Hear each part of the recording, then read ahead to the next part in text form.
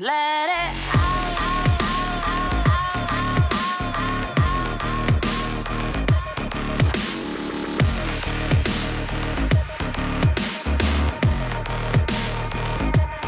ready.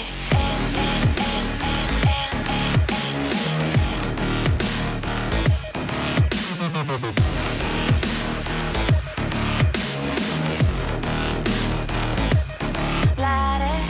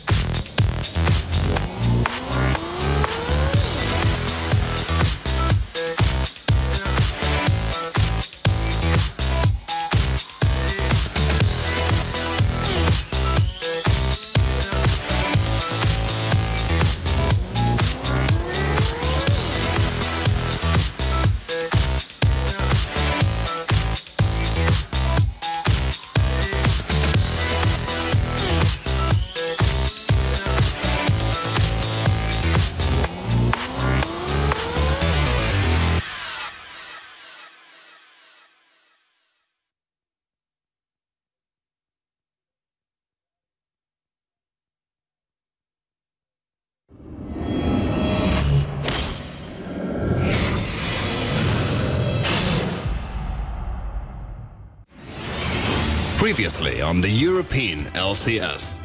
I was really nervous the first 5 minutes, but after that, it was just like a normal game. The confidence boost that's going to give him for this weekend, that is going to be a great feeling for him.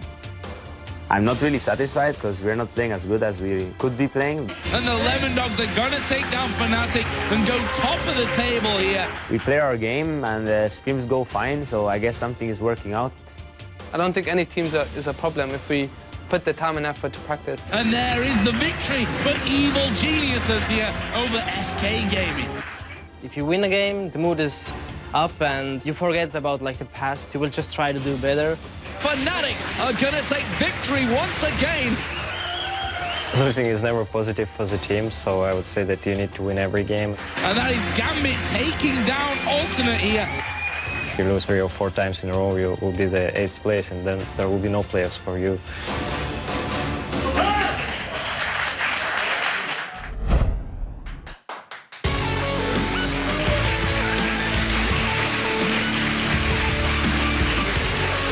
Hello everyone and welcome to the European League of Legends Championship Series.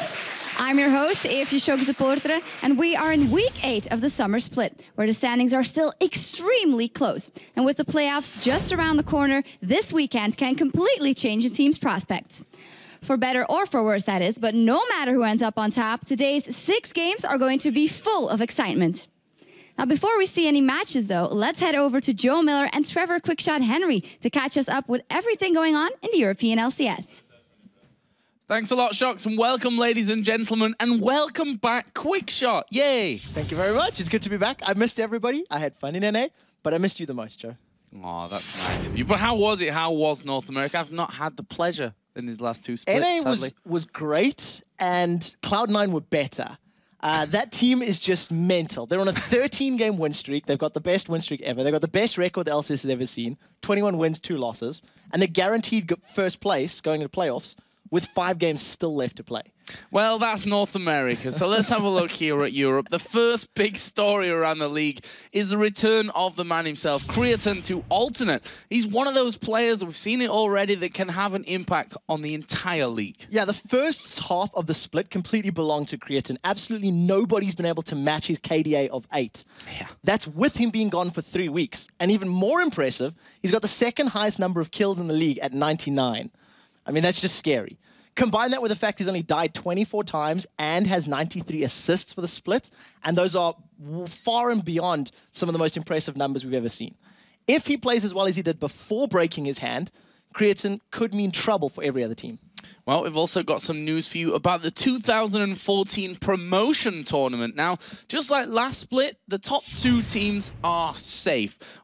They've got to finish top 2. That's the real problem that we've got going on right now. The bottom 2 teams automatically go to the promotion tournament as per last year. Then in the playoffs, 3rd place, 6th place, and 4th plays 5th. But here's where the difference is going to be coming into this split.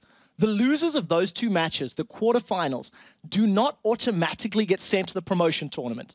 They will play each other in a relegation match, and the loser of that match goes to the spring promotion tournament. So unlike the summer relegation where 4 teams were in jeopardy, going into Season 4, only 3 of the current teams will face the possibility of losing that LCS spot. Yeah, so it gives a bit of security to those guys, and in a final twist, those 3 teams will also get to pick which of the top challenger teams that they want to battle for a slot in the 2014 circuit. That's going to be all kinds of interesting. Yes. I'm really, really looking forward to that one. But we're not quite there just yet, so let's take a look at our current standings to catch everybody up. Yeah, after going 2-0 last week, the Lemon Dogs are in the lead all by themselves for the first time in the season.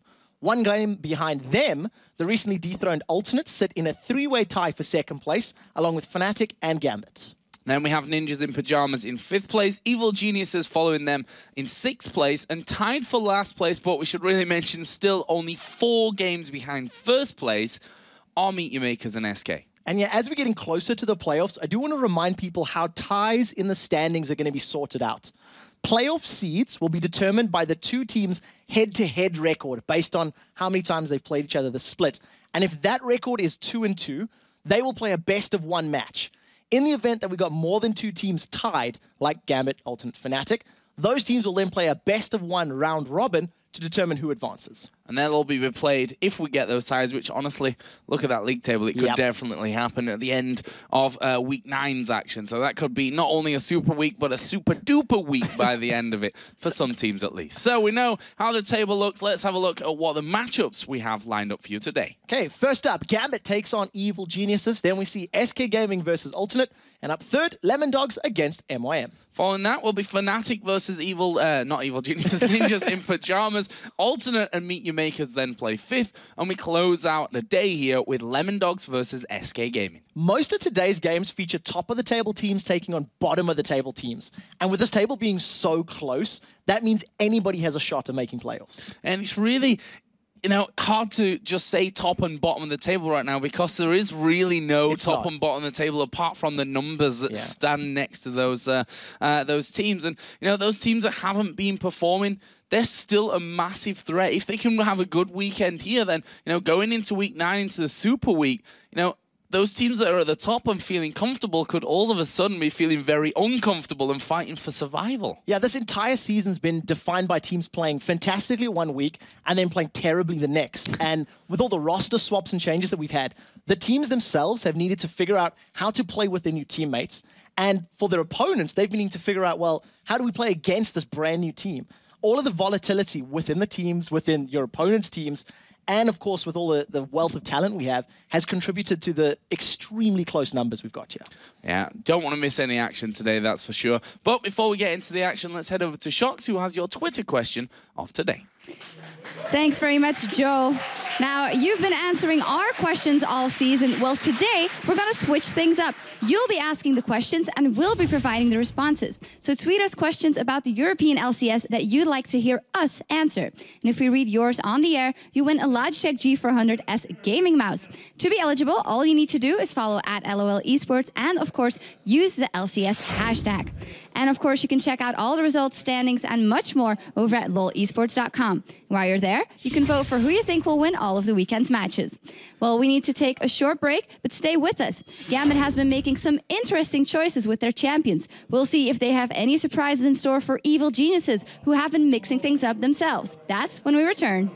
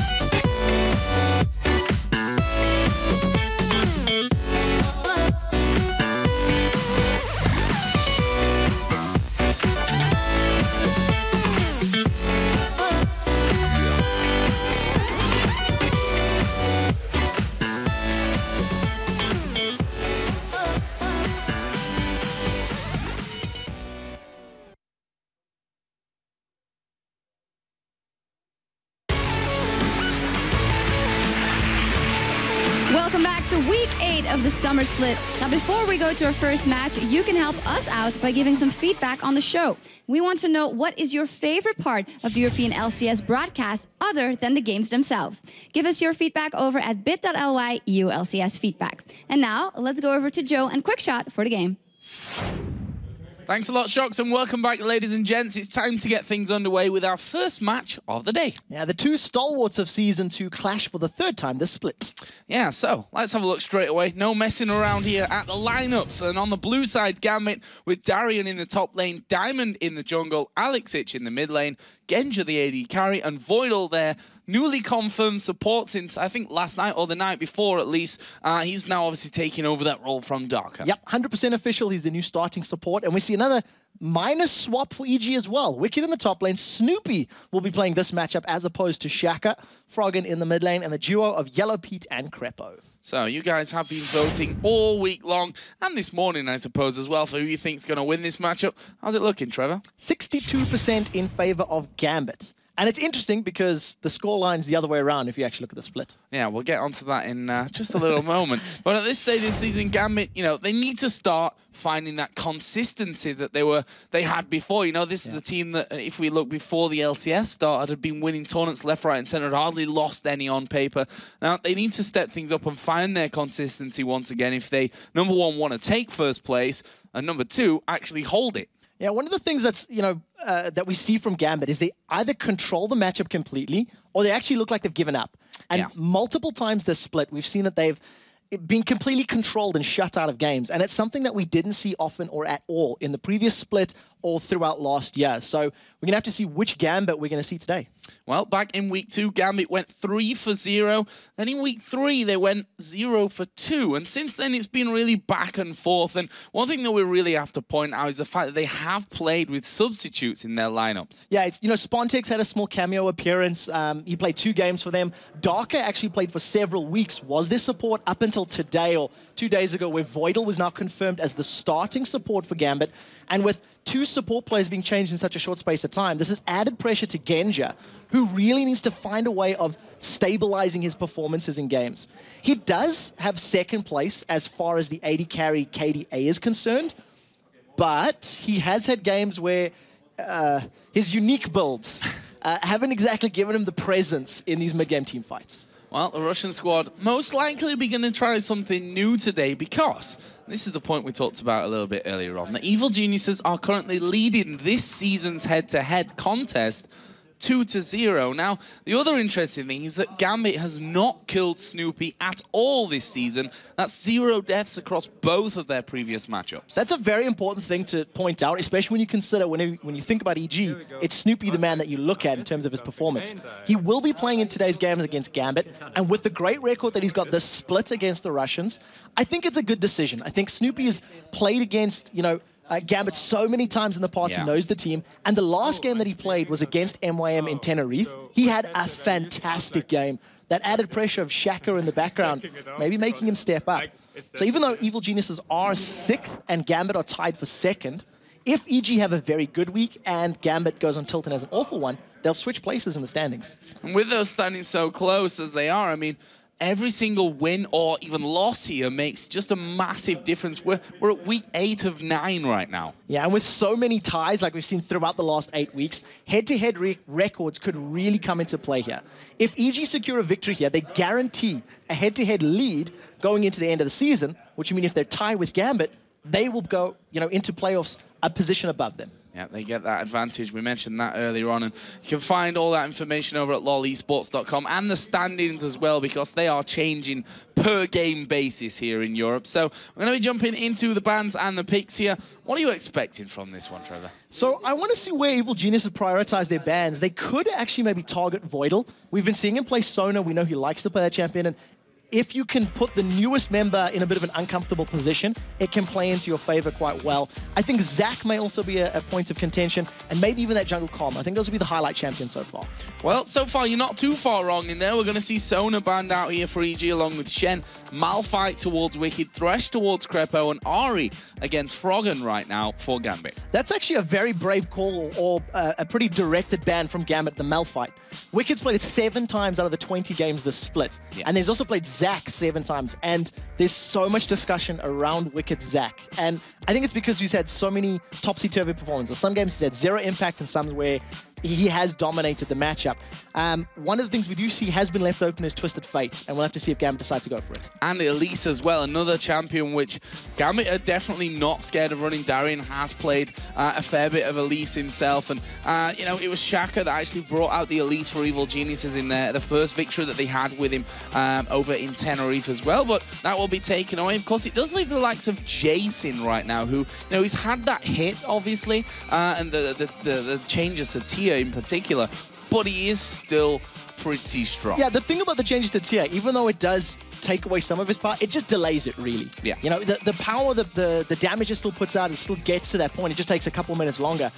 The one thing is, there's so many power picks open. This is basically like 2 teams with, you know, unlimited funds in Candyland. Well, what do you want to do? Who are we going to grab first? And I think EG are talking about Jace, talking about Twisted Fate, maybe even talking about Zac, because we know how much Wicked does like to play those comfort picks. And I think that's where all the discussion is for the team right now. And what's the Zac pickup then? Obviously going with the Nami as well, which we skipped over. That's going to be for Crepo after that Thresh was taken out, after Sona was banned out. So interesting to see where Voidal goes with this one. Right now, Gambit are going to go with Jarvan and Twitch. Now, Jarvan is 100% win ratio here for Diamond, and that's 5 games out of 5 he's won with Jarvan. That's some great statistics. Even more importantly, denying that from Snoopy is even bigger. Snoopy, a player that hasn't necessarily had the ability to make impacts in games on many other champions to a same level that he has had with that Jarvan. We have been seeing Shaka trending towards the Xin Zhao in the Jarvan as his sort of primary pick, so that might be a consideration here for EG. We're down to the 3rd last round of picks. Jace is still available, and Froggen plays a terrifying Jace. We've seen him pick up wins time and time again throughout the split. So I want to see if they don't want to maybe pick that up for this composition. We should also mention the Twitch on EG's side of things as well. Froggen been playing a lot of Twitch recently. Yellow Pete definitely not scared of going in there with the Twitch either. So let's see how this one goes. Right now it looks like we're going to be seeing a Nasus being picked up for Snoopy in the jungle. Now, you know, Nasus, he is a comfortable champion for a lot of these players. I mean, the Spring Split was his real big playing ground, so to speak. He was picked in a lot of games there. Snoopy going to have him this time around, and then the Vayne pickup for Yellow Pete. Oh, that surprises me somewhat, I have to say. So Vayne, a champion we wouldn't really associate with Yellow Pete. He does tend to play the slightly longer range, maybe a little bit more sort of passive champions, but we've been seeing a lot of the AD carries in Europe trending towards Vayne over the last couple of weeks. I think basically every single team has run him at some points, including now. EG's composition doesn't really have a lot of very obvious synergies, but they can complement each other in certain ways. I want to see how much of an impact Snoopy's going to have against Gambit, because Jarvan is a pretty hard counter. You lock him in Cataclysm, you knock him up with the EQ combo, and you just walk away. And we'll have to see how Snoopy finds his engagements. Well, let's see, Gambit not messing around here with the picks. For me, that looks like they've got a very solid plan that they're sticking to for this one. Orianna coming out for Alex Ich at this point of things. And we wondered, we saw him back in Moscow picking up Orianna for pretty much the first time that we've really seen it. And he was absolutely terrifying. Went on to play another great Orianna game after that. He's going to have it here as well against EG. Question is now, what is Froggen going to go for in that mid lane against the Ahri? The world is his oyster. You know, Ahri was banned out, so it would have been the counter that we've been seeing. Whenever Oriannas are locked in, we tend to see Ahri being the counter pick, just trying to, avoid the ball as best as possible and try burst them out. Jace, Twisted Fate are still up, and for Gambit, they've got a very good composition here in terms of the ball delivery system. You've got mobility, you've got utility from Lulu, from Orianna. Like, there's a lot of synergy within their composition. At the moment, Froggen was thinking about the Anivia, and I'm happy he swapped that over because he's had very poor results with Anivia. 0 wins, and I think he's played it three times the split already. So swapped it out, going to go to that Kassadin, which is another champion that's been picked up and trending everywhere at the moment. Even over in NA, Cloud9 is starting to play Kassadin, and their reason for it? EU plays Kassadin. Yeah, and the thing is, the Kassadins that we've seen have, whilst not being 100% win ratio, they have caused a lot of problems for a lot of teams. The mobility of Kassadin is the real devastating thing to try and keep a hold of that one. And we'll see if Gambit actually decide to go with a teleport here to probably get Froggen out of that game on that respect and make sure that they can still have that mobility around the map. He is running the teleport right now, Froggen, so we'll see about that one, but we're going to see Wicked returning here to Zach in the top lane. We've actually seen him running, or playing a lot of Renekton actually recently. Obviously an old champion when it comes to Wicked's repertoire, but going for Zach here once again. So I quite like the pickup of Zach. It is a nice utility-based champion. It's going to give them the long-range initiation that they need. And for a composition like this, with the Zach, the Nasus, the Kassadin, and the Vayne, it's actually a little different to what we usually see from Evil Geniuses. It's champions that I wouldn't necessarily associate with the team in that order. So we'll see how well they can make this one work out for them. You know, it's do or die time. They are still in the playoffs, which is great, but they want to be getting that higher seed so they can basically guarantee a spot at Worlds, or make it easier at least. Well, Evil Geniuses, you know, they've been very vocal about this whole...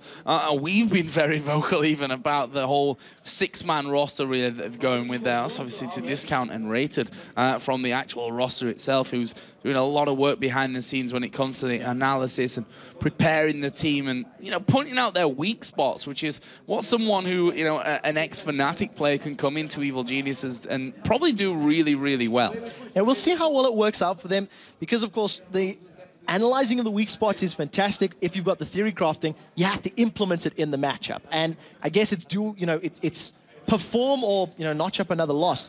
The one thing that we are noticing as the loading screen is coming up, Gambit do not have any exhausts on their team. And when you're coming up against a Kassadin and a Vayne, who's going to be coming at you in the mid to late game, that's a pretty scary prospect. The one thing we do see, 3 ignites. So expect lots of early lane pressure and probably going for kills early on. No teleport, though. We shouldn't point that one out. Froggen did go with that teleport here for Evil Geniuses, and we are in-game then. So let's have a little bit of a talk about level 1 here, because if you look over for EG, you know, you've got the bubble, which is the real thing that stands out CC-wise across pretty much both teams. Obviously, you've got the cocoon in there for Darian that could get involved as well. And in terms of both of the teams, you do have some hard CC, but it's very risky for both prospects. If Darian wanted to start with his cocoon, could lock somebody up. You have the bubble, you have glitter launch that could work out. But it's because there's nothing to follow up after that, I don't think we're going to see any sort of level 1 type of pressure or diving onto one another. I do want to remind everybody that this is on 3.9. Crepo's been caught out. The flag toss goes down. Manages to get away. He's got his flash available, but that's a lot of damage early. Yeah, damage coming in, but you can see that going to be able to walk away. Drops down that bubble there in the end. Not using his flash, which is the real key thing in that scenario. Making sure that he's got that one for later. Gambit all up in EG's jungle. Yeah, we actually seen that was Crepo just trying to get a ward. It wasn't even too deep of a ward. That was just on the opposite side of the river.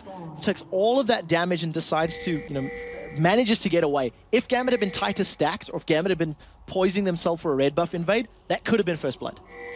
So things quieten down here for the start of things. Looks like we are going to be seeing those lane swaps coming in, which, funny enough, will probably put us back to, you know, the standard 1v1 down in the bottom lane this time with the Elise versus Zach, and then the duos going into the top side. But right now, Evil Genius is coming over to the blue buff. They've got Snoopy there. Voidal actually checking out here in the brush, and we'll see if he's able to do enough damage to force them off. So we see right now the rest of the lanes have not responded until this very second. Genji is slowly moving down. The bubble from Crepo will hold Voidal in place, but Snoopy manages to steal away that blue buff, and that's a very good early play. We'll see whether or not Diamond responds in kind by going to EG's blue.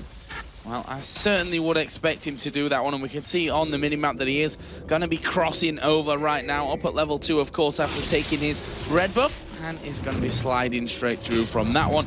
Don't really see too much pressure coming back from Evil Geniuses to stop this one going down, so it's going to be a pretty standard trade here on the buffs. Yeah, they don't have the numbers advantage on that side of the map, so even if Gambit wanted to reply, Darian would have to take a very long walk, or Alexic would have to step back from the early game presence against a Kassadin, and basically because Kassadin gets that power at level 6, you want to shut him down as hard as you can as early as possible.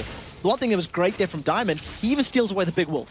Yeah, taking away most of that camp, and that will leave a little bit less for Snoopy to come back around, and we can see here Alex in that mid lane starting out Crystalline Flask, the Doran Shield start for Froggen, which will become more and more popular here, just for the fact that, especially with Kassadin, that you're gonna have trouble, especially against someone, you know, whilst not being AD based. But those auto attacks from Orianna do hurt, and Kassadin struggles to get in there and keep that farm up with a constant harass. Yeah, Orianna in particular, I stand to be corrected, but I think she's one of the only champions that all 5 of her abilities, the passive +4 scale of AP, and that additional on-hit magic damage hurts a lot at early levels. Up in the top lane, there is a very big creep wave pushing against Yellow Pete and Crepo. As you see, Diamond Proxy's managed to get in the lane or about to pressure. Wicked's very deep without vision. Yeah, and inside of that rush, sometimes hard to tell if Zach's actually in there or just dead on the edges, but obviously was inside of there. And Diamond is still waiting for this one. Double buffs running. Will he be able to get in onto Wicked, who's now up towards level 3? As Froggen actually going aggressive here on towards Alex Ich, and as you can see on the minimap there, we saw the back off from Diamond down in this bottom lane, so he's not going to get involved there. May have to come over and cover for Alex Ich, who's a little bit out of position. Yeah, Snoopy was concerned about chasing the jungle for the double lane, but we do see Alex and Froggen going toe-to-toe. Here come the junglers. A flash away from Froggen. Flash away, and now Snoopy a little bit out of position with this one, but he should, by all rights, be safe from that one. Froggen going to be forced to recall on that one, and that's going to give Alex even more time here to build up something in this mid lane in terms of farm. The top lane, the duos, Genja actually stealthing up there to going on towards Crepo. Interested to see how this one all breaks down. We can see that Yellow Pete, as we said, not exactly the vein. As a teleport is coming in here from Froggen, only at level 4 right now though, so not really able to follow on with the damage after that. Didn't have a flash either. Voidal was sitting in the bush when the teleports got started, so as he was backing away, managed to see the animation and got cleanly away. The thing is, Yellow Pete and Crepo are taking so much damage and harassed from Genja and Voidal. If they overstay their bounds, they may be at risk of giving away first blood. Well, let's see about that one. A Snoopy going in on towards Diamond. Does have that red buff still up to him. Obviously took it a little bit later than Diamond, who started with his red. But in the end, no first blood coming in after 5.5 minutes from this one.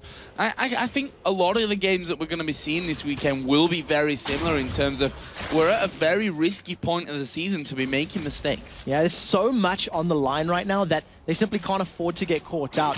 And one of the things that has happened is that with the Ignite being down for Alex Ich in the mid lane and Froggen burning his teleport, there is a little bit of safety for respective players. Froggen is not going to get insta-burst quite as easily, and Gambit can continue to apply focus on the lanes. Oh, Yellow Pete's taking a lot of damage in this top lane. Again, actually going in onto him there with that stealth up, but Yellow Pete forced to back away from that one. And looks like he might be recalling. Actually, he's headed back towards the golems there. Just a lifesteal a little bit that back up in this one. And he's quite a way behind if you look at the CS numbers now. I think that may have been more of the reason for picking up those double golems, because he's suffering in terms of CS numbers. And that's all because of Voidal's positioning. He's sitting in front of the minion wave and trying to control it. Genja's about to walk in there. Here comes Snoopy. Oh, this could be dangerous. Exhaust is down. Snoopy going to be going in. Voidal gets away somewhat, but the bubble lands on towards Genja, who's already used the barrier, and there is first blood. It's Crepo that picks it up. Yellow Pete just miscalculating the damage there on the Condemn, knocks him away, and thanks to the ebb and flow from Crepo, secures first blood for his team. With this massive minion wave, this is going to be a lot of damage on the tower. Yeah, we'll see if they can actually take this one down with that as well. Snoopy obviously going to be queuing away on that whenever he possibly can. He's already lost half of his health, and as you said, a big minion wave in there for that one, and that should be the first tower of the game. Right now, Gambit have got a 2-man team on the middle tower, but obviously not going to be able to take it down quite as fast as EG in this scenario. Now, we'll see the Demacian standard going down from Jarvan to just help Orianna with the auto attacks. Yellow Pete realizing that if they keep that tower up a little bit longer, it'll close that CS gap between Genja and Yellow Pete. Tower finally drops, and the question is now, what do EG do with the duo lane? Do they continue focusing the top, or do they rotate around and allow, Darian, if he goes top, to farm up that wave? We'll have to find that one out. Darian is still right now at bottom, as is Wicked. There's a big wave of minions coming in there that Wicked will be wanting to get his paws on, that's for sure. But Darian trying just to keep him out of range there as much as he possibly can. It is 52-43 in there, and now Darian, he's got that range advantage, which naturally is going to give him that early, early bit of a spike when it comes to being able to pick up the farm. Yeah, and he's probably got about 8 to 12 CS in front of him as well, so Wicked will close those numbers as the wave pushes against his tower. In actual fact, we do see EG moving their duo lane bottom, which is sort of the standard thing to do when you get an early tower. You allow your solo laner to face off against what is effectively going to be your opponent's solo laner, as it looks like Darren is maybe even poising himself towards that top lane as well. Yeah, Darren realizing what's going on with this one and actually coming back up through the mid lane. So we'll see what the plan is there for Gambit. We can see there are a decent amount of wards down by Dragon already. No pink's been placed by now, both supports, and actually Snoopy just picking up a pink ward in there as well. So that Dragon fight may not be too far away. Yeah, the pink ward just to control vision, and against Gambit, who are renowned for going for early dragons. I think that's a very smart pickup for Snoopy, especially because he's playing Nasus with his ultimate. It shreds those objectives' HP bars, so we'll see how quickly he can make his way down there. For the time being, Darien and Alex are keeping up pressure in the mid lane, while the duo lanes are now facing off against each other in the bottom. Let's see if they can actually get some decent damage down here. I mean, Darien, okay, not going to be doing masses of damage at this stage, but you can see their Cocoon going in. Always a bit of a danger. There is the push finally down from Gambit. Then they are going to be starting off the Dragon, and they are going to have 3 men there for now. Actually, Darien just trying to keep Snoopy away from that one completely, and this looks like it will be the first Dragon. That little skirmish, guaranteed Dragon for Gambit because of the damage that went down to Snoopy. He wasn't willing to risk going into the Dragon Pit at 50% HP against an already stacked Gambit team. Let's look at the CS here again, and in particular this bottom lane, because that has now been caught up nicely, 62 to 58, still in favor of Genja, but that was a lot wider when we mentioned that a little bit earlier on before this switch came around, and that kill, of course, the first blood for Evil Geniuses in that top lane. So good stuff on that front. Orianna still leading in the mid lane. Froggen has already got his tier, and that is on its way to being stacked up. So we'll see how quickly Froggen can get that Seraph's Embrace built up.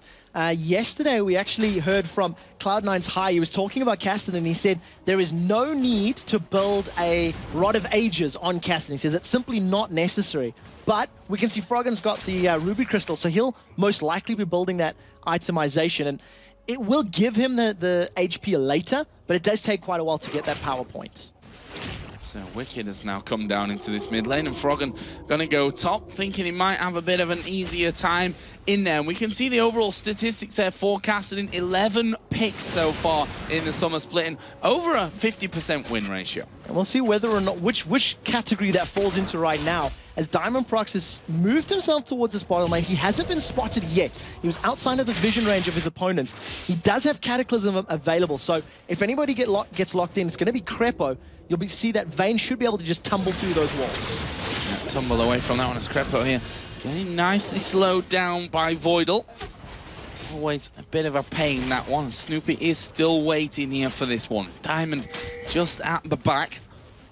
Are we going to see a big fight kicking off down in this bottom lane? Here we go. Yellow Peak passes his ultimate, going to stun up Voidal against the wall, who flashes away. There's a tidal wave coming through. Here comes Froggen now as well. Actually going to get knocked up there, but he will manage to secure the kill. There is Cataclysm going down. Yellow Peak has to flash because he's in range of the turret, as was Snoopy. But I don't think that Gambit have really got what it takes to follow on from this one. The mobility of Froggen going to get him out of danger, and Yellow Peak is going to keep going as well. Genja decided not to chase. Genja ran out of mana during that encounter, so we didn't get Expunge going down. He wasn't able to get ambushed down to chase down his, chase his opponents. They end up trading support for support, but overall, a pretty good fight for Evil Geniuses.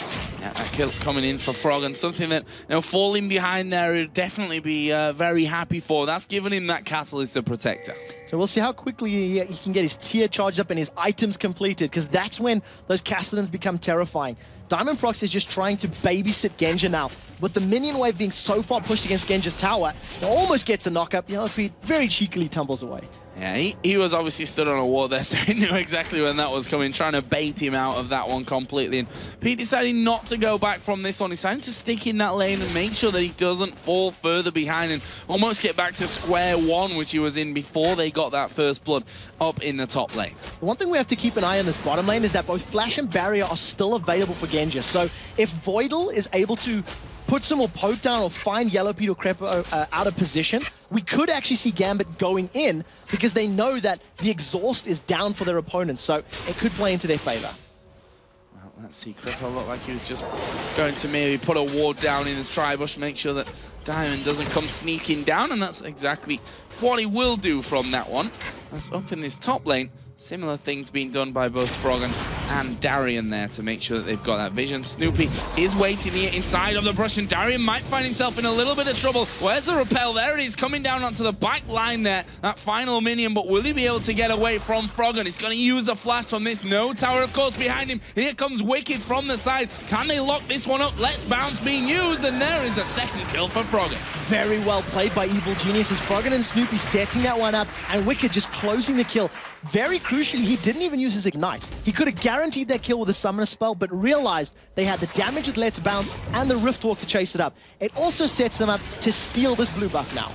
Well, Alex just had his ward taken away, still waiting in there. Let's see if he goes in, throws the ball. A little bit too late though, Snoopy gets that one away. And Diamond Prox instantly responds. There's 3 members top, he's got enough damage done, plus his Smite available to steal this blue away, and they end up just trading buffs for the second time this game. Well, if anyone knows how to take buffs away, it's probably going to be Diamond at the end of the day. And Alex saying, well, that's actually worked out better for us in a way, because I've got this blue buff. Froggen's going to be nowhere near that blue buff. That's gone to Snoopy instead. So quite happy with that trade, Gambit, I'm sure. Yeah, the next couple of minutes is definitely going to play into their favor. And with Alex already having a 60 CS advantage over Froggen's Kassadin, it is something that's very good. We should actually take a look at the gold, because even though it is 60 and that looks terrifying, it only equates to around 450 or 500 gold between the two champions. So it's not quite as scary as the numbers appear to be.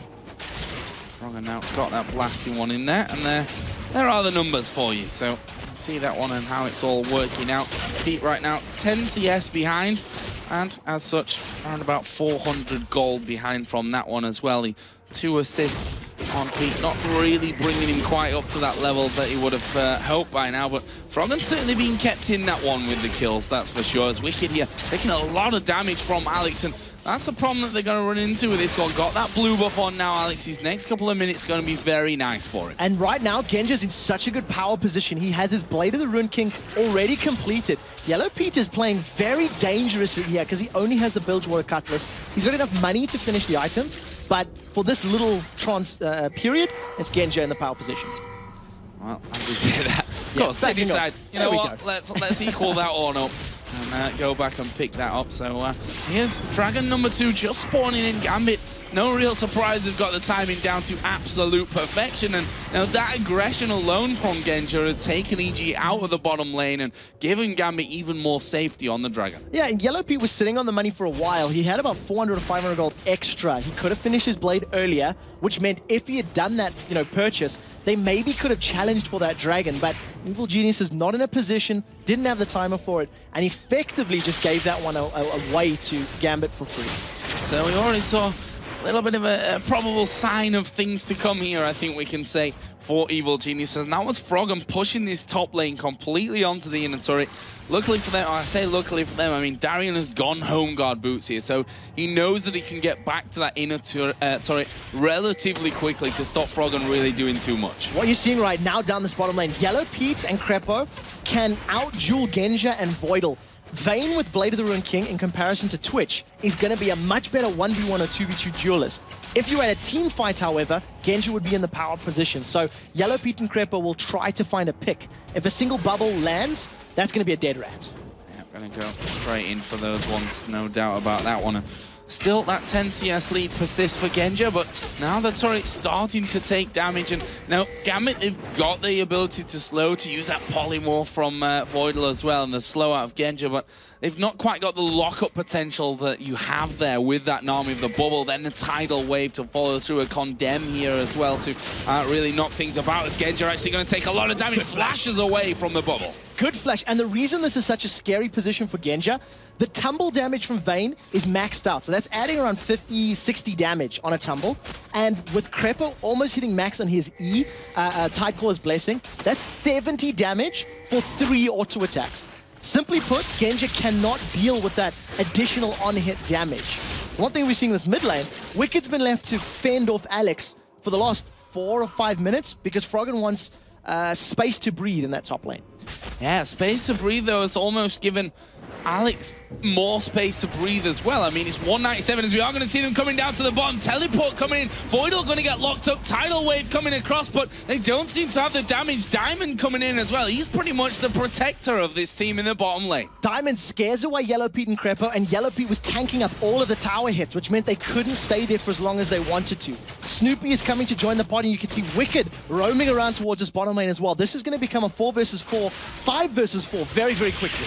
And only Alex really not there at this point as EG looking like they want to try and force the turret. Wicked charging up on the backside as Froggen goes in. He's tanking up the turret, has to flash away as Diamond going to dive in on towards Snoopy at the back, but it's Genja that's taking all the damage. He will go down. Yellow Pete might be able to get a second kill for EG. He will as he takes down Darien, and that was a great run of play. Alex Ich now out of position as well.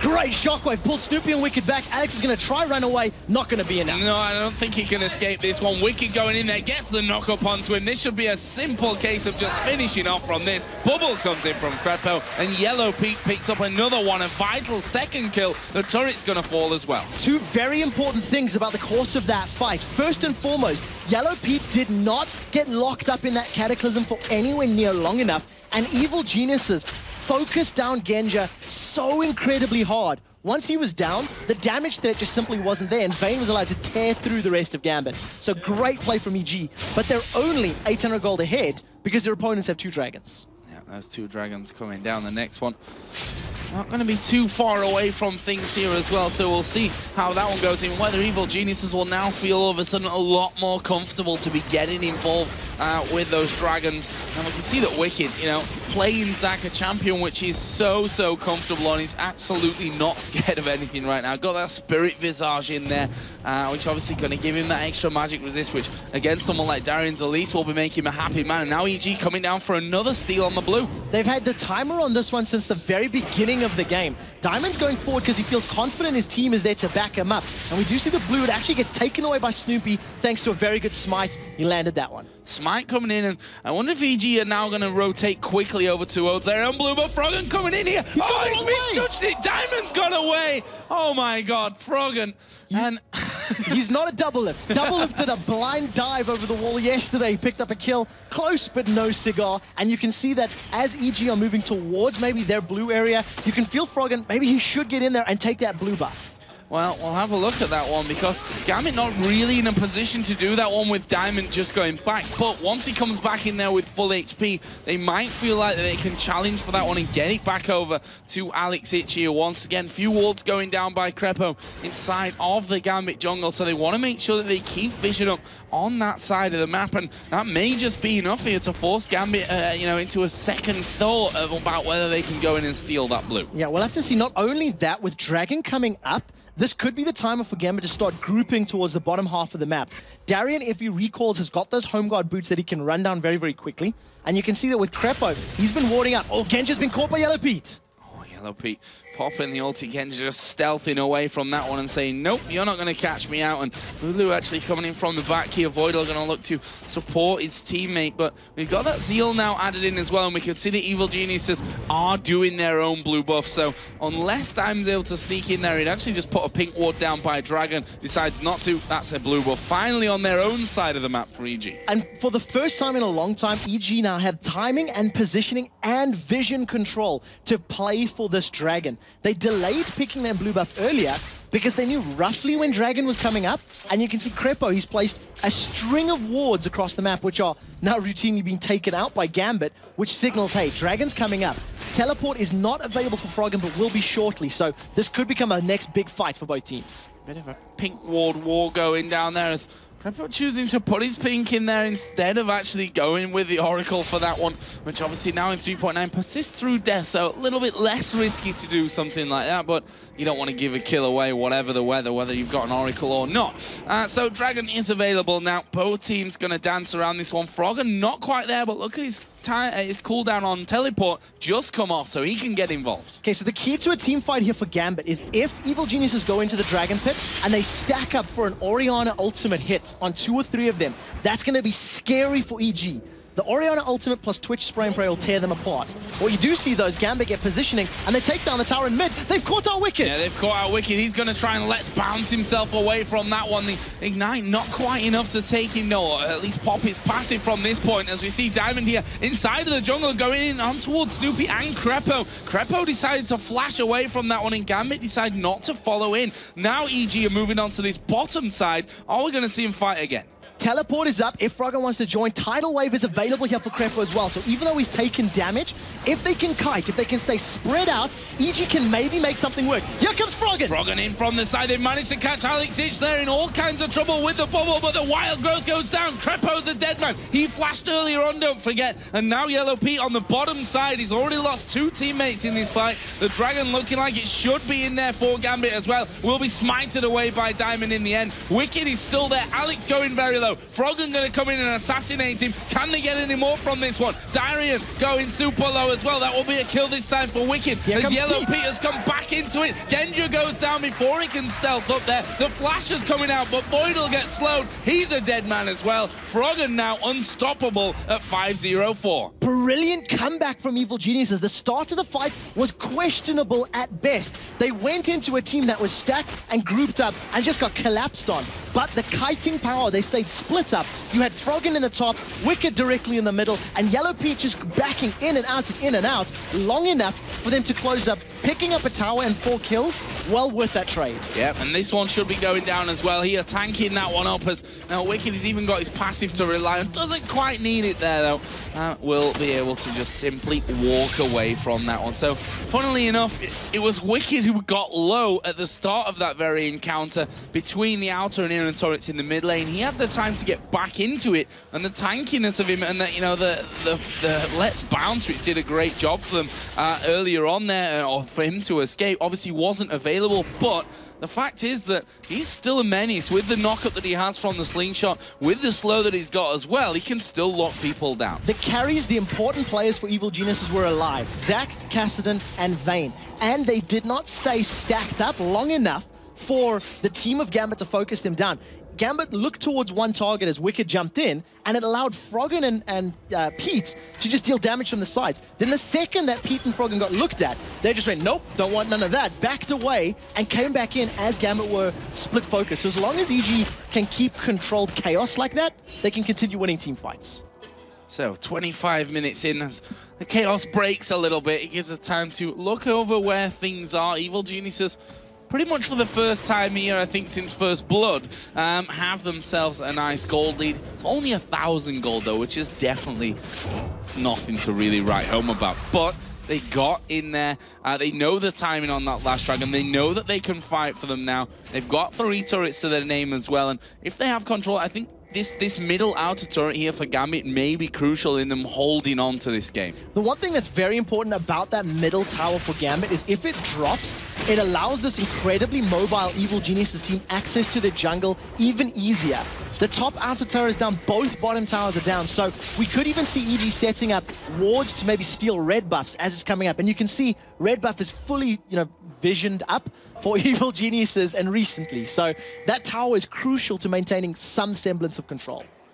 So right now EG just backed away from that one, I think, realizing that we probably can't, with 3 versus 4 or 3 versus 5, be sticking around there for that mid turret, but they're going to go for the fight here. Darian taking a lot of damage. He gets wild growth up. Yellow Pete caught inside of the Cataclysm, but that's going to be the death of Diamond Prox, as Wicked is finally going to get Cell Division pop, but something tells me EG not done yet. They get away. They flashed away, tumbled away from the shockwave. That could be massive here. Can EG keep pushing around? We see there that Genja coming from the top side did pretty much nothing in that fight. 1 for 0 in the fight. They got the Cell Division. Now Froggen is playing brave because his Riftwalk is available, as is his Flash. We'll see whether or not EG continue the number focus in the mid lane and try to take down the tower. That's what they really want. They want that objective very hard.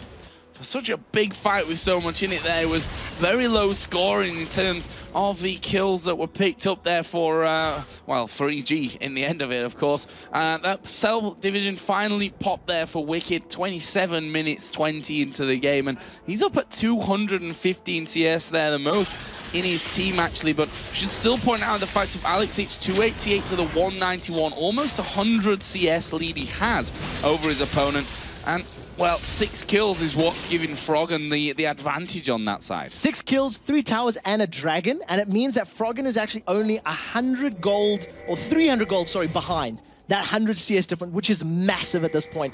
And Froggen has been picking his engagements perfectly. There's been no mistakes to when he's gone in and the timing to pick those kills up. Yellow Pete's toying with the idea of going in here on Darien, and I think he's actually got enough damage to do it. Phantom Dancer and Blade. He could be squashing a spider if no one interferes. Well, Darien is the kind of guy that takes fights whether he's ahead or not. In the past, at least. We'll see if he decides to go for that one. Actually just going to push the lane out. And I think Pete was a little worried that he was going to be closing on here as Froggen trying to get away from Genja. He gets slowed down, but Riftwalk, he's got Flash available as well, not able to lock down a Kassadin. What that does signal, though, is if Kassadin is able to get caught by a Shockwave or even a Cocoon or a knockup by Jarvan, that's going to be enough time when comboed with Twitch dealing damage to kill them. And it all comes down to Gambit landing their respective crowd controls on more than one member of EG. In that previous team fight, Shockwave, even though it wasn't a good position, EG responded. They got out of range thanks to Tumble and Flash and putting distance away. And as long as EG can keep doing that, they're in a good position.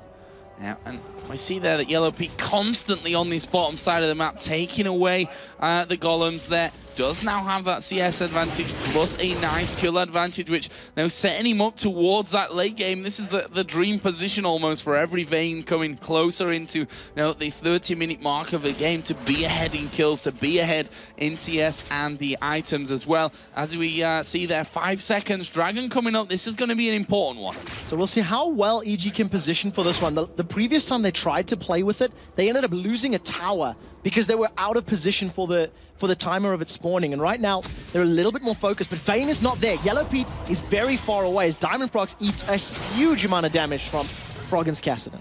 Yeah, and that forces them back straight away there, saying, okay, so they know Dragon's up. We can't quite sneak in towards that one as Genja here. Is he going to get caught out? Yellow Pete coming in from the side. Tidal Wave comes across, but doesn't really hit anyone. There's a Cataclysm coming down. Froggen now coming in from the side. Voidal uses Wild Growth on his own. Snoopy will fall down in this, and Darien still on high HP as Froggen Rift walks over, mops up Voidal, and that will leave us right now with a 2-for-1 in favor of EG. Froggen not done just yet, though, as he's still chasing down towards Diamond, who manages to slide away from that. There's a great bubble. 2 men picked up in that one. That's going to be 2 more kills here for EG, and they both go to Yellow Pete. Yellow Pete was not touched at the beginning of the fight. Froggen even manages to pick up a kill onto Diamond Prox, trying to get away in the back line.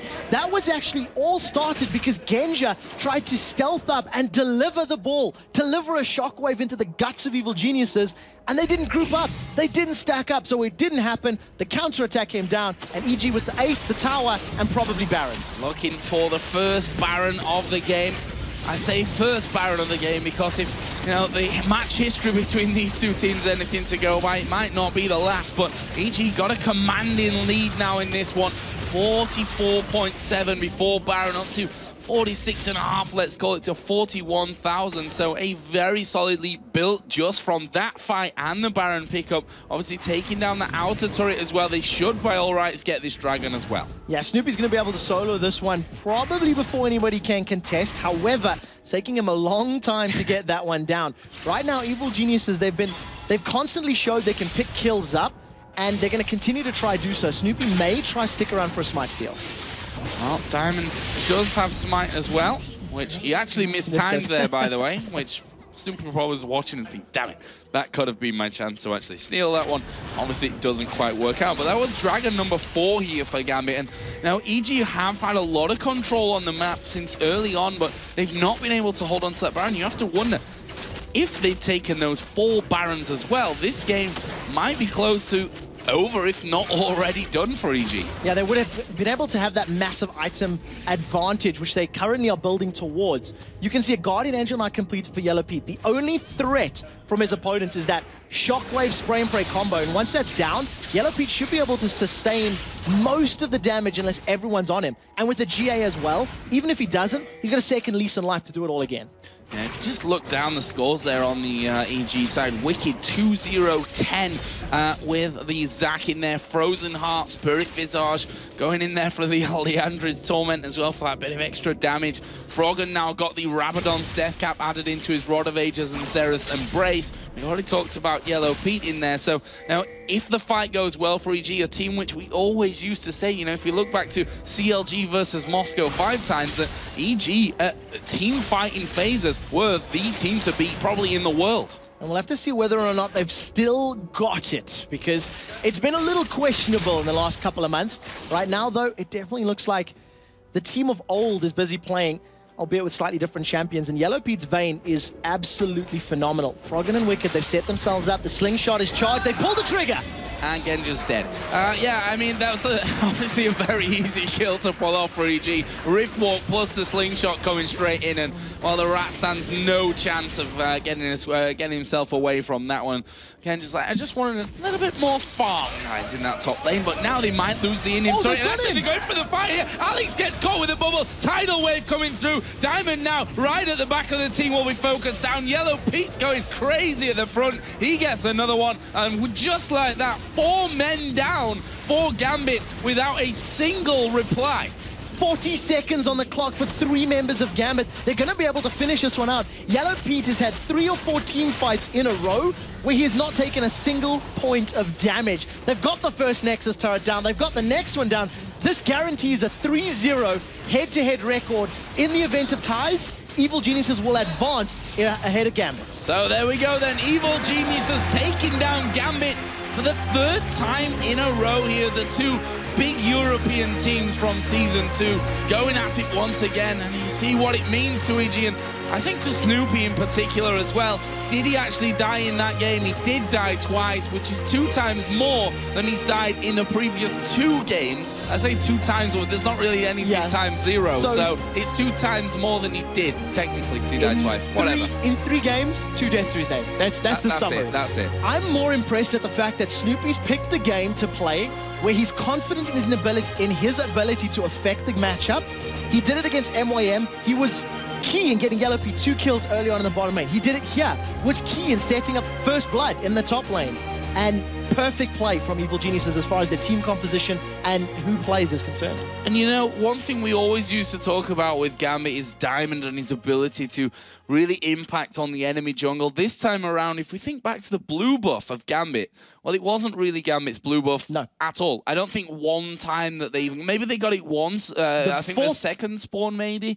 Or certainly they didn't have it a lot. That's the point. They were constantly on it, right on its spawn. Very early on, Diamond was able to at least counteract that by stealing away EG's blue buff, so they traded a couple times. And actually, they worked out better early on, because the traded blue went to Alex. But as the game progressed and they lost the towers, they lost control, and they lost the team fights, EG were in their jungle more often than they were in their own jungle. I mean, Yellow Pete was alone in the bottom lane. Crepo was deep warding the red and the bottom half of the map throughout the entirety of the match. And EG just had complete map presence and map control. And that's something that doesn't often get said. Is you know, props to Crepo in there as well for the fact that as soon as that bottom outer turret went down, he spent a lot of time and a lot of gold as well, putting those wards down constantly on that bottom side. And once Gambit realized that they didn't have control there, they realized that they couldn't go through and continue to steal that blue buff away to counteract it. And well, EG, great game from them. And one of the things that Crepo was doing, which I thought was absolutely brilliant, was that as he was moving through the jungle, he casted his ears on hit slow on himself and moved, I believe it's attack moved, into the bushes. So even though he was face checking, it was like, well, if somebody's there, I'm going to slow them. My fingers on cue, I'm going to bubble them, and I should be fine to get away. And it was very good, decisive play, even on an invade like that, to be that forward thinking. So props to EG. Yeah, and obviously, as we said before we started things off, a good weekend for Evil Geniuses here, and a bad weekend for Gambit can pretty much throw them in opposite directions in the table. I mean, that sounds very obvious. You get points when you win games, and you don't get any points when you lose them. But because of how close things are now, EG moving up to 10 for 11. Gambit will be set on 11 for 10.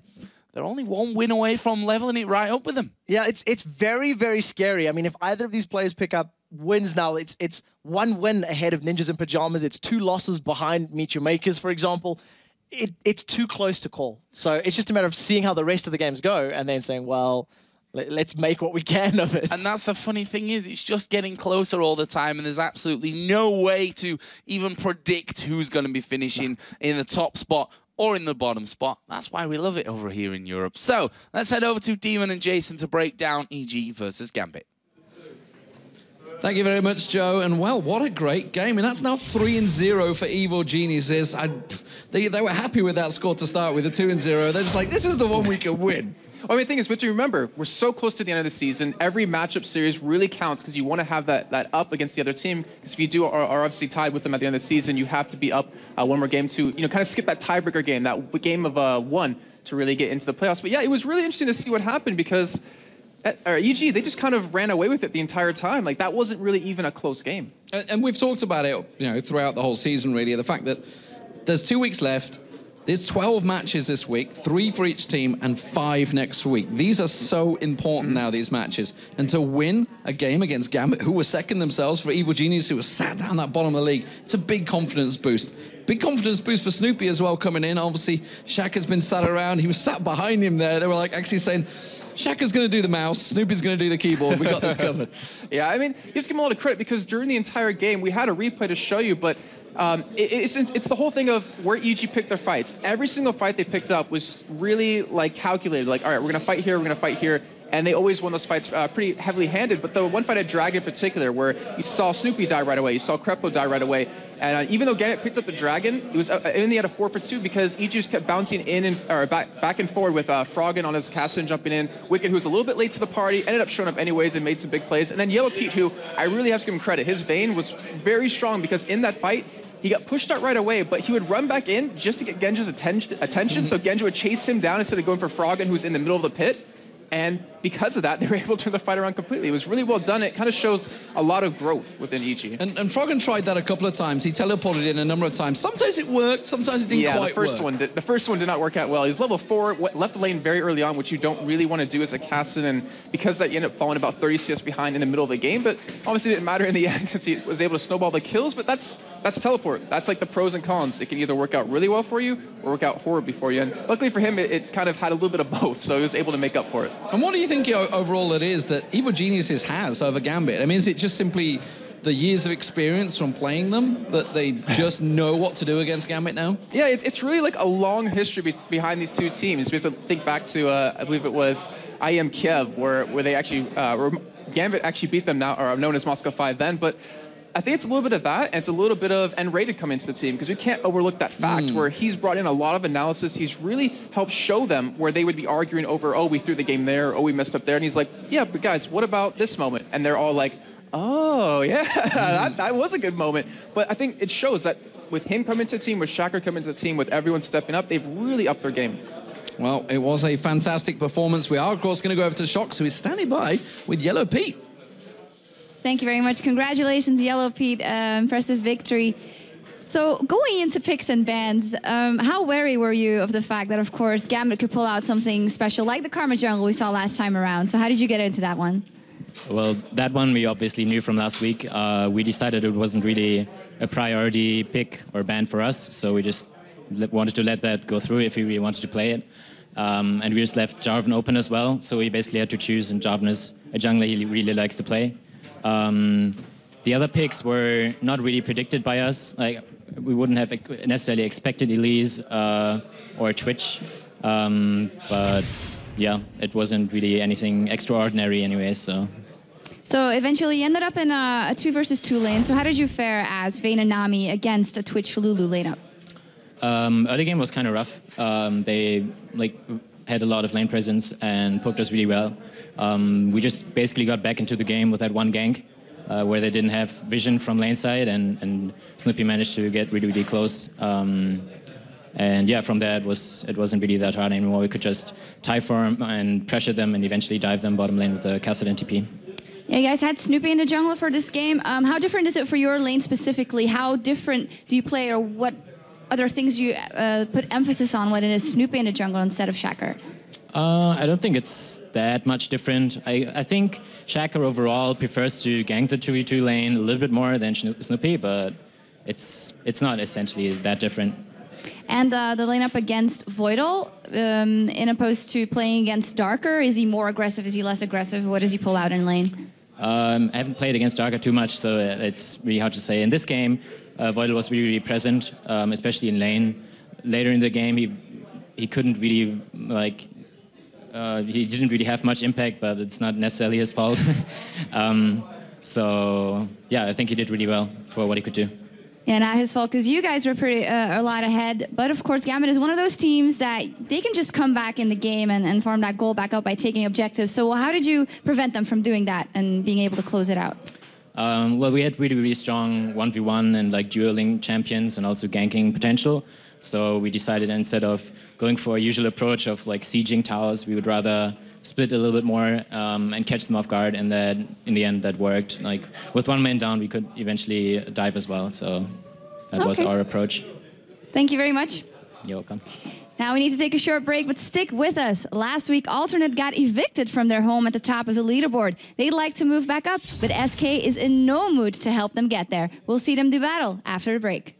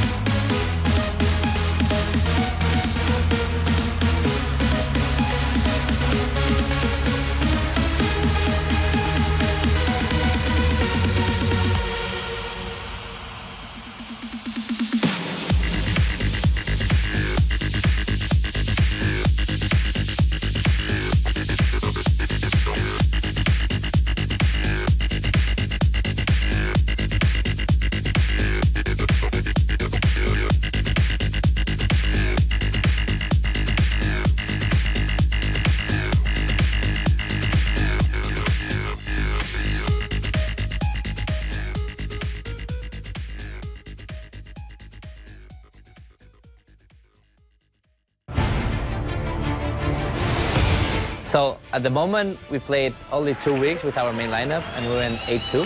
After that, Carl left. Then Cretan broke his finger, and we were like playing all the time with standing. But this week, we're coming back with our main lineup. So everyone, brace yourself. Cretan is coming back.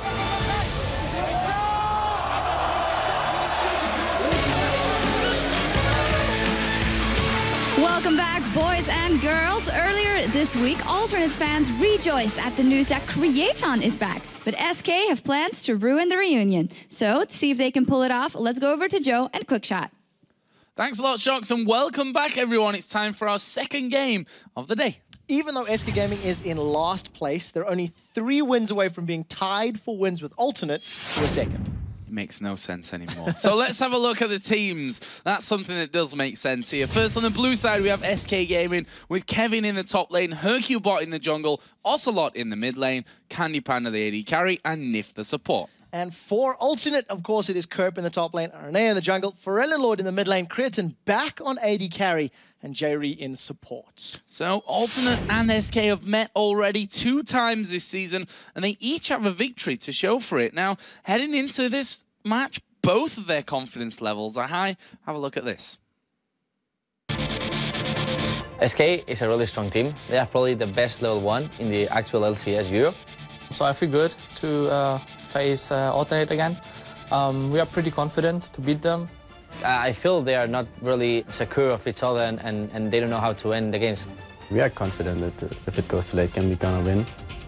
We adapted a bit our play style for the meta. We just try to play way more aggressive and just play way different than we did before. I think we will have some surprises for them, yeah.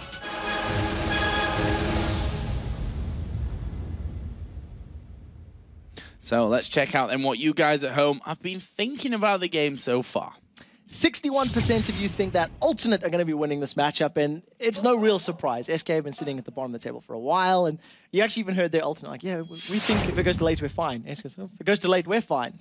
We'll yeah, have to see. We're going to have to see. That's it. And the big story of this match, of course, is the return of Cretan. Now, he's still wearing a bit of a half bandage kind of cast thing going on. So, you know, the thing is, alternate have been a different team without him. And with Cretan, they were 9 for 4. And without him, they've been 2 for 5. The bandages are coming off. It's all rocky. This is brave. I mean, he's literally removing the bandages from this broken film and from his arm. And, you know, talking about that 9 and 4, that does include 2 losses that they took when Pharrell and Lord was out for a week. It's a bit hard to stay serious while that's going on, guys. And Cretan only recently, this very second, recovered from his broken hand. So we'll have to see whether or not these few seconds of unbandaged practice is going to be enough for the superstar AD to be back at his best. We've been talking about how good they were playing at the beginning of the split, and if alternate with their starting 5, you know, continue to play as well as they did, the rest of the league are going to be worried, especially if they can play as well as they were as far as that winning game formula was concerned at the beginning of the split. Well, SK Gaming have already beaten alternate this season. The current standing is between these two. Is of course 1 for 1, as we said earlier. And the key thing maybe is that they weren't taking advantage of alternate's roster change. SK beat alternate when alternate were with their full lineup, the 5 that they are here today. And even with that victory, at the beginning of the split, SK Gaming's management was very vocal about the team's poor performance during the opening weeks, and it was a very negative outlook on the team. And even though it should be pointed out that SK have been securing wins, climbing up the ladder, and looking better, they've held last position for 6 out of the 7 weeks leading up to this point. It is a little harsh to highlight those numbers when the difference between last and first is only 4 games, but with a limited number of matches remaining, time is running out for them to climb up the ladder. So 4 victories from first and only 2 games out of the playoff position. We've got a super week coming up here, and a lot of things in that time can and, well, honestly, most probably will happen. Yeah, we'll have to see how it goes getting to that point. Right now, we're about to jump into picks and bans. And between these 2 teams, there is so many overlapping champions. Thresh, Nami, Vayne, Ari, Twisted Fate, Orianna, just to rattle them off. And I definitely think between Candypan and Cretan, it's the battle for Vayne And it's been banned. That saddens me. It's been banned out by Alternate here, so obviously not wanting to let SK pick that one up as first pick. Lissandra taken away. We've seen both Kerp and Forellenlord. Forellenlord, of course, mostly without Lissandra. Ari taken out against Forellenlord as well. Vayne and Elise on the other side here for Alternate, so I don't want Kevin to get his hand on that. Twisted Fate taken out as well. These are all headed towards Forellenlord. Are they going to first pick something like Orianna here? I definitely think it could have been a possibility. We do tend to see SK leave that mid pick till last. They do tend to try and save it for as long as possible. And in terms of the bans, Shen taking out another one that Kevin and Kerp both play. Kerp to phenomenal effect. I'm interested in the AD carries, Creatine in particular, with the fact that he just unbandaged his arm. He may decide to go for something that he has been playing effectively, the likes of an Ezreal. Or if he wants to reduce some of the skill shot and mouse moving effects, he could actually go with like a Caitlyn. Still be very powerful, very effective in lane, and it may actually play into a bit of a more passive type of style in his hand, because I'm genuinely interested to see how it works out. Only played with a trackball. That would that side of the hand that was broken wouldn't have had any effect whatsoever on him. But obviously not going to be the case here from this one. Kerp, the man with the trackball, though, has looking like they may lock in that Orianna that I talked about, or not. They may just go for Lee Sin, which is... wait a minute. Araneo, that's his name. He's only been here since the spring split. Just forget what I'm saying. It's all a load of balls. So, Orianna. Talking about that, and the reason they swapped back, right? Whether we're going to lock in the Lee Sin, it was for Aranea. Aranea and Hercubot don't necessarily share the same champion pool. They do play slightly different junglers. Hercubot tends towards the Udyr, the Zinzao. Over for Aranea, he likes the Elise, the Lee Sin, the Hecarim. So I think the talking was like, if we lock in Lee, we run the risk of losing Orianna. Ocelot may want to pick that up. But by securing it, I don't think we'll see Hercubot locking in a Lee Sin to deny it from Aranea, knowing that his champion pool goes deep. Knowing that it's banned as well would be another point to take into consideration for that one. It's all right. It's still jet lagged. It's a long flight home last week, so I'm going to go with that one. I'll make your excuses for you. So Jarvan the fourth here, and the Twitch locked in. Candy Panda played a lot of Twitch. Hercubot played a lot of Jarvan. No real surprises there. No, none at all. And Twitch is a champion that we've actually seen picking up more since the changes to Draven. The fact that his passive no longer does the bleed damage. A lot of AD carries that like that lane pressure and that damage have been moving over to the Twitch. Didn't work out for Genja in the previous matchup, but with the Thresh as your dual lane support, if you get hooked, it's a lot scarier than the likes of a Glitterlance, for example, which you can just flash away and things like that. So the Vi locked in here then for Alternate. We've obviously seen Aranea play that a couple of times in the last week, so no surprise really for me for that one. And J-Ree going in there for Nami, which actually is his most played support. He's not had the chance to get a Thresh, I think, as much as he'd have liked. 7 times he's played Nami up until this point in the game. So what are SK going to finish off with? Not taking too much time to decide on that one. They went with Rumble for Kevin in the top lane and Zed for Ocelot in the middle. I like those pickups. From the spring split, Kevin's Rumble was terrifying. It was probably one of the strongest Rumbles in the European League. When comboed with somebody being locked up with Cataclysm, or even held in place by the box, for example, that's a lot of damage that can come down from the Equalizer. Ocelot as well. His Zed play is a little more hit and miss. It's not guaranteed win, it's not guaranteed lane matchup victory.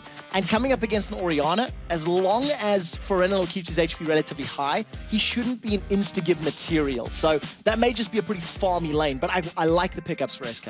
So for Alternate, we're talking about the top laner most likely for Kurt, possibly, maybe not here. So Karma being locked in then as the final pick of this one. Now, are we going to see that go in the top lane? Will that be in the jungle like we've seen Diamond running now? I think that's going to be top lane. And the reason I say that, I don't think Karma fits Aranea's playstyle quite as much as Vi does. So I do expect these lanes to stick. It's another interesting pickup, and it's, once again, just going to play into the mobility factor. You've got Ezreal, Nami, that's going to, Ezreal blink array, Nami lock people in place with Tidal Wave, and Karma's just going to be speeding out the whole team. Get that the mantra stack down, throw the E onto everybody, and you can kite.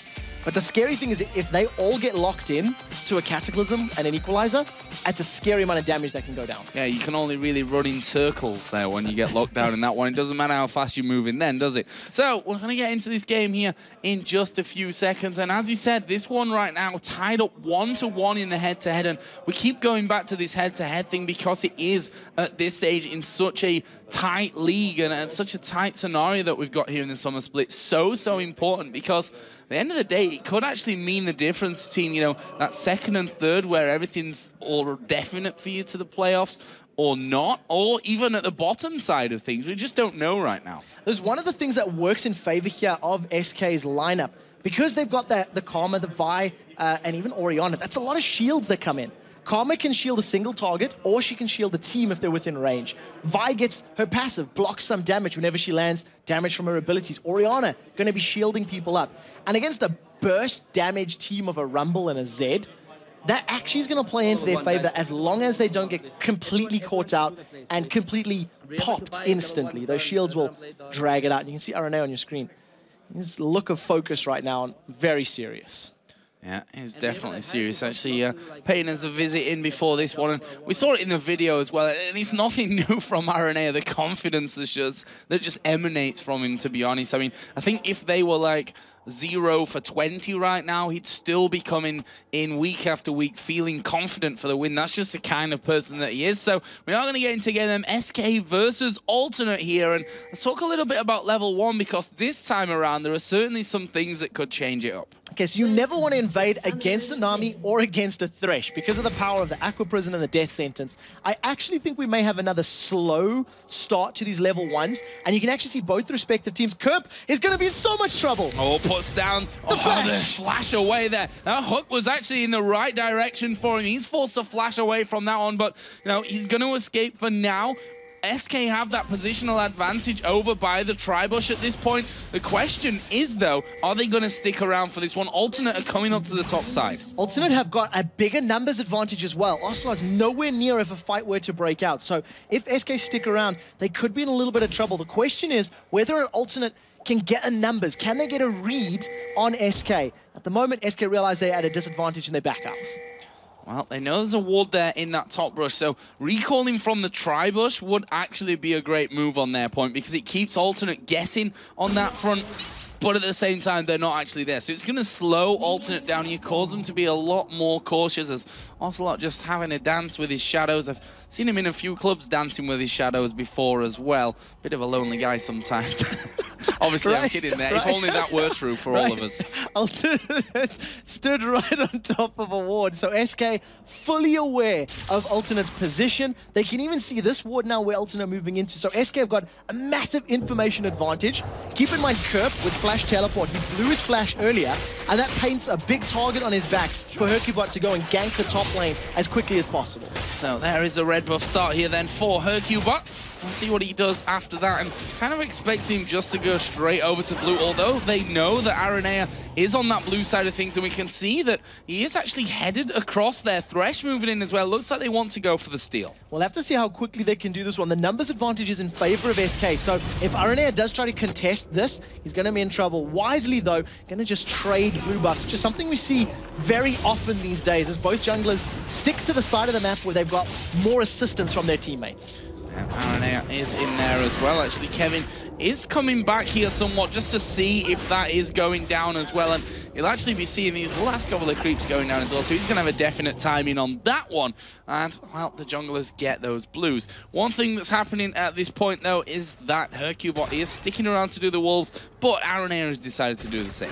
Yeah, so just trading jungle camps at this point in time, with both junglers having double buffs up. The question is, where do the ganks come in? Where do they try to focus their attention? And realizing that Kerp has no flash available, Hercubot's moving down to the 3v1 lane. A knockup plus a death sentence on a target with no flash should be an easy kill. Well, that was a good guess from Kevin, I suppose. Just throwing the harpoon through there, smashing straight into Aranea. So we got 3 men on both turrets now, and that's the move here from Alternate. They know that Kerb can't go anywhere near his turret because of the lack of flash, so they're going to have to try and stick around and do as much damage to that turret as they possibly can. And we may see a turret going down for either side at the same time here. On the condition that Creatine stays focusing on the tower, they could get that tower in the top lane. You can actually see Candy Panda has even backed away, denying the CS, denying the gold and the experience. And it's exactly the same on the top. Both of these teams realizing it. What SK realized, they've got a 4 versus 2 in the bottom lane, and they've started a 4-minute dragon. 4-minute dragon kicked off as Kevin throwing those harpoons through. There is the first turret going down to Alternate in the top lane, but this dragon going very, very low, as is Hercubot, to be honest, but they are going to be able to pick up that dragon, and that will give SK a nice little advantage here, and a great read in these, 3-man pushes, early pushes onto these turrets. SK, because they've got the duo lane in the bottom side, having that advantage over the dragon. The turret itself is still alive, but that's only a couple of shots. 110 HP on that tower. The question is, can Candy Panda and Niv get to it before J-Re and Creatine get in lane? Because if J-Re and Creatine are able to stall out that tower going down, they could actually retain some semblance of map control that can play into their favor. Well, they are coming around here. Aranea going to join in from the side as well, but in the end, well, what are you going to do? So, always the danger of Nif just knocking you straight back out of there. Aranea went very quickly. He used his Vault Breaker to clear the wall and then walked straight back into lane. So his gap closer had already been blown. He could have flashed and applied an on-hit slow that J-Re was giving him, but instead just decides to back away. It was a little bit too quick on the trigger. So duo lanes back into the bottom after just 5 minutes of this game. Really quick start to things. 3 men in the bottom as Nif actually going to get bubbled up here. Does get the pull onto J-Re as Hercubot is coming in as well. Don't think we're going to see too much happening from this one, although Aranea is still hanging around. He's been spotted by that Tribush ward. So there's a pink ward on top of Hercubot's feet for SK, so they know that there's no vision from Alternate in that area of the map, which is why they were playing so bravely in that lane. In addition, if you look at the top, you can see Kevin. The wave is so deep, he's frozen that lane up, which means Kerp needs to wait for that lane to reset. Play goes down, they're trying to jump on Creatine. Not quite got it there. Ezreal, slippery as he is, able to arcane shift himself straight away from that one. And SK is saying, guys, we need this turret now. We did all that hard work early on, and there they do finally take it down. So there's a 1,500 gold lead that they've got from that early advantage. The question is, how do they rotate around the map now? Are they still going to leave the dual lane in the bottom and give Kevin time to farm? Because he has 27 CS to the 4 of Kerp. Kerp is basically a support champion now, even though that's a solo lane Karma, because he's got so little gold to work with. He's even got in the utility spec, so we'll see how effective it is now as they go 2v1 against Kevin. Yeah, and actually this could change things if they're able to pick up a kill from this one. They are going to go down. A lot of damage coming out onto Kevin now, down to half HP. He's going to flash, but Aranea will flash as well. Has he got the damage here with that dueling potential early on? And no, he hasn't. Kevin just going to scoot on out. Karma has low on ability power, low on mana, couldn't continue chasing, but a good combination. You've seen how the utility of Karma really worked in their favor there. Got the on-hit slow from that inner flame Q with the mantra charge, and it just held Rumble in place. The problem is Aranea wasn't able to close that one out. He needed more time to land those auto attacks.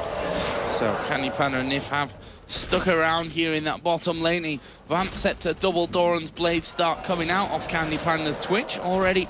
Creatine working his way up towards that Blade of the Ruined King here with his Ezreal. And still, let's not forget that Creatine literally seconds before we started this game took off a cast. I can tell you that I once played badminton after I broke my arm on the day I had my cast off, and then I broke it again. So hopefully Creatine doesn't do the same here today. I do believe badminton does require some semblance more physical interaction. Well, it was my wrist as well, so not quite just my finger. Well, we'll see how well he's doing. He's got a CS lead, and for the time being, there hasn't been too much aggression between the two duo lanes, but we do see them matching up. And with a Nami, if you get a good Mystic shot plus that Tidecaller's Blessing, on-hit slow, it's a lot of on-hit damage, and the slow is very, very powerful at this early stage in the game.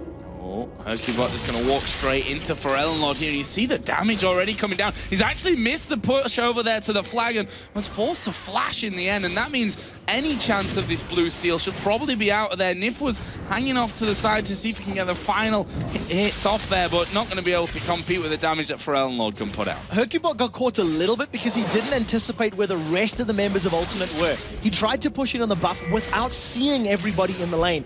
It ended up costing him his flash. But you see that now Kevin is just bullying Kerp. He's got a 2-level advantage and double the CS.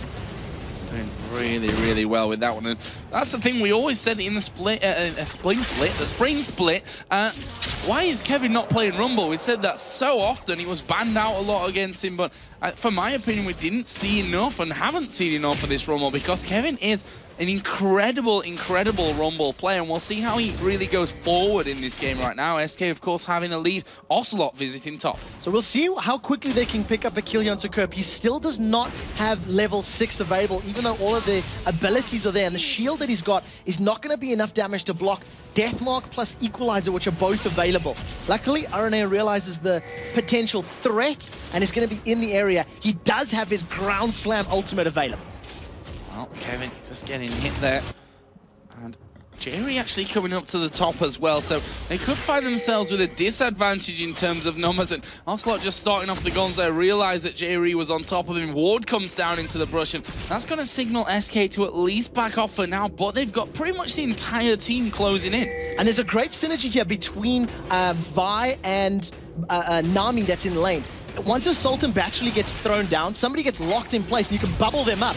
Double flash, double knocker! Double knock-up, and there's a Cataclysm. Actually, the Flame will knock Jerry back as well, and Kerp here in a lot of trouble. He's burning. Kevin actually gets it in the end with the Harpoon to finish off, and despite Alternate having complete vision of the SK team there, thanks to those wards, they still got caught out. Both players flashing away from the death sentence, but it was so well reacted to by SK. Nif just man-modes that one up. If the death sentence and hooked, it would have only been 1 kill. But because there was a double flash instantaneously as that death sentence went down, the rest of SK just dove all in, landed the abilities that they needed to, and picked up the first 2 kills of the game. In conjunction with the Dragon and the Tower, they're in a very good position as the Dragon has respawned if they want to challenge for it. And the kills went to really great champions as well in there. There obviously 1 for Kevin, 1 for Ocelot. And Ocelot, you know, he'd started to build up a lead on Forellenlord in terms of CS. That's obviously fallen back because he'd spent so much time in that top lane, but the kill really counteracting that one as Alternate here, starting off the Dragon. Let's not forget the first Dragon went down early doors for SK Gaming with that 3-man pressure on bottom, but it looks like they may want to at least try and challenge for this one. Spray and Pray's up for Candy Panda, they're going in! They're going in for this one, but there is Ocelot moving down as well. RNA are taking a lot of damage. Ocelot's going to go down as well. Spray and Pray not quite enough to get the kill at the backside either, but there's a great knock-up. Another great Cataclysm. Can they get these kills back here? Kerp going low. Hercubot super low. The Ignite ticking. Forellenlord gets that one. There's the speed boost we talked about coming onto Forellen, and now Kevin in trouble. He will fall to Creatine, and just like that, Alternate turning right back around. Dragon secured +4 kills. They simply didn't have their ultimates available. Deathmark was not up. Equalizer was not up. Candy's caught. He's caught from this one. Tidal Wave goes in as well. Candy tries to get out of there invisible, but not going to work out for him. Alternate pick up the another kill from that one, and they're going to take down the outer turret as well as that Dragon, plus the kills from earlier. That gives them the gold lead and a 3-man kill lead. A complete swing and change of events. SK Gaming did not have the abilities required to challenge for that fight. And even though Candy Panda lined up at least 3 of them with that Spray and Pray, he doesn't have the damage for it to really affect or kill anybody instantly. So Alternate now in a very, very good position. A Tower, a Dragon, all those kills, and on the right people as well. Aranea, as well as Forellenlord and Creatine. Fantastic play there out of Alternate. And as you said, those kills landing in the perfect places after 12.5 minutes from this one. We did see that Forellenlord picked up that Seeker's arm guard a little bit earlier on with the Chalice, Double Doran's Ring, and the Sorcerer Shoes on the other side. You know, it's just giving Creatine that extra bit of a boost that he needs to get himself really going on this one. And we'll see what SK's plan is from this, because they obviously felt confident enough to have the duo lane there trying to interrupt that Dragon, and then the rest of them to actually follow in for it. But that didn't work out for them, and for me that might signal SK to, you know, calm down a little bit when it comes to actually challenging for things. Yeah, I agree, especially considering how good the start of the game was. They may have just gotten a little bit carried away with their excitement and overestimated how powerful they were. Hercubot's going to get caught out a little bit. RNA chases forwards, got Assault and Battery, decides not to lock them down, and Candy Pan is in trouble. Yeah, he is there. We saw him going through with the Lantern just to get back into a safe position there, because Forellenlord had used that shockwave in, was doing a lot of damage now. That without really any big damage items for him as well. So there's one thing I want to point out right now. With all the kills and gold that Creatin's picked up, somebody maybe needs to tell him that we are playing on patch 3.9, and the Spirit of the Elder Lizard has taken significant hits to its damage and overall damage over time, things like that. People have actually been trending away from it as far as that blue Ezreal build is concerned. But Creatin's showing he still wants to pick that one up. If he does go into a Blade of the Ruined King, then a Last Whisper, this is the same build he was building before he broke his finger. And before things were changed around, which is maybe even the more key point. But I'm not to argue with a man who's got the second most kills in the league after being out of things for, you know, 3 weeks as well. It's incredible. If he picks up 20 kills in this game, he'll overtake Xpeki. Just saying. Right now, you can see Hercubot and Kevin. Cataclysm and Equalizer available. Kerp has his flash, though, so if he gets out quickly enough, he may be able to survive. Well, they're still waiting for this one. Bit of a death squad set up in the brush here for SK Gaming there. Being pinged onto though, so Alternate have an idea that they're around there. RNA is like, well, I'm going to get this red buff first and try and get that for us before we even get challenged from this. Hercubot is just doing those golems on the top side. RNA smites away and will be able to pick off his red. So they'll be able to react to any play that SK can put there. In the end, though, they decide not to. SK are going to be looking to do these little skirmish battles because of all of the amounts of AoE that Alternate have on the side of the table. Vi's AoE damage, Karma's AoE damage, Orianna's heavy AoE damage, and even Ezreal with his ultimate is going to be dealing a lot of AoE. So if they group up when they're behind, it's a very difficult team fight for them to win if they don't insta-give their enemies.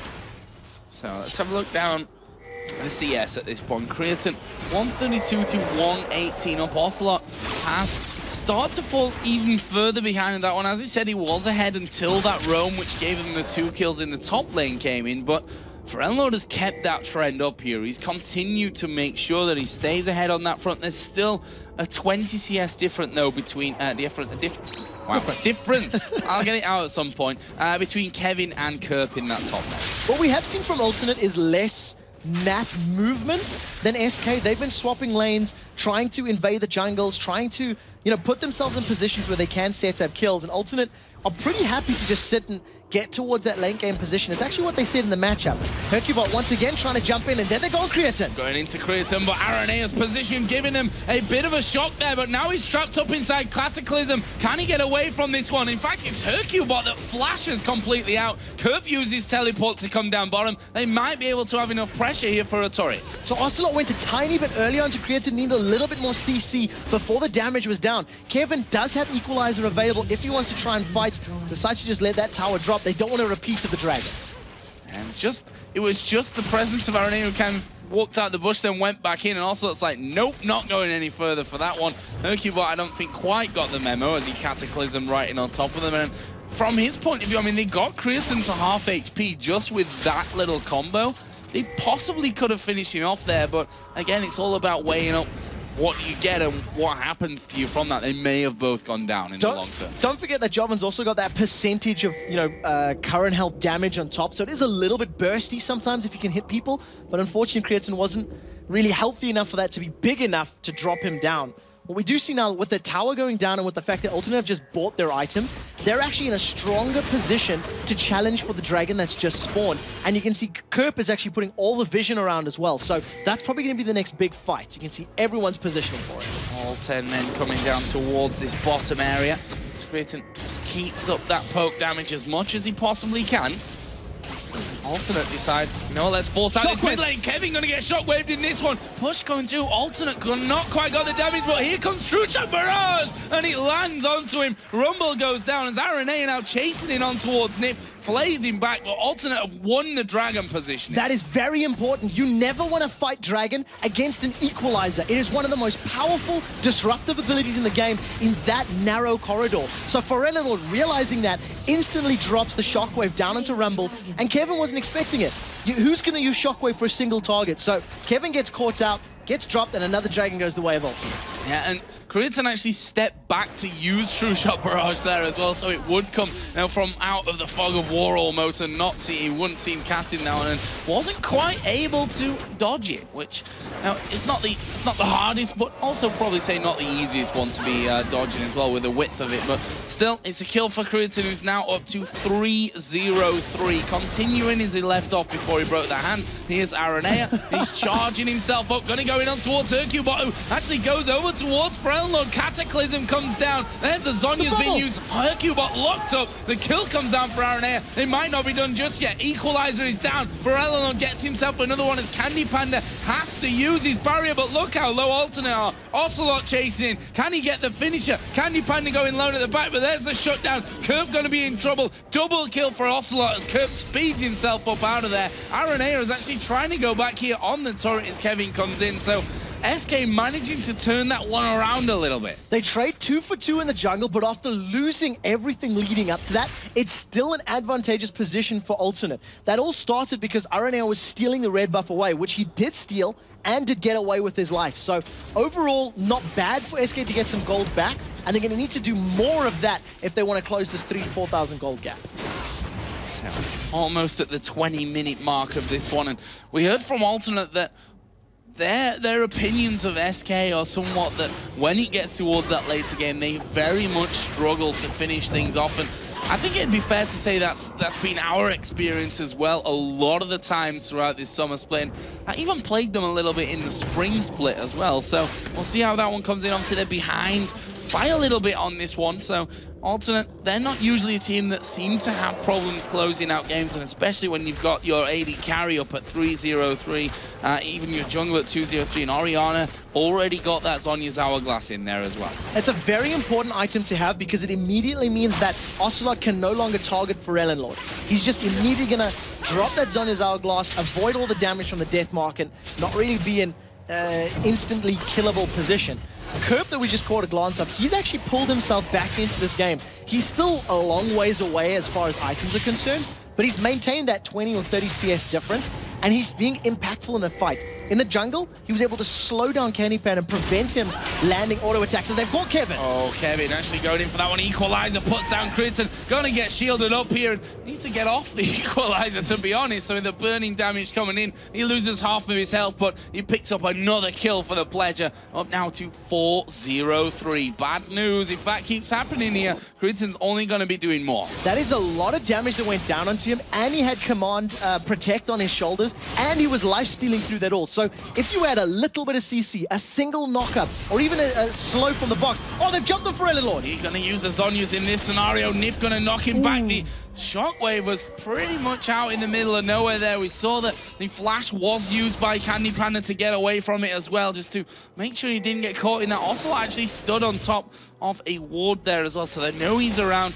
We can see that Kerp going towards that Zhonya as well, so that only gives Ocelot 3 out of 5 choices to really make as things go on. And it's going to be even more difficult to kill the likes of an Ezreal, who's just going to Arcane Shift away from your Ghost. So Ocelot needs to keep his trigger finger under control, wait for the Arcane Shift, and then use the shadow behind the target that you've marked.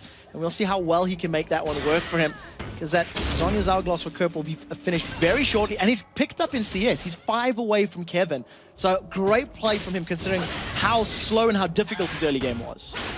Aranea is all doing a fantastic job right now of being involved. 2-0-4. 4 out of the 9 kills. And he's assisting, obviously picking up a couple of his health. He's done a really good job of being around the map and crucially, of course, in the right place at the right time. Yeah, and talking about right place and right time, Dragon's going to be up in about a minute to a minute and a half. And Alternate will have the time on that, and they'll probably start setting up some wards and trying to control the split push of Ocelot. You can see Creatine is clearing out the wave. With the exception of Kerp, who has his teleport, the rest of Alternate are trending towards this bottom half of the map. So I expect them to start warding and positioning for a fight. That is the Oracle coming out from Jerry.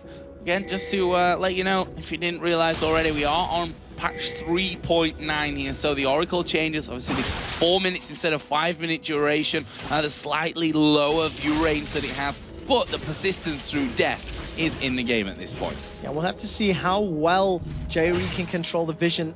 There's still another ward for SK Gaming in that river bush. Alternate stacked up, 4 members in the mid lane. I believe Kerp is getting close as well, so it's actually 5. There comes Hercubot thinking about Cataclysm, decides against it at the end of the day. Yeah, I don't think that would have been wise to actually even try and get them all inside of that one, because I just think that the damage coming out right now from Alternate can easily match and beat that of SK's. So fighting, I don't think is really in SK's interest right now, but they have to hold off.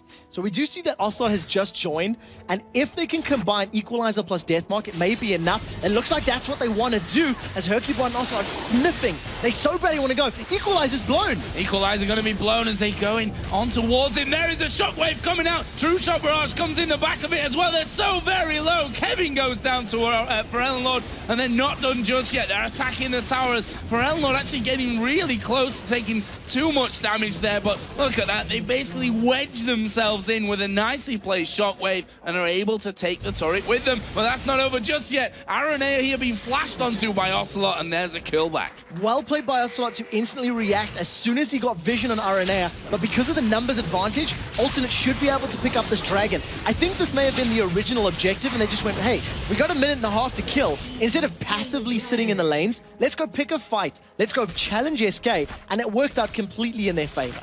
That is dragon number 3 of the game for Alternate, as Candy Panda there just in the middle has to back away somewhat, but he's coming back in here with this stealth on. If they can get a knock-up, they may try and challenge. That doesn't happen though. It was a 3-on-2 in the end. They've just coming into the back to make it 3-on-3, but Alternate don't want to fight it. Ocelot has been split pushing lanes this entire game. He was in the bottom lane for the last 10, 12 minutes. He's now roamed up to this top lane, stealing the golems away and basically trying to take control of the map through pushing the minion waves against Alternate's towers. The rest of SK have stacked up in the middle, but there's only 3, and they know Kevin's in the bottom lane. So if this Assault and Battery is available soon for Aranea, he may pick a fight. First up is blue buff for Pharrell Lord. He's now got that themed Unholy Grail added in there. As I said, Ocelot did decide to back away. A couple of other items have come in here. Zonya's Hourglass now finished, but Kurt, there was a last Whisper picked up for Kriton. So, as you said earlier on, actually going for exactly the same build as we saw early on, and there's a red buff steal from Kriton, just as we're talking about it. Ladies and gentlemen, Kriton is back. There is simply no other way to put it. 4-0-3 with the broken wrist that he's unwrapped on camera, and he's playing perfect. He's using a build that has been trended away from as far as the rest of the LCS is concerned, but he's making it work for him. One of the items that was picked up that's very important, Ocelot just got his last Whisper, and against double Zonya's Hourglass, without the Deathmark damage, that's going to help him do the auto attacks and all of his other abilities to amplify the damage. And at the same time, with the Zonya's Hourglass, doesn't make the slightest of difference. So it's going to be about targeting here. Ocelot has to hit the right man as Pharrell going to get hooked there by Nif, and here is Ocelot coming in on towards Kerp. He's going to Zonya's up as Aranea comes around the side, and Kerp, he's managed to get away up until now. Ocelot going to jump towards him. Kerp speeds up to escape, but Aranea with the red buff on going to be sticking to him. Pharrell though comes around the side, picks that one up, and now Kriton, the one that's in a lot of trouble. Is he going to get shut down? He might get a kill to go with it, but he does get finished off there. That's a nice shutdown for Hercubot. So well played. A lot of gold that goes into Hercubot's back pocket. It probably could have been better going to the likes of Candy Panda. They've got Pharrell Lord. There's a box going down. Tidal Wave coming in as well. The Shockwave, though, going to rip through Nif. He's a dead man here. Kerp comes with the teleport to pick that one up, and that will be another turnaround. These fights been very back and forth. Overconfidence there from SK Gaming. That was a support and a jungler picking a fight with a mid laner. Pharrell Lord, he had his Ignite available, he had his ultimate available, and it's not something they should have done. Because of those kills, Ultimate now have a numbers and positional advantage in the top lane, and this is going to be the 5th tower of the game in favor of Ultimate. Well, Kevin has to come onto this one, but honestly, Equalizer is probably the best he could manage, but that's on cooldown right now. Won't make a difference as Aranea starts walking towards him. dashes back off though, and Alternate gonna be happy with the turret pickup, and they'll just go back home. That's turret number 5, as you said, for them. Right now, they have a healthy gold lead. We're not yet 30 minutes into this game, let's not forget. And you've seen as they were retreating away, one of the things that is very powerful about Karma's kit is the ability to have that mini Shurelya's Reverie. You pop your mantra stacks and then use the E, which bumps it up. I think it's like Defiant or something like that. Gives you the movement speed buff for your entire team as well as a shield. And as long as Kerp is very smart about how and where he uses that, Alternate should technically never be caught out. There's no crescendo to lock them up. There's no super hard CC that can hold them in place. There's Aranea, flashy as ever, going back. How fitting that he'd have a recall sound. If he could recall in real life, it would definitely be incredibly loud so that the whole town could hear, I'm sure.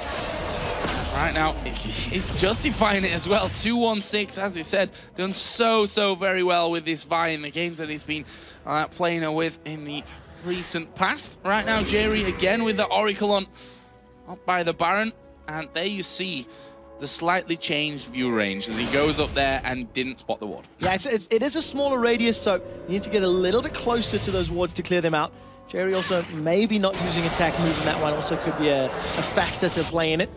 He's had that Oracles for probably about 10 or 12 minutes now, actually. That should be the third of the game, if I'm not mistaken. And it's something that he's been doing very well. They've completely controlled the bottom half of the map as far as vision is concerned. And every time Jerry does clear those wards out, you go, no attack move, finally uses it. And it's just playing into Alternate's favor. Now they're going to start baiting for Baron. Because Jerry's clearing the wards out, so it's just saying to SK, we might be doing it. It's up to you to come check.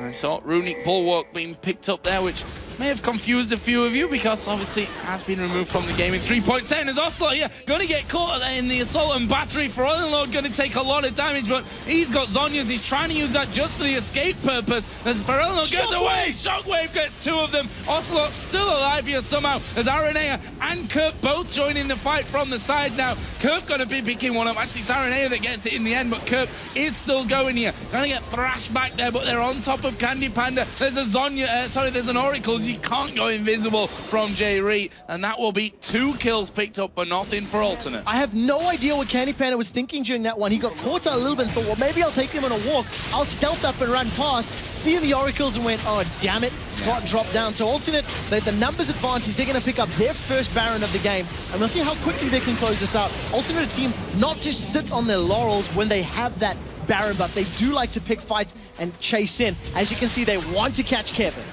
Yeah, just sped up there by Kerp, all moving in as a unit, and Kevin, luckily for him, had already backed away. There's a blue buff stolen away, and you can feel it, you can see it slowly but surely. Alternate strangling SK out of this one. Ocelot, he's trying his hardest here. He's tried so hard throughout these last, let's say 15, 20 minutes maybe, not quite that long, but he's done a lot of split pushing. He's been in this bottom lane, in the top lane, almost exclusively. The problem with that is that Alternate right now with Baron on can dictate what they do with the game, and Ocelot really is only there to stop them, to slow them down from any kind of push and say you have to come and at least push your waves back. SK have not made a play on their terms since Dragon, and that backfired. They have tried to pick fights after they've lost fights. So there's been stragglers that have said, hey, we can kill somebody because they're a little low, and that's backfired for them as well. Ocelot has just started to recall as the rest of Alternate sneak all the way past him. Another Dragon's going to go their way, and SK, if they don't make a pick with the Zed Jarvan combo very early on, they're just going to continue losing team fights until Alternate are knocking on the inhibitor base. Well, we see Morella Nomicon now added in there as well for Kerp, so he's going to be enjoying that one. AP cooldown reduction coming in as well. Constant damage, and I think we underestimate sometimes how much that Karma can actually do in terms of damage coming in there, as we see Alternate here closing in on towards that inhibitor. So they are dashing away on that one. You can see that all of SK are around. Arenea's managed to catch a Hercule, but a good equalizer, but there's no CC to hold anyone in place. Problem is, it didn't equalize anything from that one, as we are going to see Zhonya's being used here. Ocelot goes in, Shockwave will explode one. Ocelot is going to go down as he jumps in the middle of the pack as well. There's a Cataclysm coming out, and Alternate quite low from this, but they've got more damage than SK, and they're going to keep keep pushing through. Nif gets finished off there. Kevin did get one on his way out, but it is just his way out. Alternate gonna get the in him. Look at the HP bars. If the equalizer had gone down while Cataclysm locked up members of Alternate, that fight could have been the complete reversal. Instead, 4 members of SK are down, 20 seconds on the clock, and Alternate have enough damage to finish this one out. Well, they're gonna try for it. At least they've not got many minions in there with them. Kevin, of course, is still alive as he tries to poke back there with the Flame Spitter, but they're gonna lose the first Nexus turret. Can Kevin hold on to the second one? Aranea finished off by the Nexus turret there, and he's doing a great job here, Kevin, of actually holding this one out, and he may have saved the game here for SK, at least for now. Kevin doing to Alternate what he couldn't do to Fnatic all those months ago. Defending, equalizes down, he's gonna carry on chasing his curve, flashes to safety. That was a bit harsh. Felt a bit traumatic. He's playing though, so he can't hear you. I suppose that's one. And he's not playing Olaf today, so his Rumble coming out stronger for him on that front. So, 18-8 in the kills. There's an interesting stat for you as well. Jerry, the #1 in assists in the EU LCS at 207 assists throughout things. He got 16 this game to add into the total. Very, very high number, and Jerry's just been super influential in every single game, regardless of who his AD carry has been. He's played with Creatine and White Knight throughout the split, and his performances have always been phenomenal. He doesn't seem to be caught out. He doesn't seem to pick poor engagements, and it's just a great positional play from him in all of his games. Kevin here. Now got a little less pressure on him in this top lane. Well, get rid of that wave, but no, Baron is still there. It's not got too much time. In fact, it's going to time out any second, as I mentioned that one. So that one's going to be coming back into play in just a little while, and we'll see if Alternate actually decide to wait for that one to actually come in. You can see that Aranea's build here, complete support in terms of the jungle. Got that Locket of the Iron Solari in there with the Runic Bulwark as well. The one thing that I really like about the itemization here, going back to Jerry, is he's actually picked up that Mikhail's Crucible. So if anybody does take damage, you've got the heal on there. You can heal up any of the CC that comes down, you know, slows and things like that, and just allows Creatine or Forellenlord just some extra time in these team fights. Forellenlord's got his GA, so even if he dies, he'll come back to life. Kevin and Candy Panda cannot defend against 5. Now we see the poke coming out of Creatine. Got the Iceborne Gauntlets in there once again as the box goes down. They're going to go in. Creatine going to be the focus. The equalizer good this time, and Creatine has gone down from it. There's a kill back though. Ocelot still chasing on towards Forellenlord, who's going to go low, but it's going to in the end stay alive from this one. Obviously he does have that GA on now as well as the Zhonya's Hourglass. Now they start to turn it around. Kevin, the first target, gets pulled away, but that won't be enough for him. SK on the back for Alternate should at least get a turret here. That was the team fight and coordination SK needed 20 minutes ago. They needed to land the Cataclysm and Equalizer together for their last 2 or 3 fights, and it did work in their favor a little bit, but unfortunately, on the retreat, Alternate had too much damage to deal with. And that's the thing for Ellenlord. Zhonya's not used there. GA not popped there. He's coming up twice in this one, and he's going to cause you problems time and time again now with that Rabadon's Death Cap added in as well to the items that we mentioned a little bit earlier on. And Alternate, as you said, they lost their AD carry, the big man in there. They started to back away, but they realized once SK have got those ultimates down, they can actually turn around and face them, you know, in that 4 versus 5 even scenario that we just had. It was very good communication from Alternate. They were attacking and focusing down Kevin first. They needed to get rid of his AoE, get that Flame Spitter damage away from them. And as Kevin went lower and lower, the rest of SK were forced to retreat. Ocelot as well as Hercubot are now getting some vision. He may be able to jump on Forellenlord. Not going to get his shadow up in time. Oh, the knocker! He gets in there, actually, but Forellenlord, as we said, GA plus the Zhonya's as he uses a shockwave onto them there. Doesn't want to be using that Zhonya's just yet. And look at this, they're going to try and turn it around. Ocelot puts the death mark down. Forellenlord just Zhonya straight through that one. And here's Kirk going charging forward. Let's see if he can lock down Ocelot. There is the stun, but Hercubot comes back in. There's the equalizer. Now Creatine headed in from the side, but they needs to be careful. There we see the Cataclysm coming down. Creatine going very low, but it's still somehow alive in that one. Still doing damage. Aranea in in there as well. And this has turned out to be a massively long fight. Aaron Air gets command protect on him, dashes away, but Nif's there at the front with a flay as well. He's not escaping that one. Candy Panda gets the kill. SK Gaming should be able to pick up Baron here if they manage to stay alive. There's a lot of pressure on Curve to zone them out and try to keep them out of this pit. The question is, are they going to be brave enough to do it? Probably not, because there's super minions in their base, so it's a very risky prospect for them. And Kevin, poor soul, he's the one that's charged with going back there once again to get that one done. And well, they can't do this Baron right now. Alternate are still actually waiting around there, so they're biding the time until SK push away, defend up on that base, and then may just decide to go in for it anyway once the two come back up. Alternate completely realized the threat of Baron, which is why the three of them stuck around for so long. Inhibitors just respawned for SK, so if that fight had happened like 30 seconds later, like now, they would have been able to challenge and would have had super minions on their inhibitor. You can see pings on Baron. And it all started from Ferelino being a little bit caught out. He actually Zhonya's before the Deathmark damage hit, came out of it and still took the damage. But because he's got so much armor, it wasn't all that effective. Well, we can see that a second Locket of the Iron Solari has been bought here for Alternate now, focusing on the support Jerry along with this Mikhail's Crucible.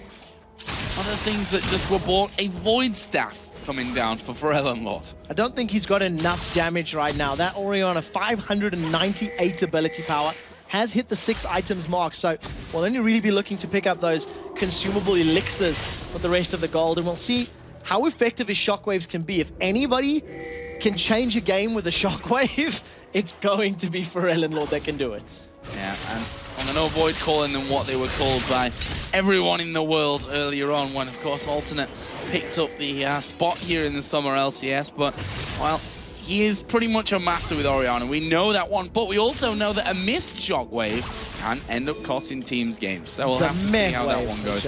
Well, it's not a mare wave anymore. Even if it hits the ground, it still sends terrible shockwaves throughout the rest of the team and at least forces them out of position. But Aranea there getting a little bit forward, trying to move on and cause SK to get out of position to pick one off there. And just one man would probably mean the complete house of cards fall into the ground here from SK's point of view. So they need to be real careful about who goes in and at what time. Pay very careful attention to the Cataclysm and Equalizer. They need to be perfect here for SK Gaming. If they are not, then it means Alternate will just continually pick up teamfight wins like they have already been doing.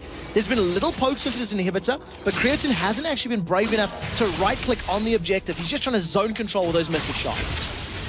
And doing a fantastic job of it as well. Now that inhibitor completely open for the taking. SK trying to poke in with as much damage as they can offer up, but honestly, never going to be able to stop that airstream getting in there and really finishing that one off as Nifia going to take another blast coming out of Kerp's Karma, and now they want to push that bottom wave out. I think that was a smart call from SK. They realized that unless they actually trapped everybody from Alternate in place, along with the shield from Karma, the shield from the Lockets, it was going to be a difficult fight to win. Now, RNA showed in the bottom lane. This could be the go signal for SK. Oh, Hercubot, though, you see there sliding in, trying to get the knock-up, trying to get into range to start something nice for SK, but in return, he takes pretty much half of his health straight back, and now Alternate are looking to move towards Baron again. And while on the retreat, I just take a look at Creatine's items. I'm not sure if he's forgotten he's an AD carry or if he thinks he's a jungler, because he's picked himself up a Spirit of the Ancient Golem it's as blue, well. That's the key point. That's the key point, all right. So it's just the blue items, and we'll see how well it works. They've caught different Ocelots! Oh, well, they're both going to be pretty much dead here. We see the GA coming out, bubble a little bit too early as the Deathmark comes onto Creatine. Actually could end up being in trouble from this one. Equalizer going down. Creatine stuck in there and actually will be finished up there by the Equalizer. Not all bad up until now for SK, but look at Candy Panda. He goes down. Kevin trying to get an Ocelot. The shield just too much for him there. That GA still alive for him. Hercubot and Ocelot have both come back home, but there's 4 men still alive for Alternate to push. This is going to be a difficult team to defend against. There is no Deathmark available, and while Zed's going to have some wave clear, there's no towers to defend. So Alternate are just going to be bashing away. Can Ocelot and Hercubot do this? It's a tough ask. I don't think they can. I don't think so either. It's going down very, very quickly. Aranade is going to flash for the style points, and Alternate going to pick up the win here against SK Gaming. It means probably more to anyone, more whatever. Aranea, former SK team member. It means more to him than probably anyone. There we go. I finally got it out after that. And that leaves, of course, Alton out 2-1 up against SK in the head-to-head series. And as if SK do start to string some wins together and climb themselves back up this ladder, if they end up tied with anybody up top, it's going to be those head-to-heads that count, those head-to-heads that matter. And these two teams will only play each other one last time in Super Week in 2 weeks' time. Aranea and Ocelot, a tense moment, to say the least. Well, I think we can say that, you know, the best of friends, when they play each other on opposite teams, it can end up like that either way. So now a very high, tense game. There's no doubt about that one. It started off, honestly, really nicely for SK, managing to pick up those couple of kills at the start, as Creaton now going to bandage himself back up and hope that he's all good for the next game. I'm sure this can't be recommended by doctors. This seems, we'll have to see, but well played, Creaton. 6-4-9 in his first game back after breaking a finger. Good play from Alton. I think for the most part, the decision-making was spot on. They engaged when they needed to, they landed the abilities when they needed to. With the exception of Creaton being caught there, I think they missed a bubble, a mystic shot, but I'm being overly critical here. I mean, he got caught out a couple of times, which contributed to those 4 deaths at the end. So now we'll not take too much away from him. We've just seen him there. He is still in the midst of recovery. And as you said, I'm not sure if that's doctor's approval he's got for that one, for taking off that just before. But I suppose if he doctors Aranea, what are you going to do about it? Not the most qualified man in the world. Of course you can play, Creaton. We need you back. So get in there, take your bandage off, and stop being the important thing to highlight about that, 9-4 while they were playing with Creaton and a sub for Lord 1 week, and then they went 2-5. The first game back with Creaton, they picked up a victory. Every other team will be looking at that going, damn, like he's back now, and they need to start figuring out ways to deal with him. Without playing for 3 weeks, he's still the second most kills in the league. And that is phenomenal. Well, it's scary. That's the real point about, you know, psychologically, especially if you're a bot lane and you're like, I think we're going to lane switch this time, guys. Don't want to go up against Creaton, and then the top lane is like, hang on a minute, how do I get that one? So yeah, that's the real problem that I think a lot of teams are going to have against Alternate. It's not a one-man show, though. We should really, you know, for as much as we bang on about how amazing Creaton is, because, you know, quite frankly, he is amazing, it is a 5 versus 5 game here. And, you know, one mistake, we saw it there in the end, those fights weren't super clear-cut when Creaton actually went down in them. So who knows, if that game would have been just that tiny bit closer, SK might have been able to actually do something with catching out Creaton. I think if SK's communication had a little bit more focus to it in the first 25 minutes of the game, and they had comboed their Jarvan and their Rumble damage a little more effectively, that could have been the time that Ocelot needed to pick up the kills and clean up the fights. Because we've seen a lot of times that Equalizer went down, and then 20 seconds later, Cataclysm went down. It wasn't stacked on top of one another effectively enough. Well, fantastic pick up there for Alternate on Creaton's return. Let's head over to the analyst desk here, where Demon and Jason are waiting with Crepo for their take on the game. Thank you very much, Joe and Trevor, and what a fantastic game there. And Alternate, they did it, and we were just talking about back there, we don't know if that's good or bad for you, Crepo.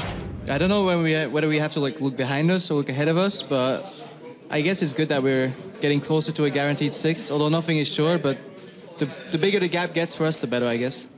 So let's start off talking about this game. Let's talk about the early game to begin with, the choices that they made in the lanes, the duo lanes. Yeah, we basically had a game with 2v1 lanes. I think SK won out because they stayed at the bottom side. They forced Alternate to switch their 2v1 to the top side. The possible advantage you get from that is Dragon, and they did that. Like, they pushed the tower down at the same time. Then they went for instant Drake, level 4 or 5, really early Drake, really well played by SK. That allowed them to shift all their like players towards the top side of the map to get the second turret there. They no longer had to fear the Drake being taken, and they pushed everything on that top lane tower. Like, remember, also camping there for a while, everybody coming in, and then a little later they actually got the tower and still got that wombo combo off on the top lane. And so it started off so well, and between the two of you, let's talk about where it went wrong here.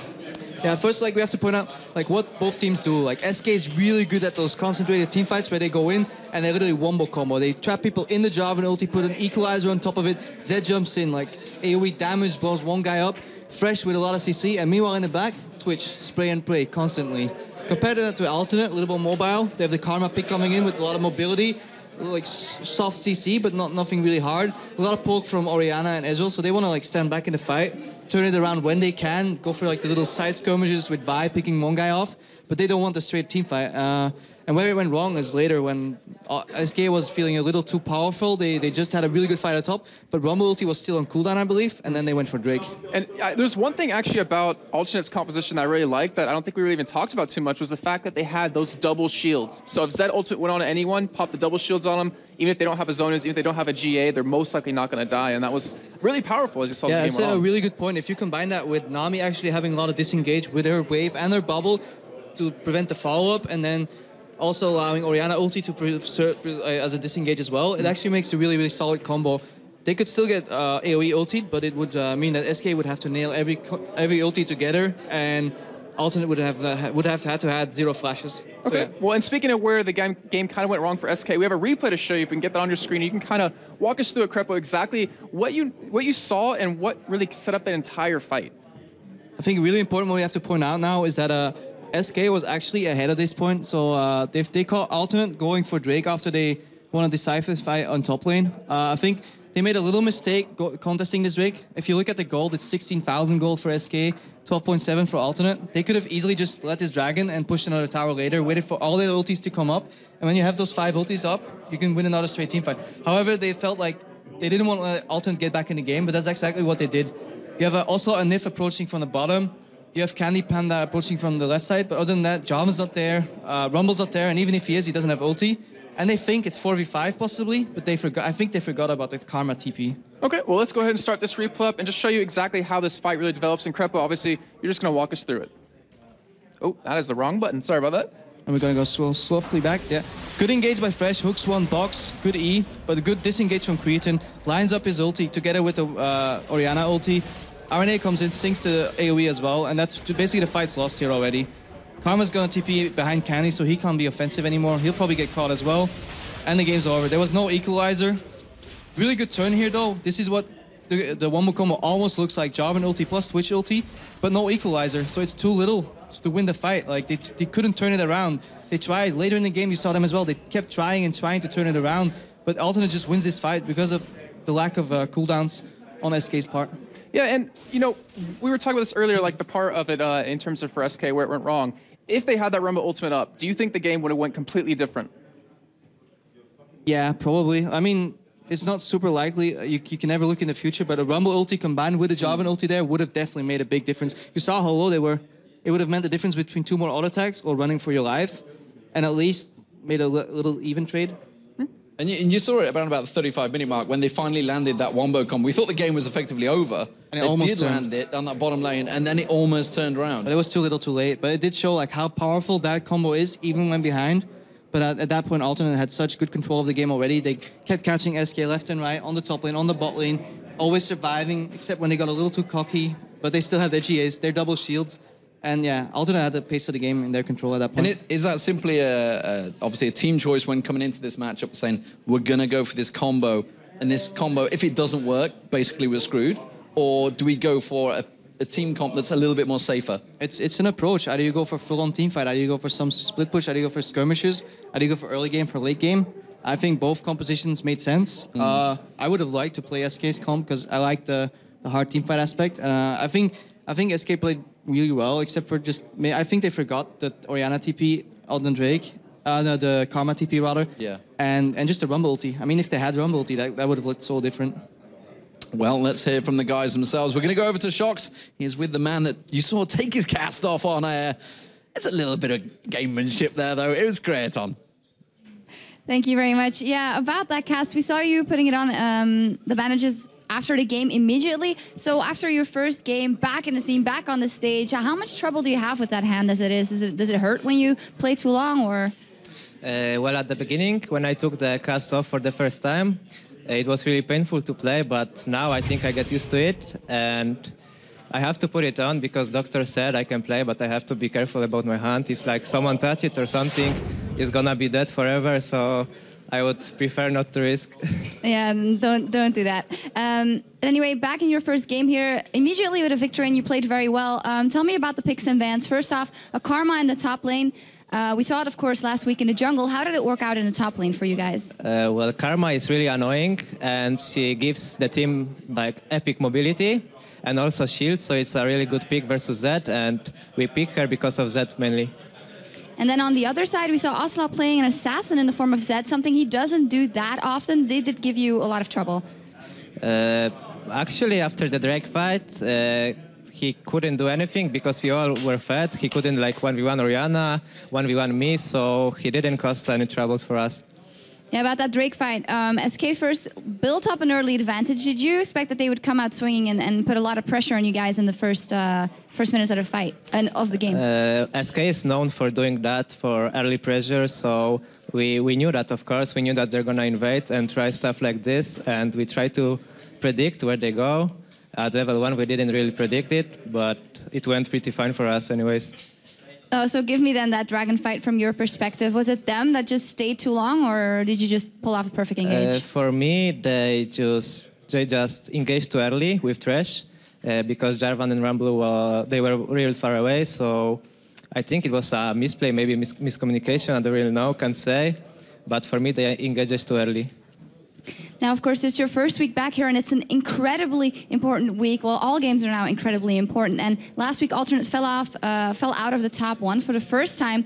Do you see a large difference after when you went and now that you are back, that there's like that there's more pressure in the team, that you're practicing even harder? Do you sense a lot of difference? For me, it's the same. I just came here to play the game. I'm going to play 2 games today, then go to hotel, and tomorrow 1 game. It's like perfect. 1 game per day is not a big deal. All right, well, take care of that hand. Thank you. Now, we're going to take a short break, but when we come back, the new pack leaders, Lemon Dogs, defend their position against Meet Your Makers, who are looking to beat them for the 3rd time in a row. Don't go anywhere.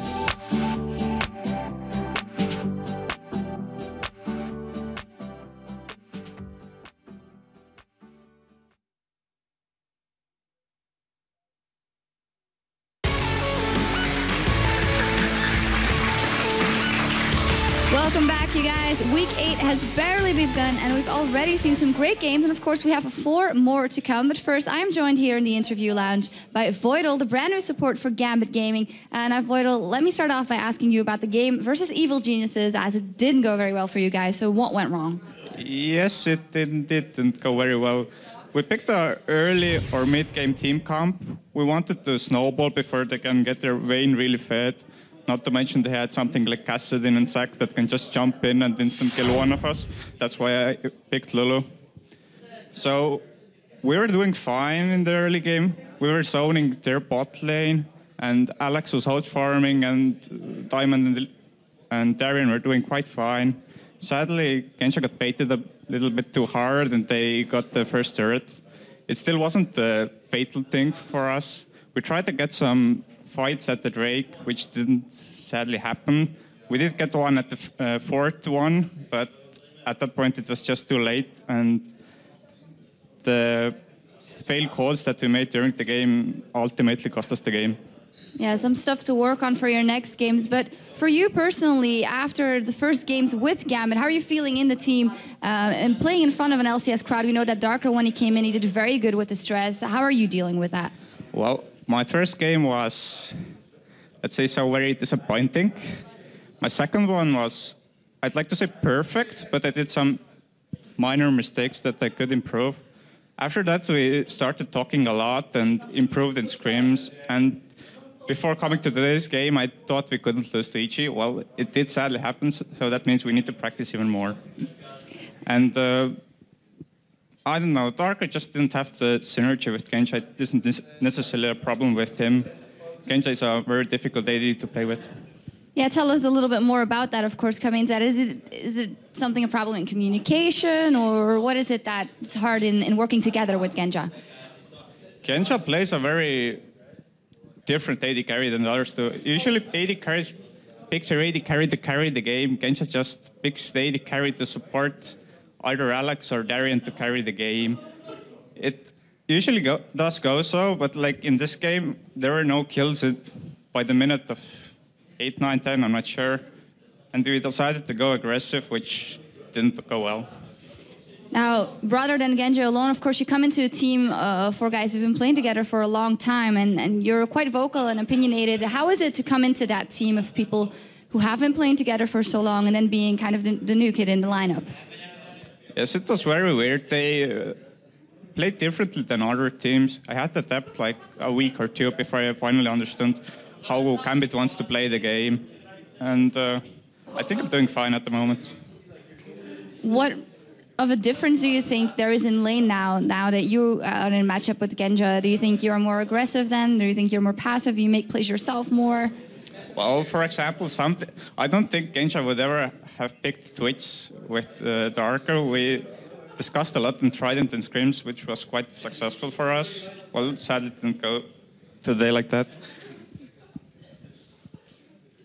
And is there a specific lane that you say, this is my favorite lane matchup, I want Genji to play that champion and I play that one, and then we'll pretty much beat everyone? I like it when Gensha plays Varus and they get Sona. We can just poke everyone and be safe even if the jungler comes. We can just either disengage or harass the enemy bot lane so much that the jungler has to back off. So a couple of more questions. How much do you learn? Of course, you come from solo queue. How much do you learn being on an actual pro team? How much have you picked up in the last couple of weeks? I've picked up a lot. Solo queue is a lot different. In solo queue, for example, people don't usually lane swap, and you have to take that into consideration when you make your picks. Also, the warding and system is also different. There's a lot of mind play when it comes to de-warding and baiting the enemy. Of course, with the playoffs inside, the games that are coming up are so incredibly important. You guys have NIP and Lemon Dogs you still have to play this weekend. What's the main thing you have to take into account when playing those teams? We have to stay very focused because I personally think they're one of the stronger teams in the LCS. We can't afford to make mistakes like we did today. Otherwise, we're gonna end up in a really bad situation when it comes to the playoffs. Absolutely. Well, thank you very much, Voidal, and good luck in your upcoming matches. And as for us, we're going to be back over to our casters, Joe and Quickshot, for our next match. Thanks a lot, Shocks. We're just about to see our third match of the day. Number 1 team takes on the number 8 team, and ironically, it's the 8th place MYM that holds a 2-0 lead over the number 1 Lemon Dogs. So let's check out the rosters for both of these teams. Then starting on the blue side with the currently leaders Lemon Dogs. There, of course, Zoro Zero in the top lane, Dexter in the jungle, Nuke Duck in the mid lane, Tabs the AD carry, and Miffy the support. And of course, for Meteor Makers, Cubon in that top lane, Mokate in the jungle, Charu in the mid lane with Makla and Lubick as your AD carry and support. So you guys have been voting for this one at home, so let's see what they think. Quick shot, I heard it's the first time that we've seen such a thing happen. This is the 21st game that the Lemon Dogs have played, and the first time they have been picked to publicly win a game with 66% of the vote. 1 in 21. I'm not sure if that's a good or a bad thing if you're a Lemon Dogs player or fan in this one. We'll They've won many a game where they were over 90 or 80% voted against them, so we'll have to see about that one. But of course, these two teams are on complete polar opposite ends of the table right now, but we already know how quickly a team's fortune can change when they put a few good results together and the standings are really this close. Lemon Dogs, of course, need this win to put a bit of distance between themselves and the rest of the teams if they're going to feel comfortable heading into the playoffs. This is Lemon Dogs' first chance to retain the title of the Summer Split leaders against a team that they have not beaten at all in any of the previous games. Meteor Makers is one of only 2 teams that has a lead against the Lemon Dogs as far as the head-to-head record is concerned. And if they win this one, it's going to be 3-0. It's guaranteed in favor of MYM. But one thing that we really have to keep in mind in this one is that Lemon Dogs haven't faced Meteor Makers since they've added Miffy. Now, we've heard from him a lot. He's got a lot to say about a lot of things, that's for sure. And he's really brought a different level of analysis and, you know, intelligence into their picks and bans and to how the game goes down for them. Yeah, it's definitely working out in favor of the team, just in general, when you think of the macro position. And even though Miffy has been, you know, a tremendous help to Lemon Dogs in that regard, it's actually Tabs and Nuke Duck who've been able to just carry them to the top, for lack of a better word. Nuke Duck last week managed to pick up 13 kills, 5 assists for only 6 deaths, and Tabs, 15 to 12. I mean, those statistics are crazy good. And if both of these players continue to perform this well, they're going to be very difficult to beat as far as MYM are concerned. So Lemon Dogs, of course, have been steadily improving the entire season long, and for me, they've flown a little bit under the radar. I mean, week after week, people have picked them to lose. We've already heard about that. So this is the first time in 21 games that you guys have actually said, they're going to win this one. But, you know, if those wins keep piling up for them, it's only a matter of time before, you know, more people start to support them and really behind the scene. Because for me, Lemon Dogs are maybe one of the more under-supported teams in the LCS that are still doing so well. They're top right now. We'll have to see how it works. Vulcan and NA had the exact same situation. They were only picked to win 1 out of 14 games. And when people started noticing them and recognizing them, they actually faltered. So we'll see if Lemon Dogs can do that. If, however, they can gain an upper hand in this match with that sort of fast push style that we've been seeing them do so often, it'll help them wrap up the game against MYM and secure their first win of the season, because MYM struggle a little early. Yeah, and I feel that could be the biggest weaknesses of Meteor Makers, you know. If they lose too much too early on, they tend to lose any kind of grip that they had on the game. Yeah, MYM's traditionally been a team that either, you know, completely hits a home run and picks up a victory early in the laning phase, or basically misses entirely and just it drags it out until they eventually get taken out of the game altogether. And all season long, we've been highlighting just how vitally important it is for MYM to just grab control of the game early on, because they don't play well from behind. They've been hit and miss, as we've been highlighting and talking about, and you know, they've gone from the top of the table very early on down to the bottom. They've been hovering in that 7th, 8th place for a while, and that predictable gameplay could be a big factor that contributes to this. And if there was ever a time to pull out some new tricks, do something different, maybe not pick teleport, there aren't many more chances to try out new tricks anymore. I believe that we will be seeing a teleport come rain or shine in this game right now. So, in my opinion, that's something that we're going to see coming out. So let's have a look then at our featured matchup of today. And speaking of teleport, we've picked out both of the mid laners in this one, Nuke Duck and Charu. Now, Nuke Duck does well with assassins, really. We've seen that time and time again, both AD and AP. But his real strength lies in that ability to get around the map and make an impact in other places. Yeah, Nuke Duck is a player that likes to roam a lot. Last week he played Talon for the first time that we've seen in the spring split. He went 10-3-4. And it wasn't the first time that he's pulled out this unique champion to counter his opponents. He's played Fizz to dominate lane matchups. He's played Vladimir all the way back in DreamHack that I recall to counter those all-in dive compositions. Champions like Karthus, Ari, Orianna, Jace. He can pick things that complement his own team as well. But the one thing that we do see out of him is he does trend towards counter-picking his opponent. And against Charu, who's fairly easy to predict, that could play into his favor. Well, as we said, it's no surprise for us, for anyone in the entire world, to see Charu pick Teleport for this game. Now, the last time these two teams met, Charu played Syndra and Twisted Fate and helped secure both wins for the team. Yeah, he was very influential in that game, and I actually remember calling him out on his Syndra play. If he'd had Ignite, he could have had 2 or 3 more kills, but they ended up winning the game. And, you know, his use of Teleport, it does determine many of MYM's games. Yeah. And, you know, as a key playmaker for MYM and for the rest of the team, they've become so accustomed to him ganking and supporting and being all over the map all the time, it's very difficult for them to maybe not have that presence in lane. In terms of the champion pool, there are some areas where Charu overlaps with Nukeduck, and Ari is the one that I'm expecting to be very hotly contested in this game. He's going to have to fight for that one or maybe even ban it out. He went 6-0-5 in his very last game with Ari, and he's got an average KDA of 7.6. And the reason I highlight that so much, if Charu gets Ari, it could be another victory for them against the Lemon Dogs. Well, we're going to find out here in just a second because the team's pretty much ready to get into Champion Select from this one. As you've mentioned, there's a lot of overlap in this, and I'm interested to see whether that'll come through first into the bans. I want to see how the support and the AD carries go as well as the mid laners. We've already talked about, you know, the likes of Ari, the likes of Twisted Fate, Orianna, things like that. But you've also got Tabs and Makla, whose most played champions are identical. Vayne, Caitlyn, and Varus. So there's combat there. Both of the supports like to play Fiddlesticks. That's going to be another high priority pick. And I wonder if Lemon Dogs may even ban out a Zyra and first pick a Fiddle against MYM, who are on the purple team.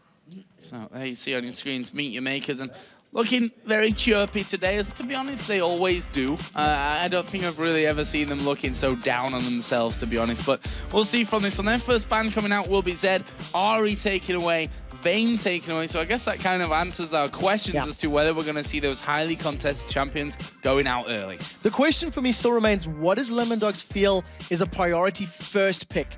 We know that they like to counter pick once they've seen champions being locked in, as far as Nukeduck and Zoro Zero are concerned. But I would definitely say the likes of a Sona and a Fiddle for your support, maybe first pick. Whether or not MYM feel either of those are ban-worthy, that's going to be the question now. Well, let's see. Lissandra taken out here. Obviously, Nukeduck has played that one as well as Zoro Zero as well. So Shen, that's another one removed. Don't want Kuban, don't want Makata even. He's the one that's really had that with Meet Your Makers. Played it a lot in the jungle as well as. So final ban here for Meet Your Makers coming down. Will they leave the likes of that Twisted Fate open? They're going to ban Elise first of all. Dexter has played a mean Elise. Let's not forget that one in the jungle. And talking about Dexter as well, Dexter and Makata also share a lot of junglers. Nautilus has been a fan for both of them. Jarvan has been a fan for both of them. So Lemon Dogs favoring the jungle pick, denying that from Makata, who has played it already twice this season, and also securing that one for Dexter. So let's have a look on the other side then. Meet Your Makers. And Kuban here, who's got the most animate eyebrows out of any player. I've noticed this over the weeks. You can pretty much read his mind just by looking at his eyebrows. Look at him. He knows exactly what's going on. And it is going to be a Caitlyn Nami lane locked in here for MY. So that is a change. That's something that we haven't seen super often. It's trending towards the powerful picks. And that definitely says that they maybe want to go, or says they want to go for a 2v2 lane and just get the immense range of Caitlyn and Nami to either control it. Alternatively, if they swap, it'll be for a hard tower push. So right now, Zoro Zero, I'm guessing here, Zoro Zero has played a lot of Ken. Most played champion along with Rise, played it 6 times. Won 4 of those games. That's going to be locked in Vim. Thresh, well, it's Thresh, isn't it? I mean, pretty much every single support right now knows and can bring that Thresh top level to the table. Locked in there for the Lemon Dogs. So what are Meet Your Makers going to go for now? I mean, the mid lanes, unless that Kennen obviously lands there, are pretty much still open. My assumption here would be for a jungle and top lane, and I think they may want to leave their mid laner for counter picking. And I wouldn't be surprised to maybe even see a Rise could be a combo in there. It's something that we've seen Kuban playing a number of times. Maybe Nautilus jungle. It's something that Makata does trend towards. He's played it 8 times, and it does look like he's going that way. Look at that little smile. He's like, yeah. I come back from North America and I've learned all of Jack's secrets. No problem.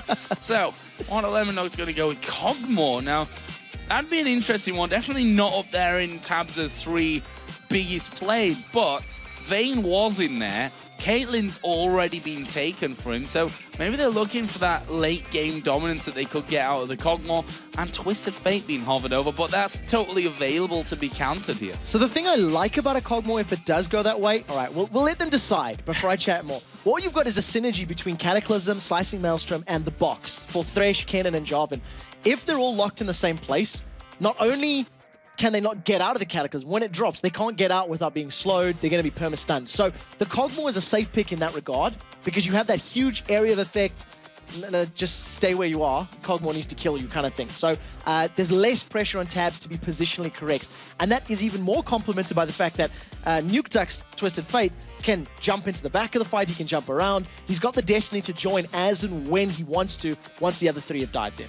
On the other hand, Cataclysm going down first could prove a little bit dangerous for them. We'll have to see how that one goes. I mean, this is a top team in the European LCS we're talking about right now. Final pick for Meet Your Makers was the Karthus. We've seen Charu heading up with Karthus. This is obviously Karthus has been around in the league since forever. I can't tell you the exact date, but it's a long time, let me tell you that. And Charu has always been a big fan of this Karthus pick. Now, I love that pick against the exact combo that we've just talked about. If he does get locked in, a Cataclysm locked in the box, he's fine with that. He's going to pop his Defile on. He wants to die. He wants you to dive on him and then allow all of the AoE along with the Tidal Wave and the Rise AoE to crush down your opponents. We've got a double AP comp from both of these teams now, and it has been trending up recently, but it's not often that we see double AP against double AP, so it's going to be an exciting one to watch. Well, we're going to get into this one in a second. As you said, polar opposites in the table right now. Lemon Dog's in first, Meet Your Makers in last, but there's just not really that much difference between them. And someone actually asked me on Twitter, don't you ever get bored of talking about the standings? Now, normally, yes, I get incredibly bored by talking about the standings over and over again. In fact, I don't want to talk about them all usually, but right now, they are so ridiculously close that you have to talk about them. That's the entire story around the league right now. This is, these are teams that are fighting to be in the World Playoffs come the end of the year, or on the other hand, fighting to be in the LCS come Season 4. This is incredible on both ends of the scale that it is so close right now.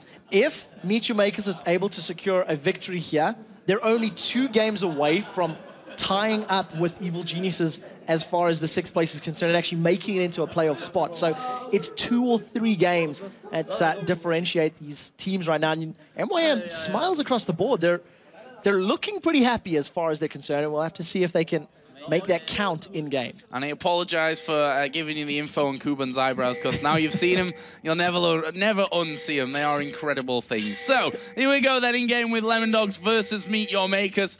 And let's talk again about level 1, because it's actually, we could just play what we said about level 1 in the last game here, the likes of the Thresh Hook and the Aqua Prison out of Nami. I do feel like the MYM level 1 is going to be stronger if you do add into the account the Dredge Line and a Rune Prison. If they wanted to skill those abilities, it's going to be very powerful and lock people up. But I do think we're just going to see another slow start. MYM just getting some vision down, and you can see Lemon Dogs using that Demacian standard for vision. I'm going to just try maybe get some deep wards down. Kuban off to the bottom side of this one. Lemon Dogs are going in for this one, and well, see what they can do. They've, on the other side, they might have almost got 3 wards in a sense here that they can always get vision from that Karthus lay waste going through. And well, Lemon Dogs have gone through on towards the blue buff, and they're all going to recall. Because of how quickly they went, it was purely a warding excursion. They only wanted to travel around, get vision, and back off. The one thing that is interesting to note is that's a pink ward on the blue buff from Lemon Dog. So MYM, they could counter pink this if they wanted to deny vision. And it does look like they've done that. Yep, taken away completely. Nice decision from Libic there to get that one down on a plate. Tribush going to be checked there, all empty. So there we go. And then we see Makata, most played champion up until now is his Nautilus. This will be his 9th time, won 3 games with it up until now. That could, of course, be 4 by the end of this one. So let's have a look at some early lane switches possibly coming in from this one. We see Cogmore and Thresh on the top side of the map here for Lemondogs, looking like they go top against Rise. So what we do see is that MYM, they did want to, have that straight-up matchup of the 2v2. The low-level advantage that Tidecaller's Blessing plus Caitlyn offers is so powerful against a Cogmore with no natural escapes. And Cog really needs some levels in that Bioarcane Barrage before he's able to chunk you down and maybe pick up some kills. It does look like that Lemondogs, because they've got such great vision of on the bottom half of the map, they see Mokate moving and they're going to steal the red buff. And Mokate going straight over to the red here, already predicting that this one would go down as it has. Thanks to being a lot quicker in there, thanks to the help of Mithy to get things going. And that will be the end of that one. Mokata's going to be taking that one away. And finally, he does see Libby coming in there and saying, guys, I could probably do with a little bit of help getting this one down. And that's exactly what will happen. So this little level 3-man tower dive is something that we do see from time to time, but it has fallen off in favor recently. You can see that Tabs is pushing the wave as quickly as possible. Dexter not wasting time. He's at least picking up the double golems. As you can see, Mokate stealing away the Wraith Camp.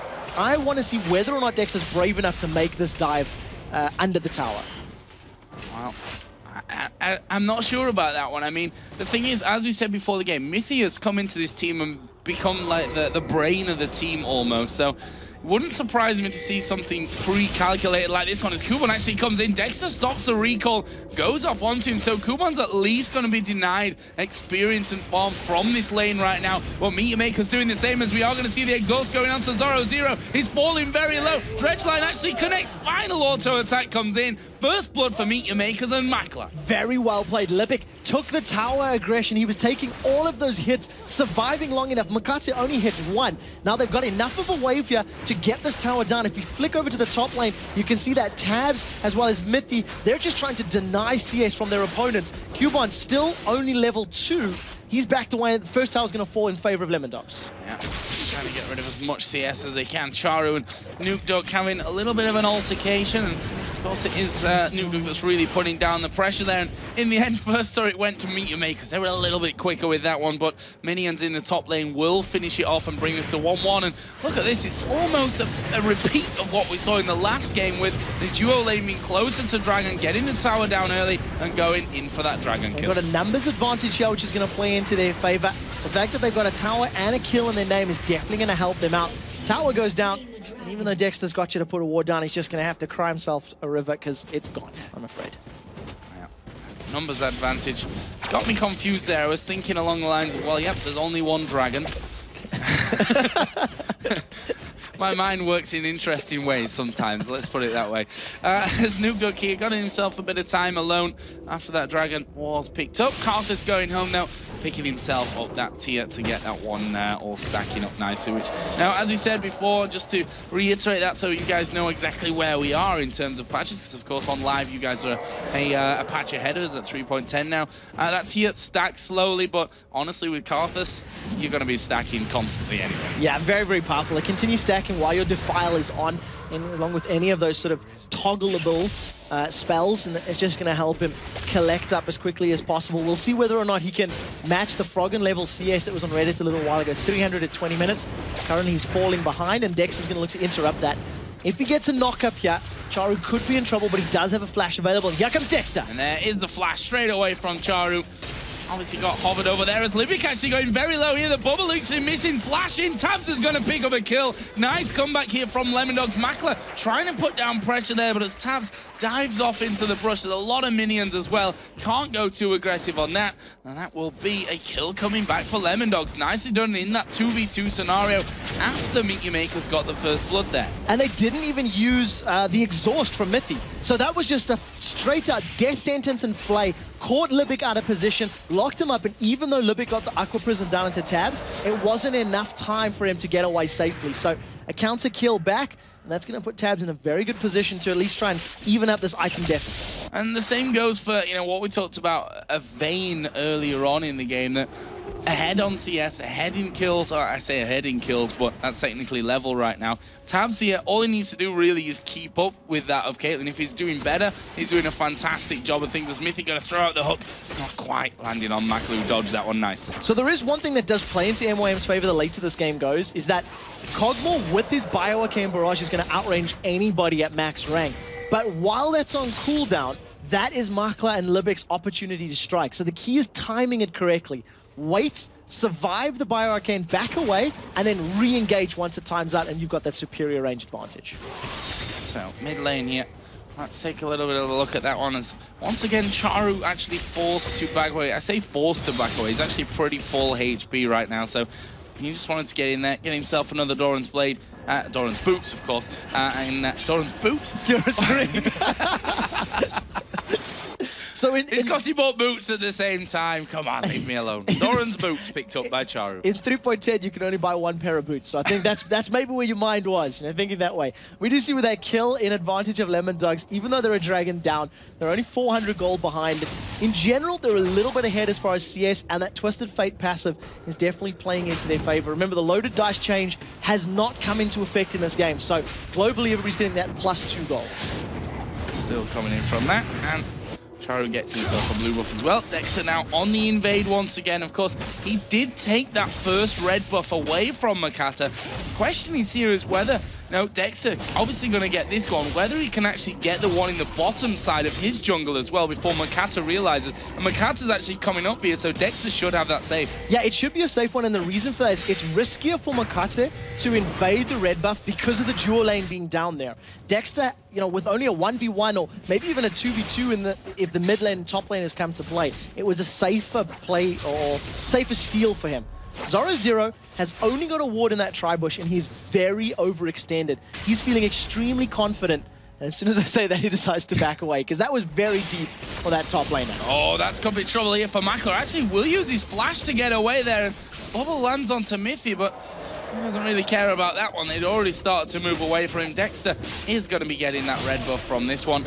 He will be feeling very much pleased with himself at this stage, and that's going to give him level 6, and of course a Cataclysm as well. We'll see if he brings that one into play here shortly. That was well played there by Mithy. He was hiding around the corner of the wall, just a little bit out of sight, and just that slightly awkward positioning meant that Makler did get hooked. Flash is not available for Charu, and with that Cataclysm available, if Dexter decides to go in to gank that mid lane, it could actually result in a kill for him. Well, Dexter actually did start to come up there to have a look, and Charu says, nope, gonna farm under my turret and head back towards my race and let Twisted Fate push out that lane, because I do not want to get caught in that. Meteor Maker's also replying by bringing the AD carry and support up to this middle lane. Makler taking away all that farm there from under Charu's nose, which I'm sure not going to be super happy about, but at the end of the day, he's still getting the experience in there as well, and they may look to do something on the turret here right now. There's 4 men going to be there in a second for MYM. Problem is that Lemondogs are only 1 man behind. This is very similar to what we've seen Ultimate do in the previous game. Dragon is about to respawn. MYM stack up the numbers to try and put damage and focus onto a tower, and then they'll look to maybe roll around towards that dragon. We'll see if the group is going to head down that way, as Cubon looks like he's coming down as well, so we can expect a fight there soon. Yeah, Meteor Makers, they want this one.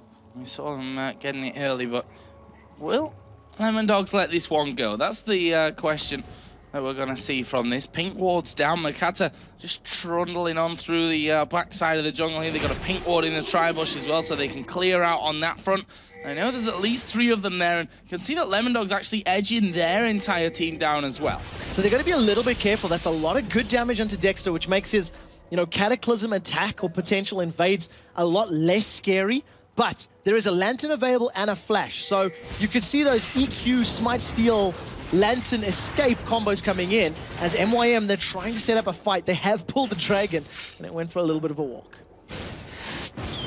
Not quite landing. There's one thing that we also often underestimate from the Conqueror, the fact that he can get that vision at long range, throwing his ultimate down into that as well. So we'll see if that tends to play any kind of part into things. right now, kind of see a bit of a dance. So the Dragon Dance is on, and it looks like MYM are going to give a little bit of position away. This is something that happens all the time. The team on the red side tries to bait the blue team in, and all of a sudden they just apply damage to the tower. So Lemon Dogs shifting their focus, saying, well, if you get a Dragon, we get a tower. Towers don't respawn. Sorry, they're just zipping away on the top side, saying, nope, you're not going to catch me up. And actually, Twisted Fate headed to the top now. Of course, Nuduk does have Destiny available to come back down. The problem that he has is that if he hits the top lane, he's not got the range to join the fight straight away at this point of things. So Meteor Maker's gonna, with that, start things off. Kog'Maw's down at the bottom lane, as well as the hook will land here on towards Makata. That's not gonna scare them. Both junglers here do have the smite available. Makata gonna get that one down, and that will be a nice second Dragon pickup of the game for MYM. Not 100% sure what Lemon Dogs are thinking when they did that. Kog'Maw went down to farm the bottom lane. You pointed out that Nukeduck was going top. He did reveal himself a tiny bit, and then immediately tried to come back down. Now they've got a little bit of an HP advantage in this mid lane. The Flash Rune Prison! Oh, Mythy gonna be in all kinds of trouble from this. Charu actually picking up the kill there in the end, and that's the thing, Rune Prison, you get dredge lined in there, then you get knocked up by the bubble, then the tidal waves coming over. That is a lot of time spent doing absolutely nothing, not being able to react, and now Meteor Makers might be able to put down some good pressure on the middle turret as well. Oh, Dredgeline just misses Zora Zero and pulls Makate forward. Bubble doesn't land though. And the one thing that worked in MYM's favor is that they didn't hesitate. It's something that we've seen them do a lot of times in the past, that if they're even, they play passively. They do tend to sit on their back legs a little bit and just wait for things to happen. That definitely wasn't the case. No, really, I mean, it was a flash engage there as well coming out from Kubon, so going even more aggressive than we're possibly expecting them to come out. And not sure what it is about Meteor Makers that Lemon Dogs have so struggled with. I mean, we talked about it before, this whole getting early control over things, and MYM are doing a decent job of that so far. They've taken down that one turret in the bottom lane, they've taken both dragons away up until now. So, now in terms of a plan that Meteor Makers will have had coming into this one, I think they're pretty much on course at this stage. Yeah, they're doing very, very well, and they've got a team that scales fantastically as well. Yeah. Ryze and Karthus are just going to get more terrifying the longer this game goes, and yeah, maybe Caitlyn's not going to be able to quite deal the same amount of DPS that a Kog'Maw will.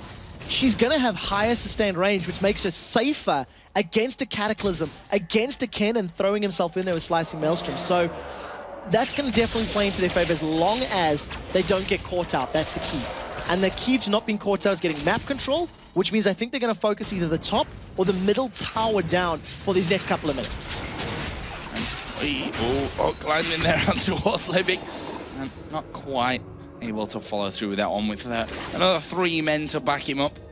He might be a Koi, but can't take him down that easily. You know, can't take a fish down that quickly. One hook's not enough. We do see that the Charu's down the bottom lane with that Requiem available. He's probably going to be trying to either counter the split push or maintain a presence in the team fight with the use of that global ultimate. So I think that's a smart decision from them. He's actually decided to back away, farm up that Wraith camp, and he's doing pretty well. The numbers are actually very close across the board, with the exception of Kubon, who is a little bit behind his opponent, Zora Zero. Nice Libic. Wants to stamp his ward authority on this game there, just sticking down that second pink ward, we should say, in the middle lane, just to make sure that they got full, complete vision control of the area where both turrets are up anyway, and the minions are still streaming in. Slightly strange for me to really go for that one at this point of things, but whatever. How am I to question what Libic's thinking from this?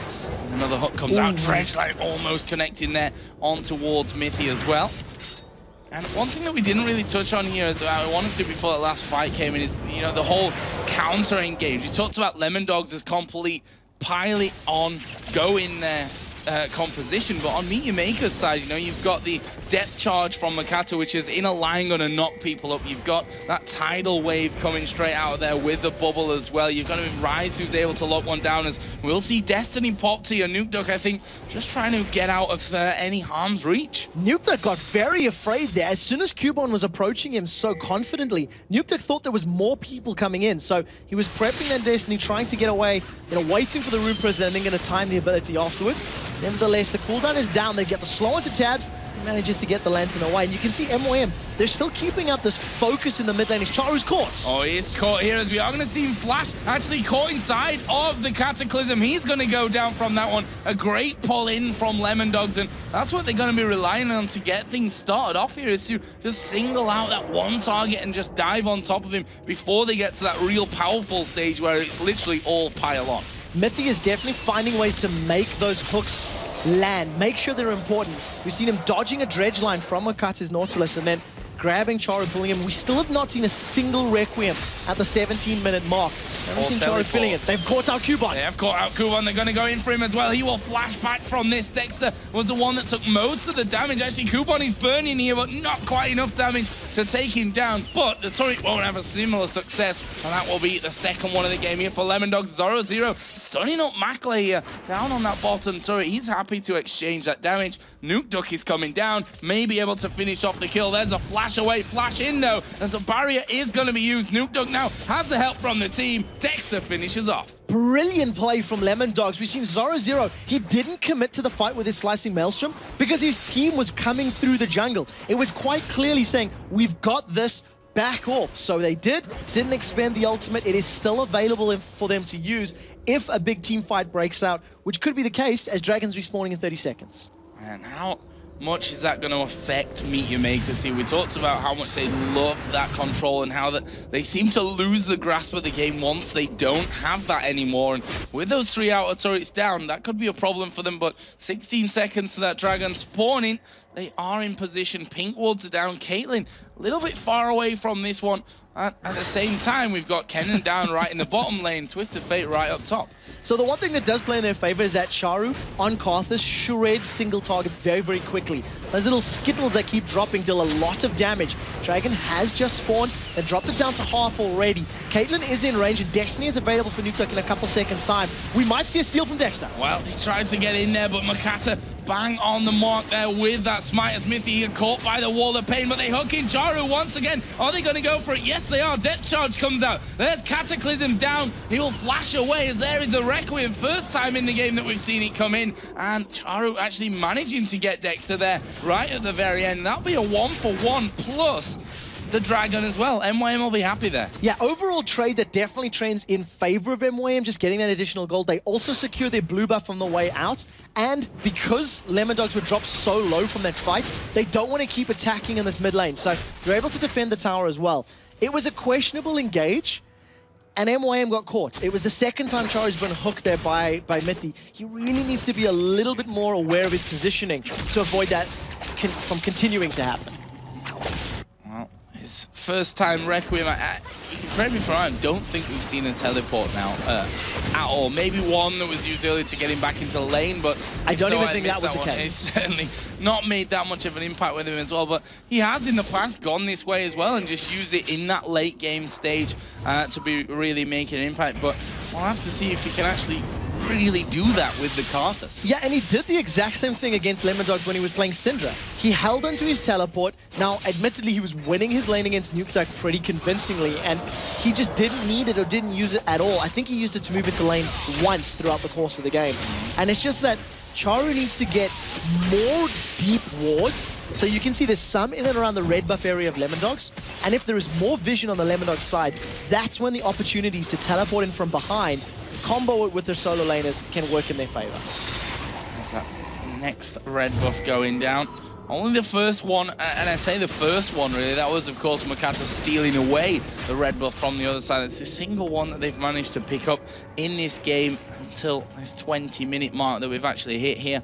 Still super close though in terms of the gold, thanks to those Dragons. Yeah, a couple of wards difference. That's what separates these two teams right now. And I think that MYM are going to now stack and start pushing the top lane. The way that they continue to focus the mid lane tower for the last sort of 5 or so minutes, I think they want to try and get that last outer tower down in the top lane and then start to take some more map control down. So we'll see if they can put themselves in a position when they're not being forced back by the Lemon Dog stack.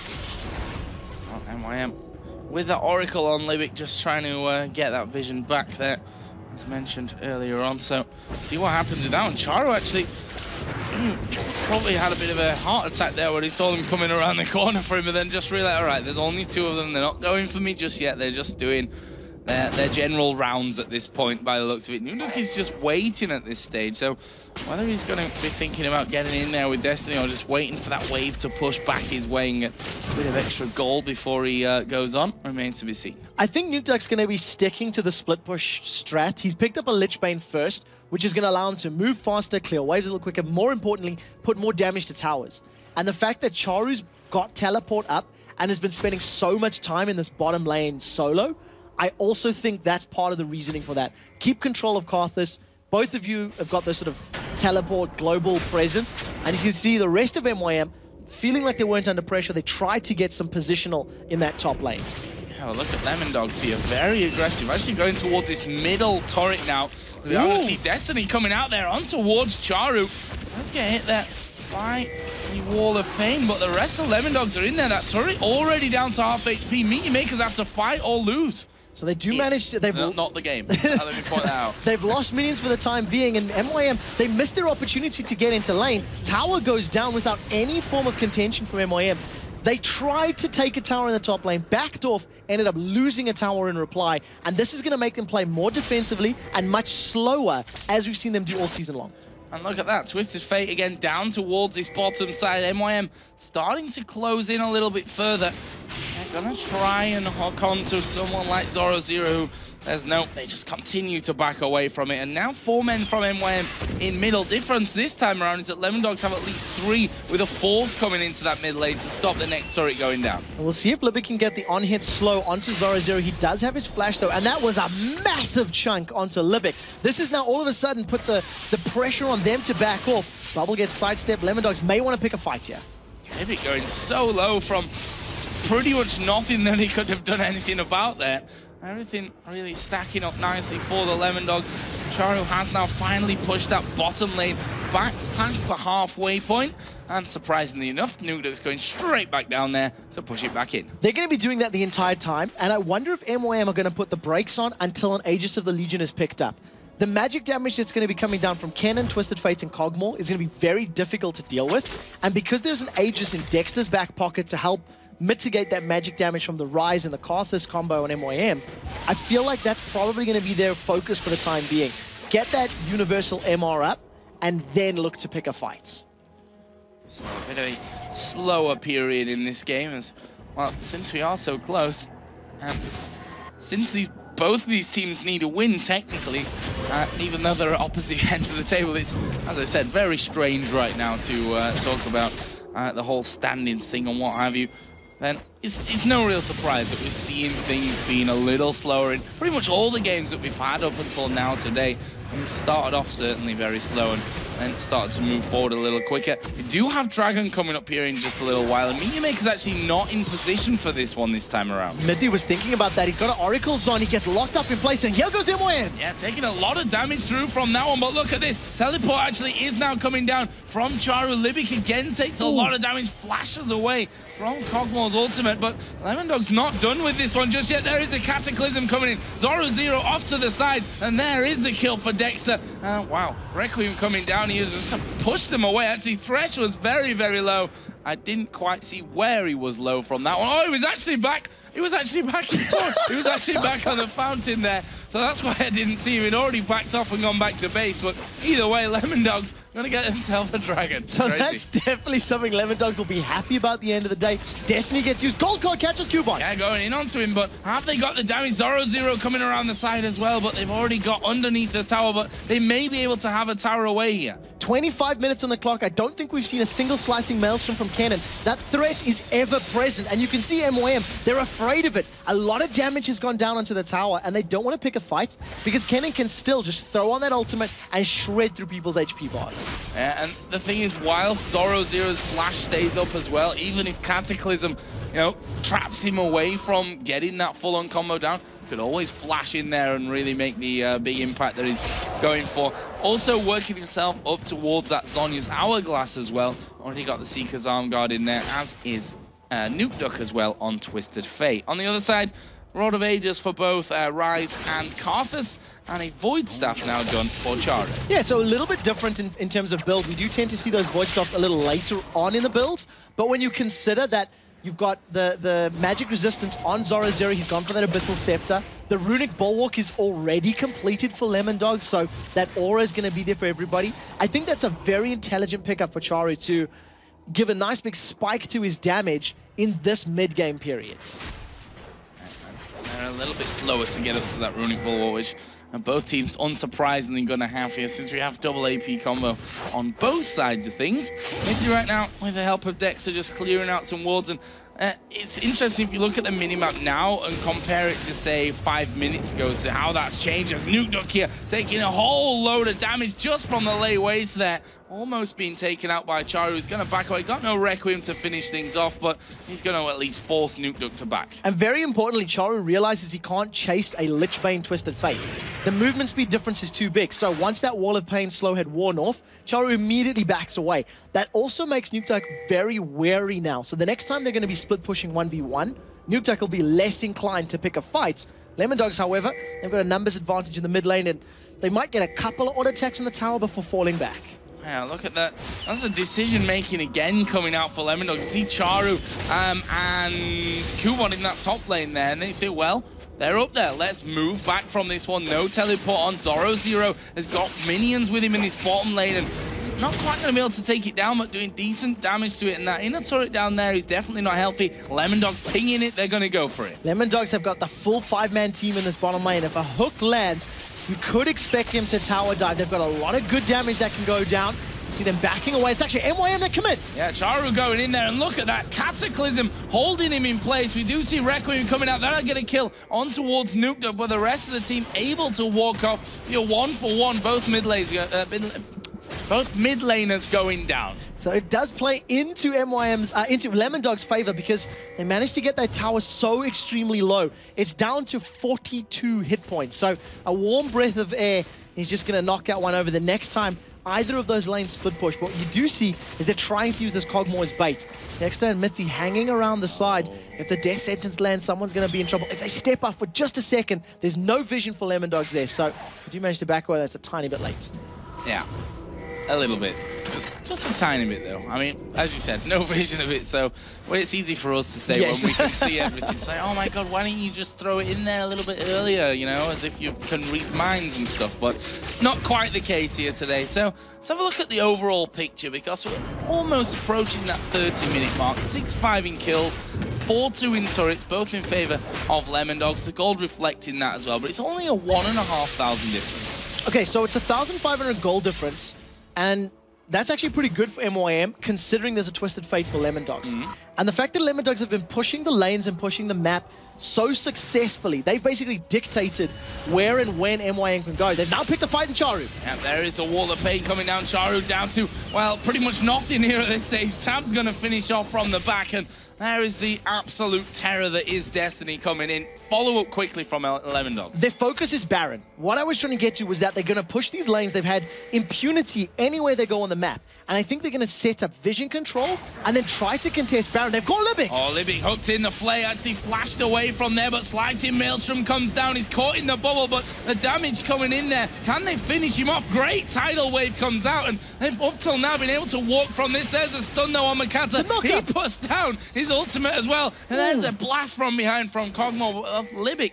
And Makata somehow walk away, but they're walking away from the Baron, and that could be the telltale sign. And they've managed to land the Cataclysm. Insta-flash from Kubon as he gets away, but the flash is now down. So that tells him for the next couple minutes, if Dexter wants to slam dunk again, the opportunity is there. Rinse and repeat. Lemondogs will set up wards, clear the vision, and do that again in the next couple of minutes. So, wards down. We've seen any... Oh, we have seen a couple of items coming out here. Phantom Dance with Infinity Edge is now done for Macklers. Caitlyn on the other side, Blade of the Ruin King, plus what is now a Phantom Dancer as well, and needs to see Large Rod added in for Zoro Zero's Karen, so he's so very close to what could be an all-important Zhonya's Hourglass. The biggest thing that separates these two AD carries is the lifesteal. Macklers only running 4% from his runes and masteries, and he's got no itemization as far as lifesteal is concerned. Whereas Kog'Maw has got 21%. So if any of these fights get drawn out or extended, it's going to be Tabs that's in the power position, because he'll sustain through some of that damage as long as Kubon and Charu are not directly on top of him, bursting him down. And they've caught Makate. They got the hook, but is that the target they want? Dexter actually going in there, and he's going to have to get out of this one. Uses the lantern for the quick escape. Not quite what they were expecting there, Lemon Dogs, I think, when they threw that Thresh hook down. Yeah, a little bit of miscommunication. You could see that once Mithy landed, he backed away, and Dexter thought, hey, that's great, I'll go in. Realized he didn't have Cataclysm and needed to back off. MYM are shredding the Dragon down quickly. Gets stolen by Living Artillery. Yeah, brilliantly done there. And are they going to be able to follow in? Mithy caught. He puts a box down to stop Makers pushing through from that one. Lemon Dogs, looks like they want to go straight towards this middle lane now. So they're going to be able to make this one work for them if they do. However, Dexter's not with them, so they'll back off. That was 180 damage from Living Artillery. That beat out Makate's Smite.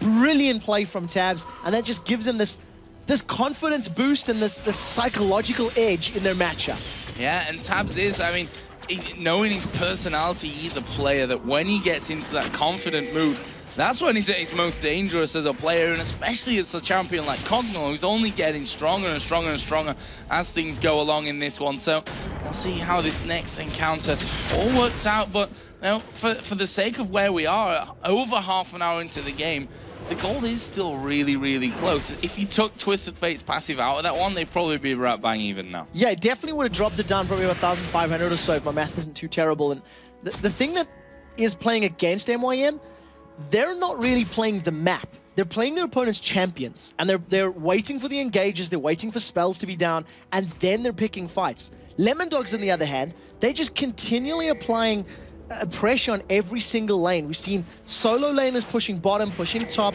They've been warding, they've used Baron as bait, and in general, Lemon Dogs just seem to be setting the tempo. If Mithy gets a good hook, this is an all-in from Lemon Dogs. Well, that's what they were looking for as he gets hit there with that lay waste. He decides to back off. Wall of Pain coming down. Newton says, no, thank you. I'm just going to get away from this. Actually flashing away there from Kubo, but they're still going to go in. Makata going very low. There's a Cataclysm coming down. Tidal Wave comes around the side. Lemon Dogs, are they going in or are they going out? They're not really decided by the looks of it. Half in, half out. They finish off another one, though, and that will be a 2-for-1. And Destiny's coming down now as well from Nuke. He pulls out the stun card. They're going to try and close in. There's the Caitlyn trap, which I'm not sure really, or the second one, wanted to stand on from that one, but they've got the kills and they might be able to put some pressure in that mid lane now. So an exit kill into Libic at least sets Lemon Dogs up for the team fight win, 1v2. They're tanking up the tower, but if Zoro Zero goes low, Requiem is still available, and you can see he realized that and said, well, I don't want to be tanking that for too long.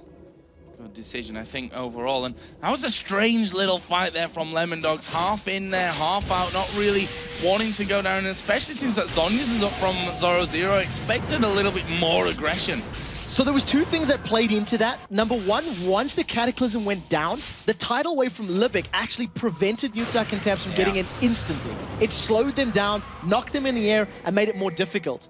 By time the tidal wave effect had worn off, Tabs and Nuke were in that sort of split, do we fight, do we not fight? And it was actually Mithy that said, yes, go, go, go. He got the hook onto Libic, and they at least got an additional kill. So well played by Libic to prevent that going even worse against MYM's favor.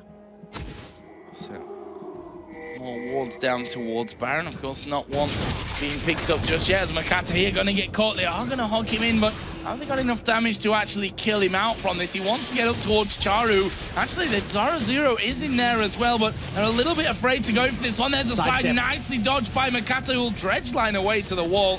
And Dexter actually came back through there thanks to the lantern. No fight. That's going to be one of the classiest escapes I think I've ever seen. Makata just casually saunters away, sidesteps the knock-up from Jarvan, and manages to get out. They finally get the tower down. The third of the game for MYM, and they still keep this game incredibly, incredibly close. One team fight win, convincingly, will result in a Baron for either team.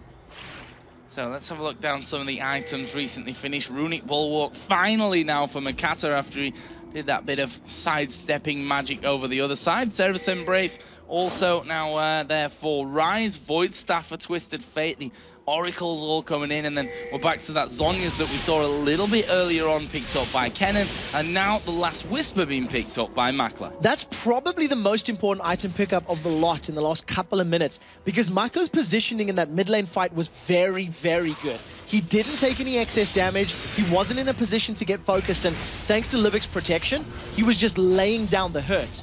with that last Whisper Infinity Edge Phantom Dancer, those critical hits are going to destroy the relatively low HP targets of Lemondogs. They've got defensive statistics, but not all that much HP built up, so it'll play into their favor the longer Makla can stay alive. So there's Mithy once again going about his way, clearing out the wards. And he's going to go towards red buff as well to make sure that that is completely empty. And that means that they've got, you know, deep ward coverage to spot Meteor Makers coming anywhere near a Baron if they do decide to start it off. But MYM coming straight from that lane side. He's going to walk straight in here towards Nukeduck, and there's a finisher. Zoro gets it with a shuriken at the end. Libic is just shredded. They managed to catch Makla. That's bad news. Hook coming down onto the AD carry. Charu is going low as well. He's going to die without doing anything in that one. Finished off by Zoro. He's going to use a Requiem, but honestly, not going to do too much, and Nukeduck evens on the complete damage from it as well. Lemondogs are going to turn and burn for Baron. This was such good positional play from Lemondogs. They had the vision advantage, so they made it work in their favor. A face check from Libic cost him his life, and then a very good hook onto Makla actually set that all up. He used the Night Sky. They've even called Makata. Oh, wow, that was great from Mithy. Hooking through, gets a Lantern back there as well. Makata is going to go down. Baron, of course, is still up there as he hastes in the hole. Sneaks onto Dexter, but didn't have enough damage here. And right now, Meteor Makers with 2 men around Baron are holding onto that position and stopping the Lemondogs from really doing it as they restart Baron. So we do see the MYM are trying to challenge. Mithy's going to see if he can land a hook. They've caught Makla out. He does get a kill before going down, though. Yeah, that's a 1-for-1. I wonder how Lemondogs are going to do with this one. Now, are they going to go back for Baron? No. They're all a little bit too low for Lycan as they go back for Kubon. He's going to face check straight in there. Exhausted down. He's going to get finished off here finally as a tidal wave comes in as well. That will slow them down going home, but they will be able to escape that one. And crazy stuff here around the Baron, kill for kill almost. Important thing for MYM was they didn't allow Lemondogs that Baron. Yes, that's the most important thing. They denied the Baron, but they did give away 2 or 3 more kills that they should not have done so. This is one thing that you cannot be doing in this matchup, is face checking at this level of the game, especially against a Thresh who has just hit so many crucial hooks. I would go so far as to say I don't think Mithy's missed more than 1 or 2 hooks this entire game. When he's needed to land it, he has. And it's basically playing into their favor. Cogmore's 6-0-7.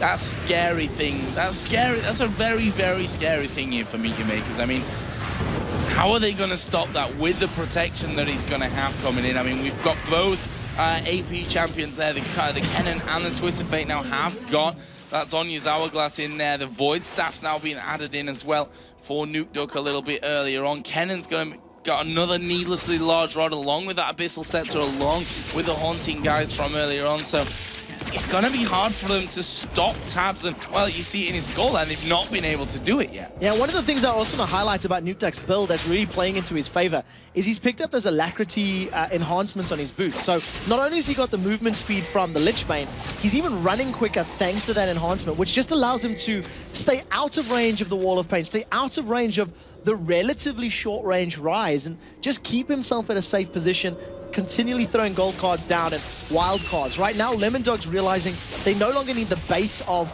Baron to win team fights. They're just going to man-mode it up down this mid lane. Well, or not. Half man mode.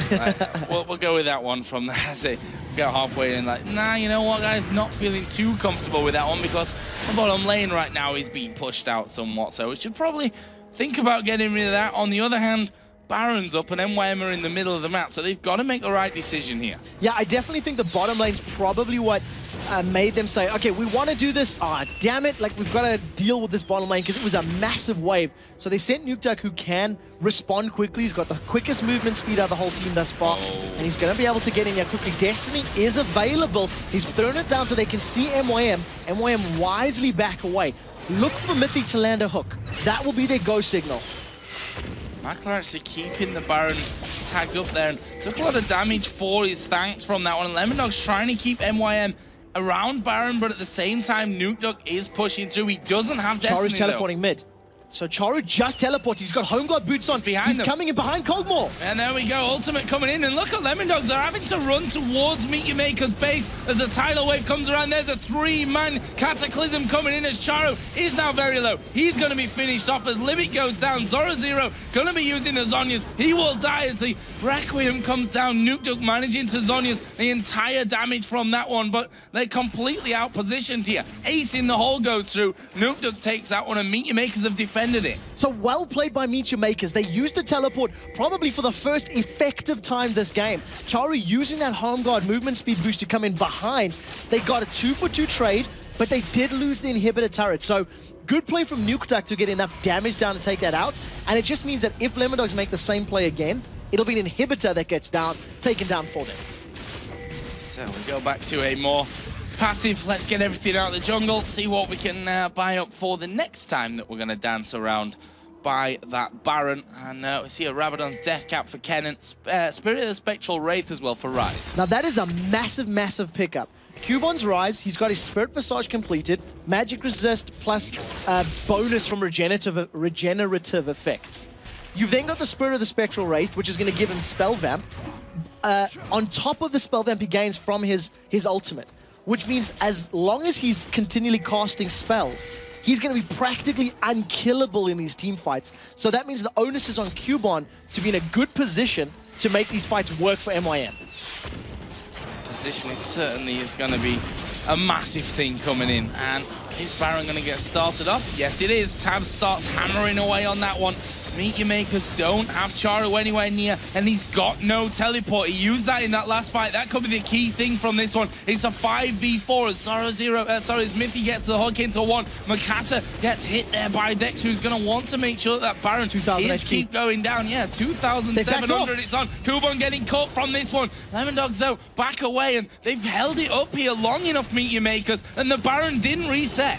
No, here comes Destiny, it's in. There's a massive fight. Here we go, Dexter right into the middle of them. Tabs is going to get hit by the death charge, but Makata has fallen very low. He's still alive, though, somehow. Dredgeline his way away from that one. Charu right on the top of them as well. Where is the Requiem? It's not off cooldown. There is Ace in the hole going through. Zoro tanks that one up for Tabs, and that will be, in the end, a big brawl, but only a 2-for-1. 2-for-1 fight, which MYM came out ahead. Again, this is going to give them a lot of confidence, and Libic is the man of the match as far as that fight is concerned. His tidal wave completely reset Lemon Dog's engagement, and because Zoro didn't have flash available, he wasn't able to get in range to use Slicing Maelstrom. The one thing that didn't work in their favor, Cubon got melted by Tabs' Cogmore. Cubon needs to avoid Cog and hit everyone else if he wants to stay alive in team fights.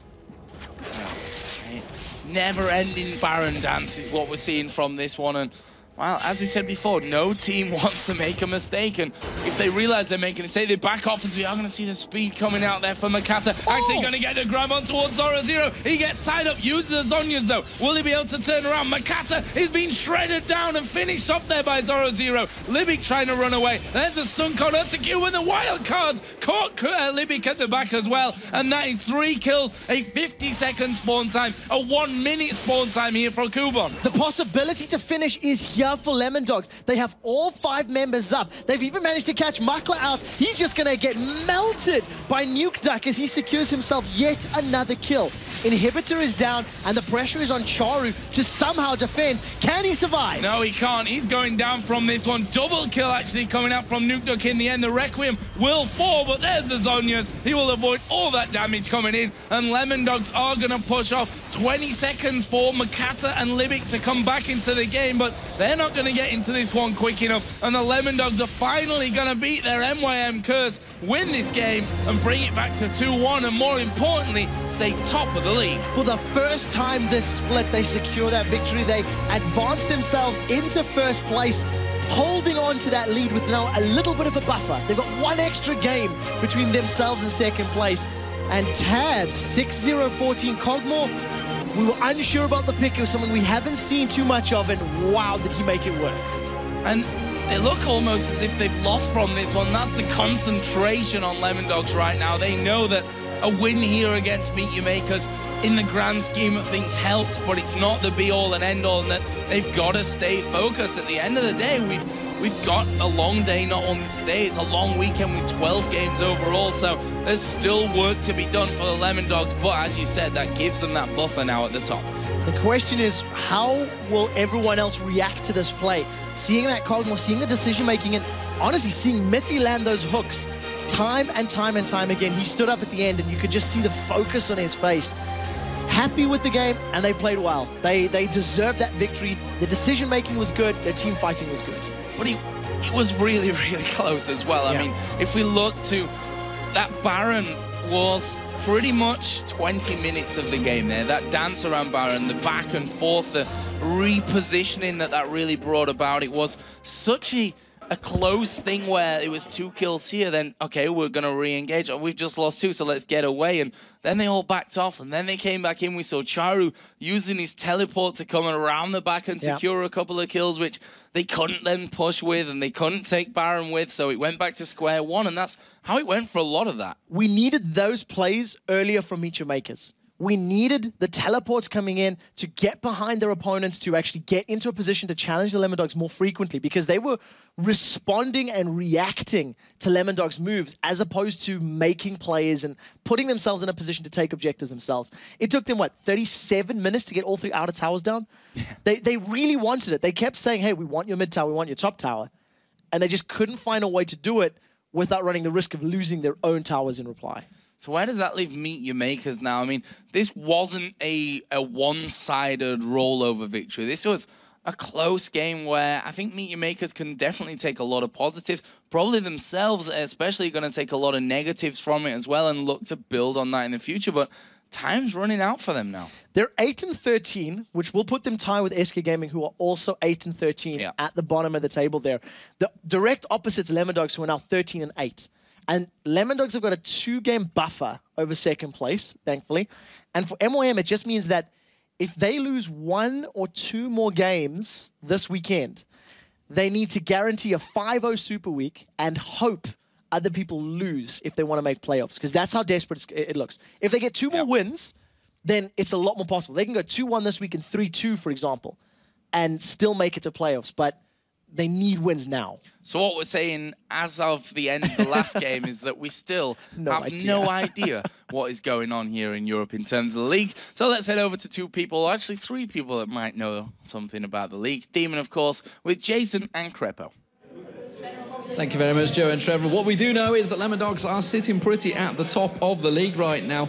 Let's first of all talk about how the picks and bans went, because they picked some interesting champions, and more importantly, the duo lanes that we wanted to compare out. The 2v1s that they chose to go with. Yeah, on one side you had a Fresh and a Kog'Maw, on the other side Caitlyn and Nami. Something really interesting was that Liebig didn't opt to pick the Fresh, and I know that's something that makes Miffy really happy, because Lemon Dogs as a team, they consider Fresh a 3rd rotation pick, which means they won't pick it first as blue, they won't pick it first as purple, but on the 3rd rotation or 4th, they will. And Miffy's been begging his team to get the Fresh to show him that he can land those hooks. And glad for him, at least MYM left it open. Well, what about in particular how the lanes went? Like, who had the advantage in those lane swaps? Yeah, both teams actually just went for a standard 2v1 lane. You can argue that Kog'Maw scales a little better than Caitlyn with farm, although 6am Caitlyn is still a beast. Both teams pushed the tower down, although MYM performed better there because they got the early kill. Beautiful dive, textbook dive. Support CC's the enemy top laner. Liebig did it with exhaust, waited with the bubble, takes tower aggro, takes enough shots right before he dies, moves out, make sure the double buff from the jungle and the AD carry can do optimal damage, get the kill, get the tower, transition into Drake immediately. Really textbook 2v1 play by MYM, really good start, but then like the game just slowed down a bit. Yeah, and that's really down to the fast tower push. It tends to, it's like a cause and effect. You get the fast tower push, it slows the game instantly for a good 20-minute period. Yeah, MYM definitely settled for sieging a lot, but Lemon Dogs' comp was totally matching that. Like, they had enough four-man holds, and then they sent one guy to the side, dragged one guy away from MYM. They grouped up again, tried to siege. Both teams were fishing for kills. They all depended on who had the deadliest catch, but sometimes it was Lemon Dogs, sometimes it was MYM, but nothing really happened until a Drake spawn. Then MYM got it. Then another Drake spawn. MYM got it again. And then at one point, Tap stole one with his living artillery, but it was really, really a stalemate in mid-game. And how do compositions work for both these teams? Because obviously we had different lineups. Who had the strong composition, you know, early game, mid game, team fight? How did it go? I think both teams had a lot of catch. One side you have Fresh Hook, then you have Nautilus. I mean, both teams could win a team fight. It all depends who catches who. And at the start, it was whoever catches wins out. But in late game, whoever caught somebody actually got turned around. You saw it catch one, but no, there's Carter's comes a wall in your face, defiles. I think what Lemon Dogs did really well is when you play against the Carters, you try to CC him, kill him, and then jump out, disengage, because you let the Requiem hit, and then see if you're healthy enough to fight or not. And they did that really well. Especially late game, they played it really well. They disengaged, caught another one again, and then the final push, they just caught 3 people in rapid succession, and they pushed it home. And it seemed to me that when Charu was getting caught, the rest of the team need to turn on to and help him out, basically, effectively get in there, or you just leave him. How do you guys stand with that? Yeah, either you decide Cartus is a lost cause, let him die, and hopefully go 1-for-1 with the Requiem. I think a few occasions MYM could have actually turned around. When Cartus gets caught, if he can get a wall up right before he dies, does a few lay wastes, and then channels the Requiem when he's dead, and your team is constantly hitting on the guys running away that are trying to disengage, you can still win the team fights. It's split judgment calls. I think both teams did some things well, other stuff not as well, but I like the control Lemon Dogs had in his entire game. For the majority of mid to late game, they control the pace of the game. And while we're watching that, we're you said, is this like watching an EG game? I wondered. I mean, the Baron fight, it's something we've seen so often. It's it's an objective that, you can't afford to let go, but it's also an objective that sometimes you just lose a game fighting over it. Yeah, it's whenever you watch it from outside, you're like, oh, that guy's face checking. Why would he do that? Yeah. Then again, why wouldn't he do that? He risked his life, possibly going 1-for-1. Otherwise, letting a team with no HP do a Baron, it's all split judgment calls right there. And there, a team in form, a confident team will handle that way better than a panicking team. Although I think both teams handled it pretty well. They went in, okay, they face checked the brush, but for example, Kubon at one point face checked the brush. He died for it, but he knew they weren't doing Baron. He stalled it long enough so they knew they wouldn't finish Baron even if he died, and he still went 1-for-1, for example. I think both teams played the Baron dance well, but it was one in catching outside of Baron. And one thing I always like to look at is just the late game of both teams. In particular, Meechmakers, you had Ryze, you had Karthus, you had Caitlyn, and of course on the other side you had Kog'Maw. How do the late games or the team compositions go in terms of if this game lasted 10 minutes longer, 15 minutes? Because it's really kind of tricky in my head. If you find yourself in between a Ryze, Karthus, and a Caitlyn, you're dead. But what they had was a Kennen. Well, if he is inside of them, he wants to be there. Jarvan as well is going to combo in, Cataclysm flash out, or flash in, Cataclysm combo out. He's basically going to lock them up and jump out. TF as well stays at max range, unless he wants to Messiah in with the ultimate and then instant Zhonya's. Same with Kog'Maw. He's not going to get anywhere near. If you get near MYM's lineup, you're going to drop, but Lemon Dogs played the range combo really well, and they just used max range abilities, killed the Carters, disengaged, waited for the next one, and then when everything was almost done, there was Miffy with another hook, and then he pulled in somebody with the lantern, so they played it really well. And what do you make of Lemon Dogs now? Top of the league, 2 games clear effectively now. If you would have asked me at the start of the season, I would have probably questioned it, Lemon Dogs first place, but they play really solid, especially Zoro Zero is a really solid top laner, plays a lot of the same champions, but in scrims, is not afraid of picking them early. He's a really confident player. Doesn't care if he picks his Ryze, his Lissandra, his Kennen, he picks them early. He doesn't care. He's face me, 1v2, 2v1, I'll take you on, and I'll go into the mid game with it. So yeah, they're playing really confident. And what's making them so strong? Because obviously you have 8 weeks to look at them now. Is it just because they're adapting strategies throughout the weeks, or they just haven't really been figured out just yet by other teams? They play their lanes really well. I think they want to win their lanes and then snowball that into the mid or late game. They're also really confident, and they have a good team atmosphere. When you see them, they're all really down to earth. You can make jokes with them. I like all of them. Miffy as well, really mellow player. Likes the same champions. Always whines that he doesn't get fresh. Finally gets his fresh. It's really good for him. Plays a really mean fiddlestick support as well. A little more of a niche pick. Tabs evolved really well in his AD carry. Being a former AP carry, he's handling the AD role really well. I think they're just really solid. I'm not surprised these 2 supports get on very well. He's got a lot to say as well. This is you yourself and Rated and Miffy. I'll tell you what, you guys could talk for hours, I reckon. But thank you very much, Greppo, for joining us. Enjoy your time with Joe and Trevor in a bit. We're going to, of course, go over to Shox, though, who is standing by with Tabs. Thanks very much, guys. Tabs, congratulations on that victory. Tell me, how did you go into that one being 0-2 down against MYM from the previous games? Well, we actually really wanted to beat them because it would be the first win against MIM. And this time we actually prepared quite a lot against them. We figured out how to beat them, and we went into it really confident. So, when you say we figured out how to beat them, what was that strategy then? Well, we basically, it was like, don't feed early, just don't die to the TP ganks, and if we survive through the early game, we have a really high chance of winning with our comp. So about those picks and bans, is there anything in their picks that surprised you particularly? Well, we expected Charu to go for TF a little bit earlier, but he decided to pick Karthus in the end, so we could pick up that TF. That was very important for us, actually.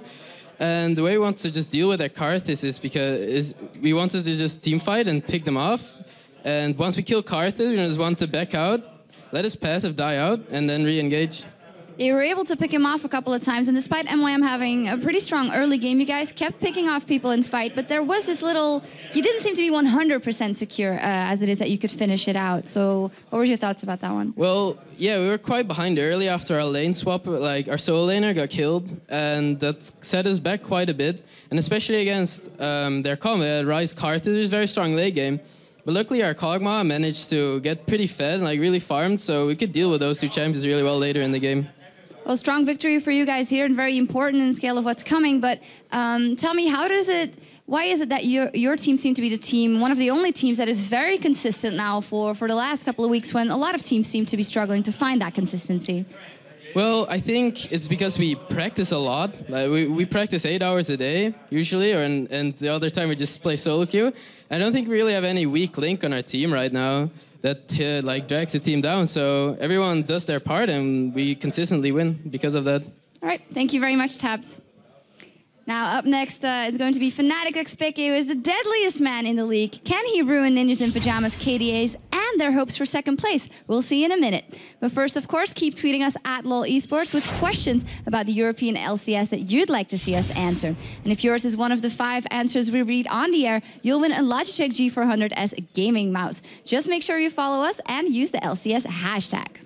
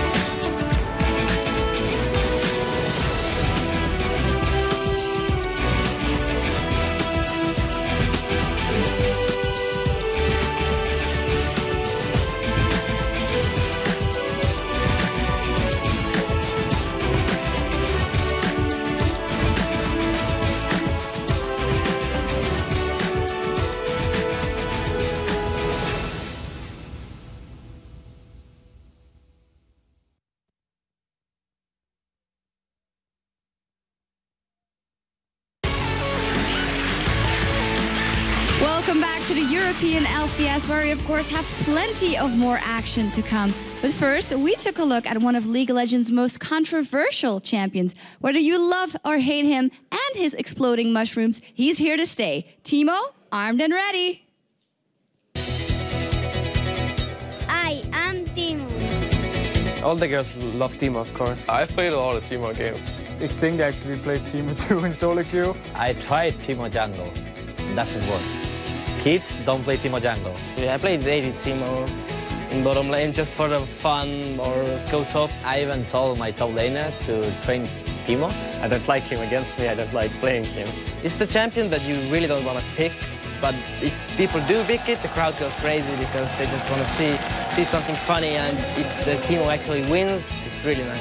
Teemo is the kind of champion you either love or hate. If you play him, I think you love him. If you play against him, I think you hate him. And when you master the champion and you start like putting mushrooms everywhere, it's really annoying. The thing about Teemo players now in like high elo, when you see them, is either they are trolling or they're like super good at Teemo. Everyone hates him, everyone hates playing against him, but still, it's a good champion. You hate him or you love him, but I love him. And now it's over to D-Man and Jason, who will be calling the next match. Thank you very much, Chox. I love him too. I hate him. Well, it's all about you gotta have the bunny. He's bunny Teemo. I feel so best. dirty after playing him. I have to take like 5 showers, and yet I still don't get clean. It feels so good when you just. Oh, there's so many good moments with Teemos. We're almost ready, though, for our 4th game of the day. It's going to be Fnatic versus NIP.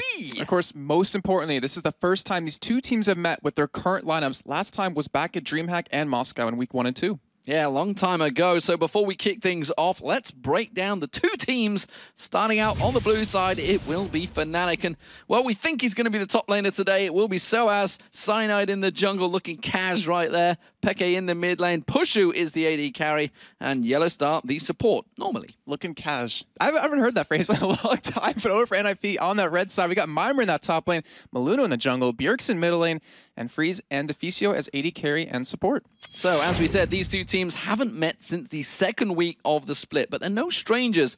Let's see what they think of each other. Fnatic is probably the best team in Europe right now, but we have a good record against Fnatic. We scrim them a lot, we know how they play, we know which champions they like, so I think we have a good shot. NIP is actually a pretty good team. They make a roster change. You can see that they really win a lot. But we know a lot about new guy. We know everything about them. We'll just try to make ourselves better, and I think that's how we'll win the games. Well, if you can beat Fnatic, again, you can beat every team in Europe. So obviously we want to go for the win, also to show the other teams around us that we are to be feared for the playoffs.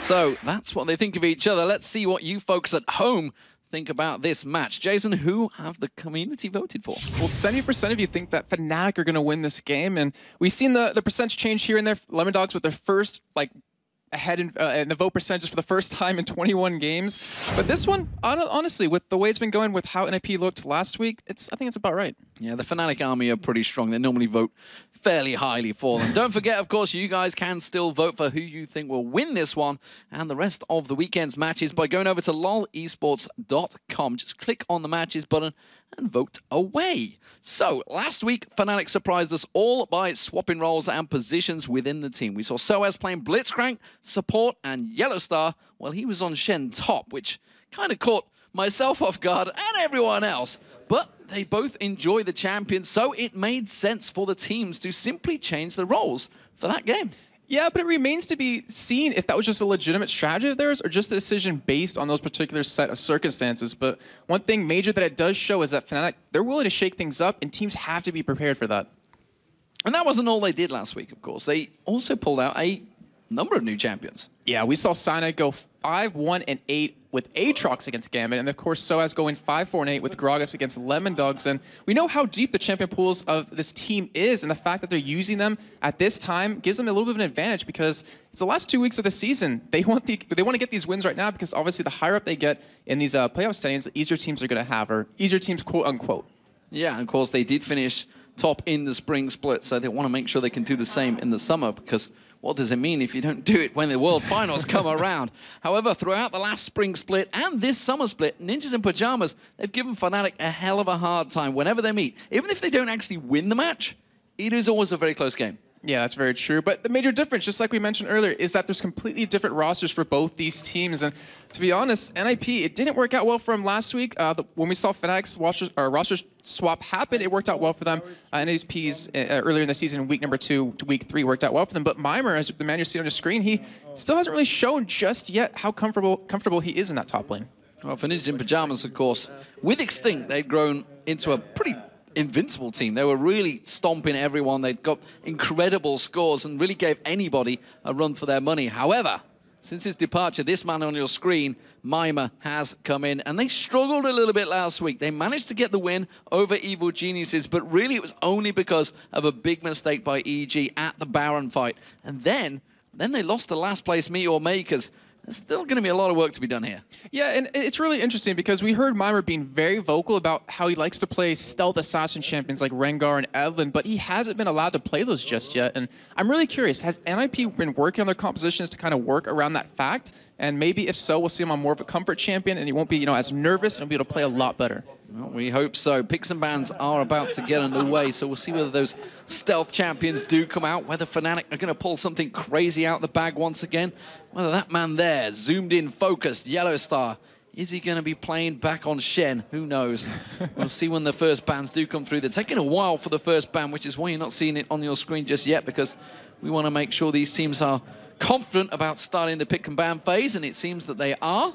So Ryze and Elise are the first 2 bans. I'm kind of really interested to see that Ryze ban. Just because Mimer, he didn't perform well against EG, didn't perform that well against Meteor Makers. I mean, I don't want to say he's a terrible player or anything, but obviously it wasn't a champion he liked to play, as you mentioned before. But to take that away when you know what to expect from that in the top lane, it's a little bit interesting. Well, we saw it with Meteor Makers when Kubon was playing it. It's like Ryze will become a phenomenal force towards the end of the game. Is the game going to get that long? You hope not, probably, if there's a Ryze on the opposition team. But there's always a danger. Twisted Fate being taken away from Ninjas in Pajamas, actually. Didn't want Bjergsen possibly to have that one. Kassadin removed from Peke. No backdoor in today. Thank you very much, Peke. It does leave a number of champions open, though, for Soaz, Peke, Bjergsen. They've all got signature champions they like to run, and they're all out there. A lot of AD carries as well. Nobody really banning the AD carries anymore. Draven, of course, used to be one of the target bans for Freeze, but Freeze himself saying this week, not going to be playing Draven anymore. Yeah, he wasn't too fond of it there in that game. But then again, he was in a 2v2 and he kind of wanted to be in a 2v1 lane. But the Twisted Fate ban, he's been banner picked in 97.5% of all the games in European LCS so far in the summer split, but only has a 50% win ratio, which is kind of really interesting. But with the Fiddlesticks ban, they want to take that away from Deficio, who actually has been practicing that quite a bit over this past week. So you got to be careful what you spam on Twitter, guys, because people take note. Yeah, and it's actually really not smart. But maybe it was a mind game. Maybe he's like, I'm gonna make them think I play Fiddlesticks, so they take it away because they're in third place or third, fourth place currently. Like they're 1 or 2 wins away from getting towards that top of the table, and I'll take anything they can get. And then of course the Shen ban coming in. They don't want to let Yellowstar play him in the top lane. Well, Soaz has selected Thresh, we believe, for Yellowstar. We'll see whether that remains the same or not, whether they do switch anything around. I don't think they will this time around. Looks like Maluno may well get his Jarvan locked in instantly, so yes, he is, and that is going to be Varus for Freeze. I'm actually a little bit surprised at not seeing Aatrox. We saw Luna play him twice last week. We saw Sinai play him once as well. Obviously, it's a kind of a niche champion, but Jarvan, it's been like, for me, it's been the trademark jungler for NIP, even back in the spring split with Sven Skaren. But he didn't have amazing stats on Aatrox. That's possibly why he's slid back into Jarvan. Yeah. Slid, I like that. Yeah, QE'd back into Jarvan. But yeah, so I mean, Jarvan, he always offers a lot. And you pair that in with a Varus, you have the lockdown of the Chain of Corruption, you have the lockdown of his Cataclysm. You can really keep a team, just away from you or pretty much lock them down long enough to win a fight. But I don't know. I mean, Freeze, we haven't seen him on Varus too much. I want to see how well he's going to do on this. Well, Lee Sin being locked in along with Kennen. So, Cyanide on Lee Sin. We haven't seen that for a while. I hate Lee Sin. Oh, I hate Lee Sin. Yeah, actually, have we seen him? I'm trying to think if we've seen him on Lee Sin. I know we've seen Dexter on Lee Sin recently over on Lemon Dog's camp, but I'm not really sold if that will be in the jungle, though. I don't know. It's not really, to me, the type of champion he would play, but with a Kennen being locked in, yeah, most likely will be there. Well, Bjergsen on your screen right now, waiting to see what he's going to select. Freeze, of course. It's going to be the probably leaving the mid lane until the last. Freeze typing something in. What is it? It's Nami by the looks of it to me. No, that's there's Nami. There we go. You saw it right. Yeah. I thought the old eyes were playing up. No, I think my you eyes... guys may have spotted that on Oh, Reddit. jeez. Did I leave the stove? Did I leave the oven on? Oh, that was a great picture. That was a great find. Wasn't what I was thinking at the time. But so we have Zach being locked in, and obviously Zach is one of those champions you can run in the jungle, which Maluno has done before, or in that top lane on a Mimer, which isn't necessarily the champion he liked to play, or at least what he's been vocal about. And of course, Efisu has fantastic stats on Nami. Going to be a really strong pick for him as that support role. And as we're seeing on the other side, you know, Fnatic, Vayne's open. And we never see Vayne open anymore just because of how strong she is, how people really enjoy playing her, really start to play her again. But looks like they will lock that in. Well, we've already seen Pete playing an incredible Vayne earlier on today. And actually, we were saying to Crepo at the time, it's like, don't remember actually seeing him play in Vayne for a very long time. I think he played it once in the spring split. And it's a champion that is pretty much 100% picked banned in North America at the moment. Yeah, it's just... The ultimate, or not the ultimate, the late game power of Vayne is just ridiculous. If you put her in an easy 2v1 lane, you're going to have that guaranteed farm. You're going to have that guaranteed strength. And as long as your team can protect you, you're going to be doing a lot of damage, which is what Doublelift got really famous for with those Vayne mechanics. Yeah, absolutely. And well, technically, Reckless coming into Fnatic soon, he was made very famous for it. And back and forth action they had at IPL 5. But what are we seeing here between these two teams? Because this is an interesting Fnatic, a very aggressive Fnatic team. It looks like Fnatic, they want to just catch someone. Whether it be kicking someone out of the enemy team back into your own team, catch them with a hook, catch them with a charm, and then just blow them up right away. I think that's exactly what they want to go for. The Kennen kind of doesn't 100% fit, but due to what NIP is going to do and how they engage upon you with the Zag, with the Zed, with the Jarvan, it's going to help counter them a little bit, at least cancel out their CC. And then, of course, on the NIP side, I mean, they just want to go for some team fights. They want to hope Bjergsen can get that 1v1 off or the split pushing happening, which he was so famous for back in the spring split on his Zed, on Kha'Zix, any kind of assassin champions, and allow him to just pretty much force the other team to react to him to say, hey, you have to come fight me, and if you do, you have to send more than one guy at me. Well, we are about to get underway. Will Fnatic continue the chase on Lemondogs to try and get hold of that top slot? Alternate, of course, already stretched themselves into second place, so Fnatic trying to give chase, and they don't want to let a 2-game slip get away from there. Going to be playing 3 games this weekend and 5 games in the Super Week. That's where things could really stretch out. But everybody wants to come away with a perfect weekend here in Week 8. I'm so scared right now. Yellowstar, I've never seen him that serious before. He was so concentrated, so focused, like he knows what's on the line right now. And when he's playing Thresh, the ability to make plays is just ridiculous. If you land that one hook, you can set your entire team up for, honestly, a very early first blood if they do want to go for any sort of invade right now. Well, they are starting to buy. What are we picking up? I can see Yellowstar. He's getting all his items. And we're going to be going into the game. You can see, ladies and gentlemen, we are going live. This is Game 4 of Week 8 here. Just another week remaining after this one. 12 games, though, this weekend. And this is just the 4th of them. Another 6 to come tomorrow. Another 2 after this one, actually. So it's going to be a long night, ladies and gentlemen, here in Cologne. Fnatic, the blue team. Ninjas in Pajamas as the red team. And as it stands, I don't think we're going to see a great deal of starts. Of course, it could be a late invade coming. I'm just looking across the positionings. It's simply 3 wards being placed out. No harassment, really, for those wards either. We have seen in a couple of games already today. And Bjergsen doing a boogie. He's doing something there. I don't know what that is. But we do have a lot of wards actually being put down for Fnatic's side. They have both sides of middle covered right now, which is kind of interesting. But if you look at how the lanes are kind of set up right now, it looks like we might see that 2v1 in the bottom lane over on NIP's side. And right now, Mimer, he's set up towards that top side to... honestly, I don't even know what he will be going up against just yet because Fnatic has yet to make their move. Well, we can see Soaz down in this tri-bush. Yellowstar's joining him, and they are going for a bit of a late invade. I'm not sure whether that's just simply a ward placement. Yes, it is. Just simply a ward placement. We do see Cyanide sat waiting around. Nobody really going for anything, so it's going to be a red buff start off for Cyanide. I'm really interested to see how Cyanide's going to do on Lee Sin. It's a champion I don't recall actually seeing him play at all in the LCS. I'm trying to think back to the spring split whether he used to play. I don't think Lee Sin was even played in the spring split, if maybe just once. That's actually a very good point. Yeah. So I mean, he's just kind of showing that his expanded champion pool, or not even expanding. Like we know he can play Lee Sin, but to do it on a competitive level in LCS when so much is on the line really shows his confidence in it. And yeah, I completely agree. That Doran's Blade start, he wants some early game aggression. He wants to make some plays happen. And with all the wards expended in the beginning by NIP, that gives him a good opportunity to make it happen. Well, as we see, nothing really coming from level 1 fights, so sure enough, it is going to be a 2v2 in the bottom lane. Yellow Star and Pushu. Pushu on Vayne. We'll see how he stands up to Freeze's Varus, his new champion of choice, effectively, after Draven changes in 3.9. Yellow Star getting caught in the Aqua Prison straight away. Takes a bit of free harassment. Cyanide over on the blue buff, and Maluna on the blue buff is his own. So no invades at all from either jungler going about their route. So are we expecting Soaz and Cyanide, Maluna, sorry, to just try and farm as quick as possible? No, we're expecting Maluna to gank bottom. I mean, we already see on the minimap, but because he started red buff shows that he's going to gank bottom. He wants to shut down Vayne early on, shut down Pushu, give his bottom lane a very easy time, because obviously Vayne, not that strong early on, does have a sort of escape with that tumble, but just his jungle path was just kind of showing you that he wants to go for it. He hasn't been spotted just yet. He's sneaking into this bush. If he can land that combo and land a bubble right after that, that would be first blood. Once that minion goes down, you expect him to take down a little bit of a step closer. It's going to be all about that Aqua Prison. If it lands, expect him to make his move. That Dragon Strike standard combo slides in there, or the QW as it's easier known as.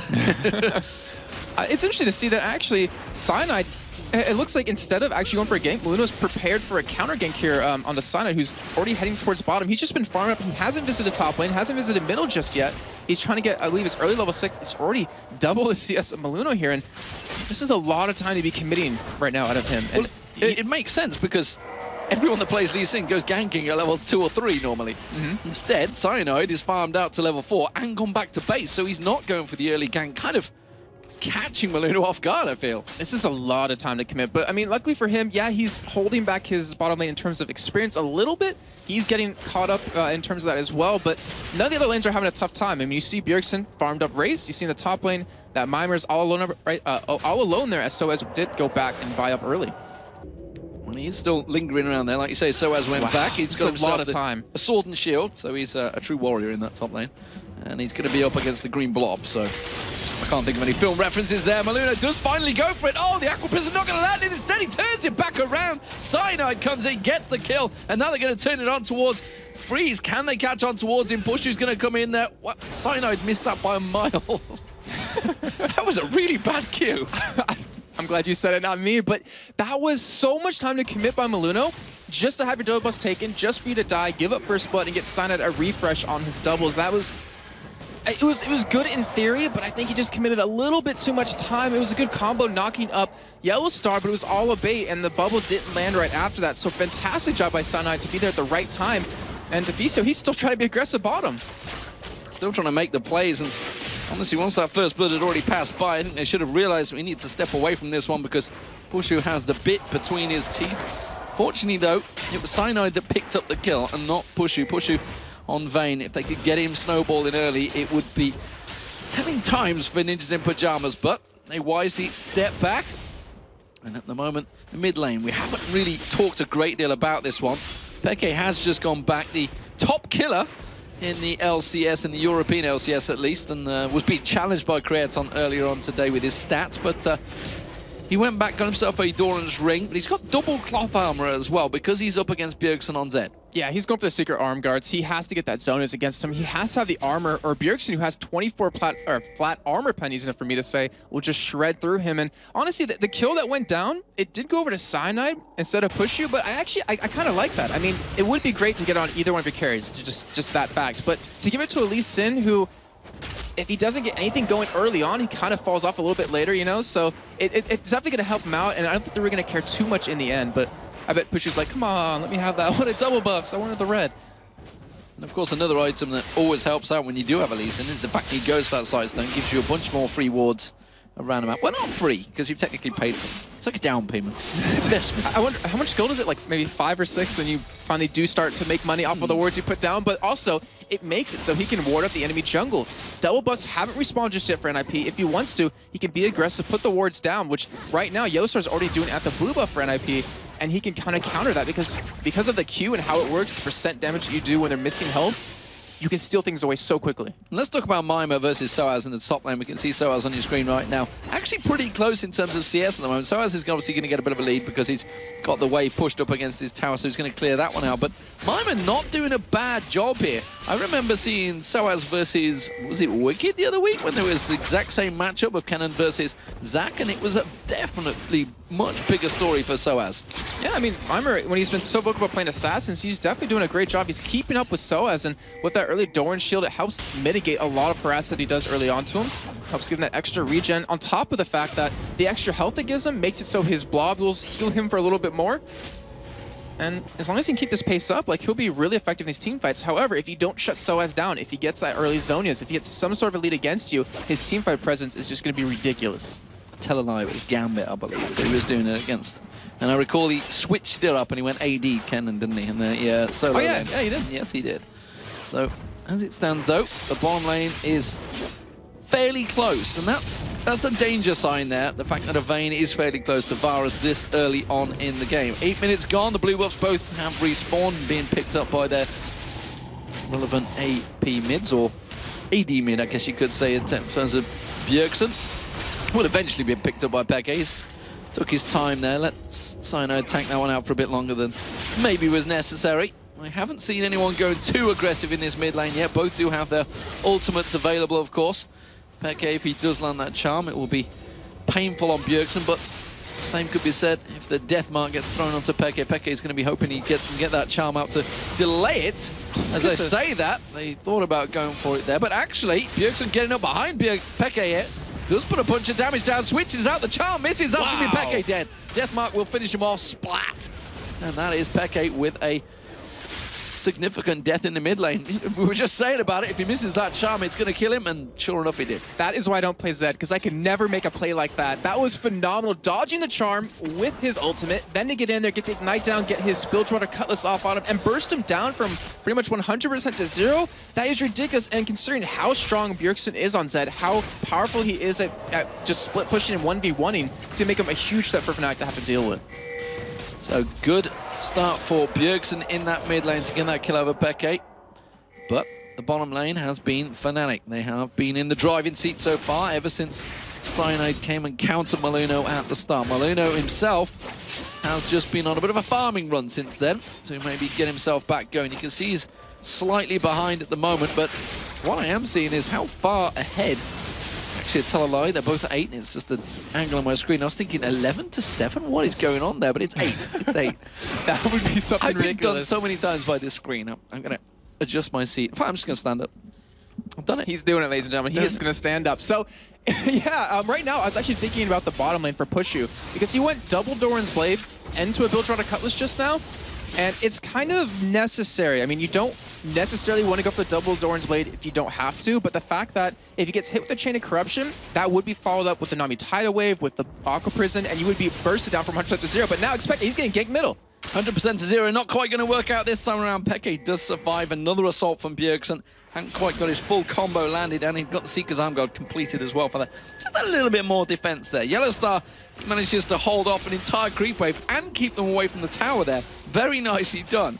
So holds away from 2 players, pulls the entire wave up towards the top so the tower doesn't hit it. Pushu comes in, gets himself some nice free farm. And that's something we don't talk about with Yellowstar too much, is the fact that he was an AD carry player. He knows like what an AD carry would love to have at this situation or at another situation, and the fact that he was able to do that, hold the minion wave off, just so Pushu wouldn't miss out on farm, miss out on experience, like that was just so well coordinated. And right now, Sunday, he's heading down towards bottom. Yellowstar already made NIP be very defensive there, just with the Lantern coming down, since they didn't know where it was, but now Pekka is getting ganked middle by Maluno, but he did force the flash, so now Bjergsen, when he returns, since he had that blue buff, his ultimate's gonna be on a quicker cooldown, he might be able to take him down. Well, it's another Cataclysm there coming out, so we'll keep our eye on that one. Brutalizer now being picked up by Bjergsen in that mid lane, so he is going to be doing some dangerous levels of damage. He's not going to head down to the bottom. We are seeing Maluno coming down, puts himself a pink ward. He's going to spot out Fnatic's ward, and we do see Yellowstar and Pushu coming up to try and defend that one out. And the pink ward battle begins. and Fnatic take first blood. And it won't end anytime soon. And looking over at Sana, he's playing Lee Sin, if we think about it, really differently. If you think to Araneo when he played Lee Sin back in the first couple weeks and how it surprised everyone, he was very aggressive, trying to make plays happen right away. But Sana, he's just been farming up, because look at that difference that he currently has right now. And with Dragon being started up with no one in the vicinity for NIP, that will be the first strike of the game. Will be a pretty easy one at that as well. No real contestant coming from NIP, instead sticking in their lane. Soaz and Mima, actually Mima taking pretty low in that top, and Soaz does have his ultimate available, so Mima needs to be careful here. Of course, he's got his Let's Bounce as well, but Slicey Maelstrom's going to be doing some damage now, and they've both got their Haunting guys on, so they're both going to be looking at trying to out-damage one another. We'll see who wins out that battle. Peke, without his blue buff on, because he did lose it pretty much shortly after getting it to Bjergsen. Has to be so careful. Just lingering off the side, though. Cyanide waiting to come in and help out in the top lane, though. So as forced to flash, gets away with it. What's something important is that Bjergsen actually hit level 11 before Xpeke. And because of that, with his Ignite coming up, with his Bilgewater Cutlass, he can 100% to zero him. And with that pink ward coming down, he's trying to spot Signage from coming in, trying to maybe allow Maluna to come in there and help out. But I wouldn't be surprised in the next 30 seconds to a minute, we're going to see Xpeke die. Another one. And here it comes, maybe just right now. Is it going to be the time? Doesn't use his death mark. Kind of chunks him to half hit points. He's done this last time. It's coming, it's coming. It's definitely coming, and Peke is well aware of this one. This time Cyanide not close enough to get in and help and safeguard and get that shield on towards him. And you can see Peke, that's why he's desperately clearing them waves and thinking, yep, staying well away from you, Bjergsen, right now. Yeah, he has to, and that's just the power of Bjergsen getting that early kill on your lane. But right now, Sunny's coming in from the other side. Oh, no, just giving a blue buff over. I thought they were going to come in and go for that really quick gank onto him, but Bjergsen just gonna shove the lane, go pick up his own blue buff, and honestly, I can't say it enough, but he is just so dangerous in lane. If he decides to roam, which is what Bjergsen kind of used to do a lot in the spring split, doesn't do too much in the summer split anymore, and he can really punish a lot of lanes. And it's interesting, that's what we talked about, the freedom that Extinct had brought into the team for Ninja Pajamas. Bjergsen suddenly was a free man, effectively being able to do what he wanted in the team, wasn't all the pressure on him. We'll see whether that turns back around, though, with Mima coming back in. Good Aqua Prism from Deficio, stopping Pushu, getting that I can never remember the Silver Bolts. Never remember the exact name of the proc on it, but that's Silver Bolts stacked up. Does a lot of damage. It definitely does, Demon. And one thing we haven't seen just yet coming out of NIP is their ultimates, which they have available. Neither has Fnatic in that bottom lane when they're already at level 9 at this point. And I'm a little surprised, but we do have Cyanide coming down. Actually, we do have both junglers coming down for both teams. This could be another kill coming in very soon, and if Yellowstar can land that hook, it's going to be very dangerous. They have the pink ward down, they're going to go in! Yellowstar caught out of position. That's going to be the Cataclysm on him, but immediately, quickly, pelts him back, and Maluno get the Ignite on him. It's not quite going to be enough. Chain of Corruption stops Cyanide where he stands, follows it with a piercing arrow, and they both, or all three of them, step away from that one. And a lot of ultimates being used, but not too many summoners. Yeah, we did see Yellowstar actually flash Ignite, but that's just about it, as Luna was the one to flash away too. But Xerxes coming down the top, and we see a fight breaking out. It's going to get a Slicey Maelstrom. It may be enough to finish in. Certainly set off the passive. No, they're both going to walk away from this one. Both Ignites were used very low, though. Bjergsen heading in towards the bottom. Cyanide is there, just on the tower, lingering, and they are going to come around. They're going to try and catch out Yellowstar, caught in the Aqua Prism. He's going to go down, no doubt about that one. Bjergsen comes in, puts the death mark. Oh, no! Still hasn't gone out. Good kick from Cyanide. Tries to launch it back in. Bjergsen taking very low. Cyanide with the Ignite. That's going to drop him low. Freeze turns it around. Great piercing arrow on towards Pushu. Flashes for it. Barrier comes in. Barrier bait, maybe. No! Lands the hail of arrows. Manages to get the kill. And Freeze walks away like a boss. Just wow. It's such a great play. And seeing Bjergsen commit his ultimate to Yellowstar, who's already going to die, but then for them to turn it around, pick up another kill, just wow, just great job by Freeze right there, showing his expertise of that Varus, expertise of the range as well. And now Maluna, who has been trying to roam around, make some ganks happen, get a little bit of experience in middle here. And I swear, whenever we see Bjergsen leave middle lane, someone should like cue the Jaws theme, because you know it's coming. He's gonna go in for a kill. You just gotta, it's just a matter of time. Someone's gonna make a video of that one now.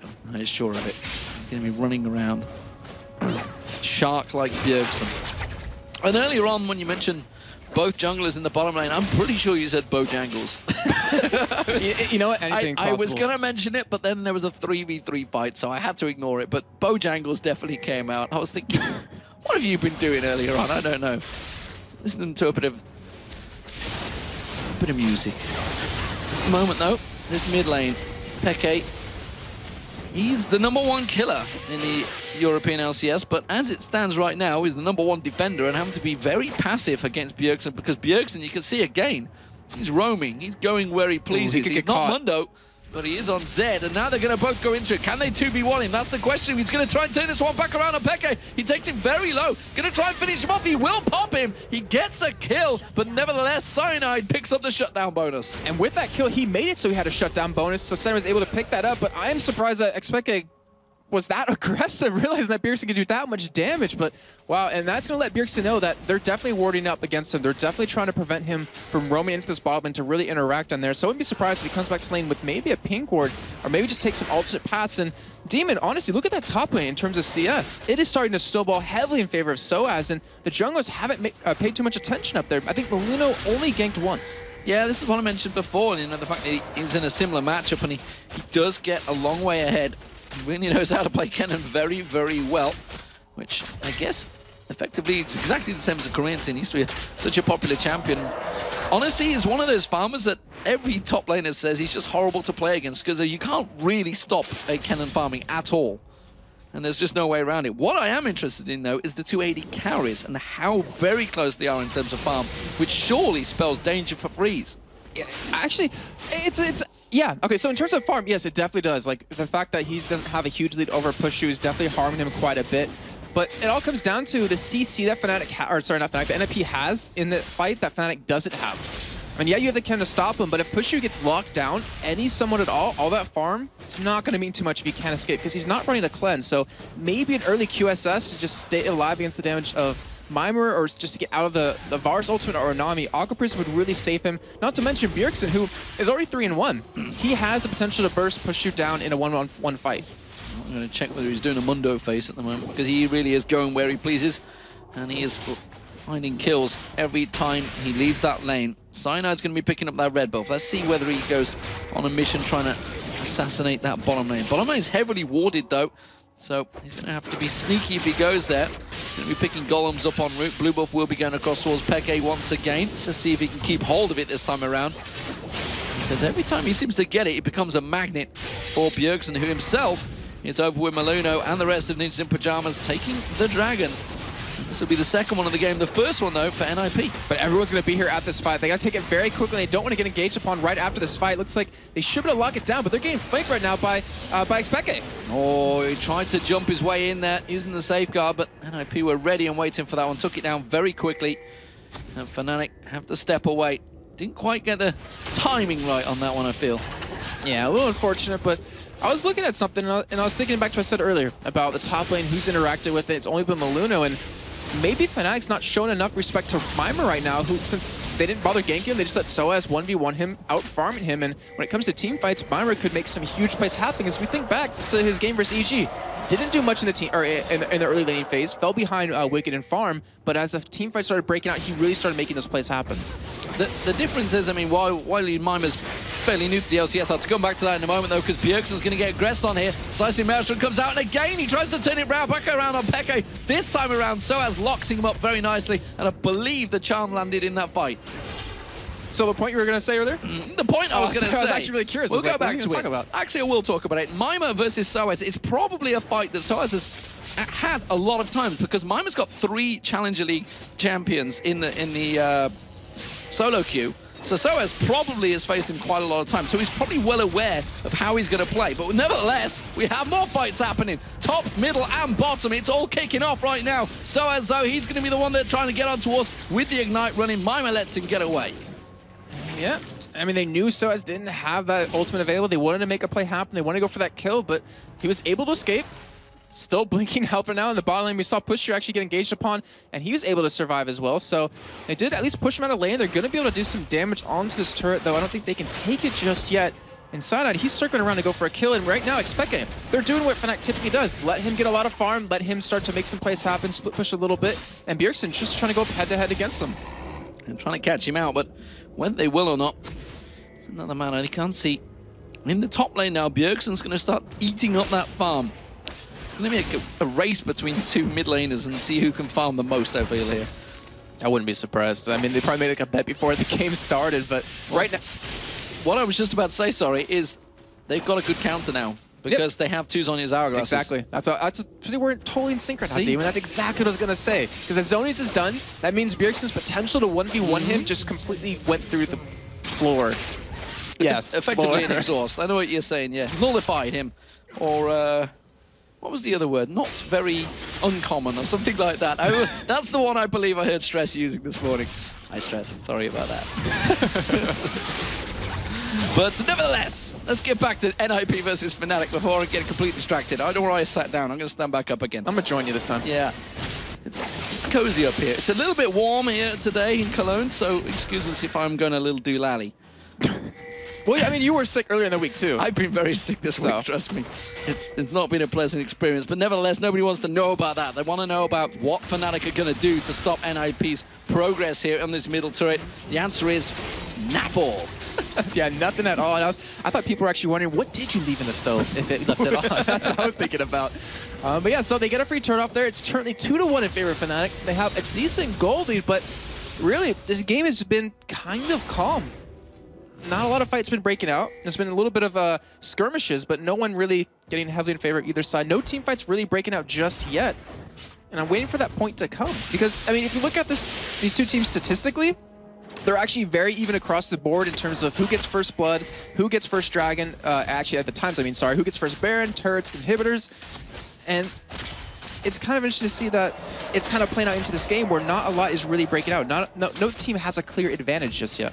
So what you're saying is that's why we're watching Pushu just farming? Yes. Yes, I mean, it is very entertaining to see a Vayne farm, though. I will give it that, because the Silver Bolts, you're like, how much damage is this one going to do? Yeah, a lot. A lot. I guess it's the same with the Piercing Arrow, taking that away. But it looks like it's going to be Fnatic still going to continue pushing on towards this. But there's 3 members of Ninjas in Pajamas. They're going to get on towards Yellowstar. They do manage to slow him down. Good condemn there onto Maluna. It will slow him down, but Yellowstar is effectively a dead man. He gets massacred. It's Bjergsen that picks up yet another kill. 41 now, Bjergsen. And they are going to move their way up towards the mid lane, it seems. But not a great deal there. I think they're simply going to defend out and stop that push from once again. Oh, no, run, Bjergsen. Oh, okay, it escapes the queue. Sorry, I was waiting for that because Pushu was coming out from the side. And right now, they're actually going to engage upon Xpeke. Chain of Corruption lands, Aqua Prism follows. Zoni's Hourglass is going to come out. Is it going to be enough with that slicing Maelstrom? Oh, they try and Cataclysm on towards him, but he flashed straight out of it. Peke does go down to the Ignite. Will it be enough now? Soaz getting caught out. 4 members. Hail of Arrows does get the slowdown. He gets knocked up. It's another kill, and Mima takes it this time around. While that was all happening, the bottom turret was taken down as well by Bjergsen, and he's continuing his path of regime. I don't know what his path is, but he's slicing his way through the minions on the bottom. I don't even know anymore. I don't even know what you're saying right now, but NIP picking up those 2 kills, picking up that turret bottom. They're going to try to keep their aggression on. They have the goal lead for the first time of the game, even though it's not that much. So with Dragon up in about 30 seconds, they know. Soaz's ultimate's not up. Xpeke's ultimate's not up just yet. It might be done in time for this Dragon, but they could probably go for a major team fight here on this Dragon, contest it, maybe take a couple of kills, and really start to snowball even harder. Well, red buff being given across to Pushu, and that's a 7-3 advantage for NIP. Big advantage in terms of turrets as well, because they've managed to take that 2 bottom inner ones out. 2 bottom inner ones? Outer and Sound inner. like me last week. I didn't know what's the going on bottom, these inner, days. outer turret, right? It's all the numbers. All the numbers are confusing me right now. The main number they need to worry about is the fact that it is a 1k gold advantage for NIP, and they are starting off on the Dragon. The 2nd Dragon of the game for themselves, the 3rd one in the actual match itself, and Freeze again. He landed that great Chain of Corruption earlier on. It is available in just a couple of seconds if they were wanted to go for that fight. And wisely, everybody backs away. Fnatic come in to try and reset the counter. Will they catch out Bjergsen? No, they won't. And something that I want to point out for NIP is that over the last 2 weeks, they've gotten 2 Dragons total. They are currently... Hold on a minute. A whole of NIP stopped their back there. They want this fight. And they're going to defend this bottom outer turret. They're not going to give this one up for free to Fnatic. Fnatic were just coming in thinking, oh, we got a nice free fight here. Oh, so it's ultimate's up. Oh, Chain of Corruption misses. Soaz is sat ready and waiting in the wings. I don't think he's quite being as ninja-like as he thought, because we just saw him pushing up to the turret. But now they realize, and they see Peke coming down, catch him with a combo. Now they're going to have to give up this turret. Yes, they are. They cannot fight against that damage that Soaz can put down because he has a Zonus. He was interrupted the entire game like we mentioned before, and right now Mimer's coming from the side. He's going to try to go for the ultimate. He's going to launch himself in, and it's going to be Let's bouncing across. We're going to see one Zonya's used. Peke gets that one down, throws out the charm, not going to quite land in the right target. Slicing Maelstrom does catch NIP off nicely. Bjergsen tries to get in the back line, catches on to Pushu, but gets taken down. That was great control from Fnatic. They're gonna get down Mimir as well. They pick up his globules, and it was a 3-for-0 fight, including that tower they took down as well. It was a good exchange for Fnatic, considering it was Mimir that launched himself in the first place. And the thing was, his Let's Bounce didn't do anything. Like, he was not allowed to run around. Even with the CC reduction he has on his ultimate, he was just locked down the entire time, was ineffective completely, and Fnatic taking the goalie back in their own hands. They're actually heading towards Baron right now. I'm not sure they can take it, but they might go for it. Actually, yeah, with Vayne coming in, I didn't see Pusher coming in from the backside. They're going to go for this Baron. They're going to force a fight to happen. With 14 seconds on Mimir, 10 seconds on Bjergsen, it could be a free Baron. There's no wards really there as well from Ninjas in Pajamas. We can see, actually, tell a ping. Is there a ward underneath him? There may well be. It can't. Physically cannot put a ward under Baron anymore because he knocks it away. Yes, indeed. They changed that. But they just have a feeling it's coming in right now. Luna's coming for the side. He might try to go for the steal. Will he go? He's going in, but he's not going to get it, and he's going to get locked up instead. Throws out the Aqua Prison. Is going to be enough to save him? No, it's not. He had no flash. He was pretty much doomed in there. It was worth a dive, though, but Fnatic pick up that Baron, and just like that, after a great team fight in the bottom, they have a huge advantage over NIP. Yes, they do, and that's just really unfortunate for NIP, but that's how quickly a game can snowball. Like, that decision to back versus not backing. Look what it gave him. It gave Fnatic 3 kills, gave him a turret, gave him Baron, and pretty much anything they get right now off this Baron is included in that whole pool. And that is just really unfortunate for NIP right now, but they have the CC to lock down Fnatic. Like, they're not out just yet. They have a lot of damage behind them. It's just all about, can they burst push you down? Can they keep expect a CC'd a little bit? Maybe gonna pop the Zonia so you won't be able to do anything during the fight. Sorry, I'm just smirking because I wasn't sure whether you actually put Get Right and NIP in there together on purpose or whether you just did that by accident. I'll take credit for it. Yeah, you'll take credit for that. You probably still don't know who the hell that is, do you? CS player. Yeah. Oh, wow. Bit of knowledge coming out here. Impressive stuff. Bjergsen's clearing out that top wave. He's going to wipe out the waves. He's going to push his way through like a destructive force. That's what he's There you go. Not a regime. Destructive force. A regime.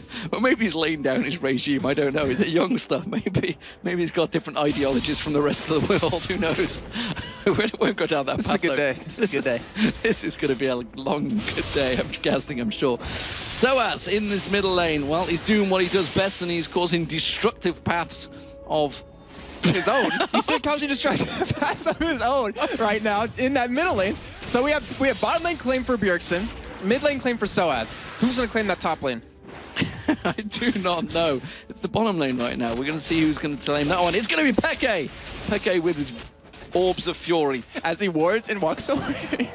He's like, no demon. I'm not gonna do this. Not today. I mean, they have the Baron buff. They want to go for fighting this turret. They have the cannon ultimate available. They have every ultimate available right now to go in. They have a lot of summoners as well. And right now, at IP, when they're up against a Baron up Fnatic, they cannot really afford to fight unless they get an engage that works out for them. Fnatic, on the other hand, they're looking to get straight in there, throwing out that charm. Bjergsen keeps them at bay just for a little while. Not too sure how much longer he's going to be able to do that, though. He's really effectively the main driving force between NIP. Keeping Fnatic at bay. You can see the top and bottom wave are pretty much even. They're just going to push themselves in, honestly, neither direction at the moment because neither of them have been pushed. Someone's going to have to go out and deal with them all. The siege with this Baron buff from Fnatic, you give them the advantage ordinarily in this fight because of that Baron buff. Mimir gets caught out with the hook. Not really the target they wanted, though. Do you see there's Silver Bolt stacking up there, and he's down to half health already, which tells me he's not going to be able to launch himself in there and use that bounce because he's just going to get destroyed straight away. His passive will be back up. There is Cell Division, but I don't think he's in any position to go aggressive right now. Considering though Fnatic has Baron, and NIP still defending this turret, kind of shows the weakness in their composition. They can't siege that well. If they're going to go for a turret, they have to go for a fight on top. But the hook's coming in. Not gonna land though, and Fnatic haven't really made anything happen off this Baron just yet. But look at bottom lane. That lane is pushing. Someone's gonna have to go clear it. It looks like that man's gonna be Bjergsen. He's gonna defend his regime in the bot lane. Yeah, as soon as he steps away, Fnatic are gonna see that, and they're gonna make their move and go straight for that turret. You can see the walls being placed out there. Charm getting flung again. The ping goes down. Bjergsen is not here. Let's take the inner turret, and just like that, Fnatic work that siege to their advantage, and realizing the fact that Bjergsen's a long way away, they may be able to get themselves a second inner turret in the top lane. They do have Baron for actually a lot longer right now, so they definitely could go for it right now. But Mimir, who took a lot of damage early on, he didn't actually go back and heal. He's been dependent Actually, you see the engage. Forget it. You're going to see Chain of Corruption landing. Zonya's Hourglass comes straight out, though. Doesn't catch the wave. Chain of Corruption does spread across the rest of Fnatic, and that keeps NIP holding that inner turret for a little bit longer. So finally, there are a couple of Zonyas, a lot of ultimates used. They do manage to hold on to those turrets. Desperately trying to keep them. And actually, they've done a very good job against the Baron of Fnatic, and now Baron has worn off, which is why Fnatic are going to step away. I was actually really surprised they decided to do that, considering they had Soaz's ultimate available still. They didn't have the Chain Corruption or the wave out of Nami to worry about on the other side, but they're just going to take their advantage right now, back away, and buy up. I mean, because they haven't really been back in a while. They have 1,300 gold right now on the X-Factor. They have 1,200 on Cyanide, and of course another 1,100 on the Pusher right now. They're actually going to try to deny some buffs here, and Bjergsen, he got it just barely. Well, Bjergsen heading back down to that bottom lane. Dragon will be picked up by Fnatic 4-3. This time around, no way that NIP are going to contest this one, so I believe that's the second Dragon for Fnatic, maybe the third.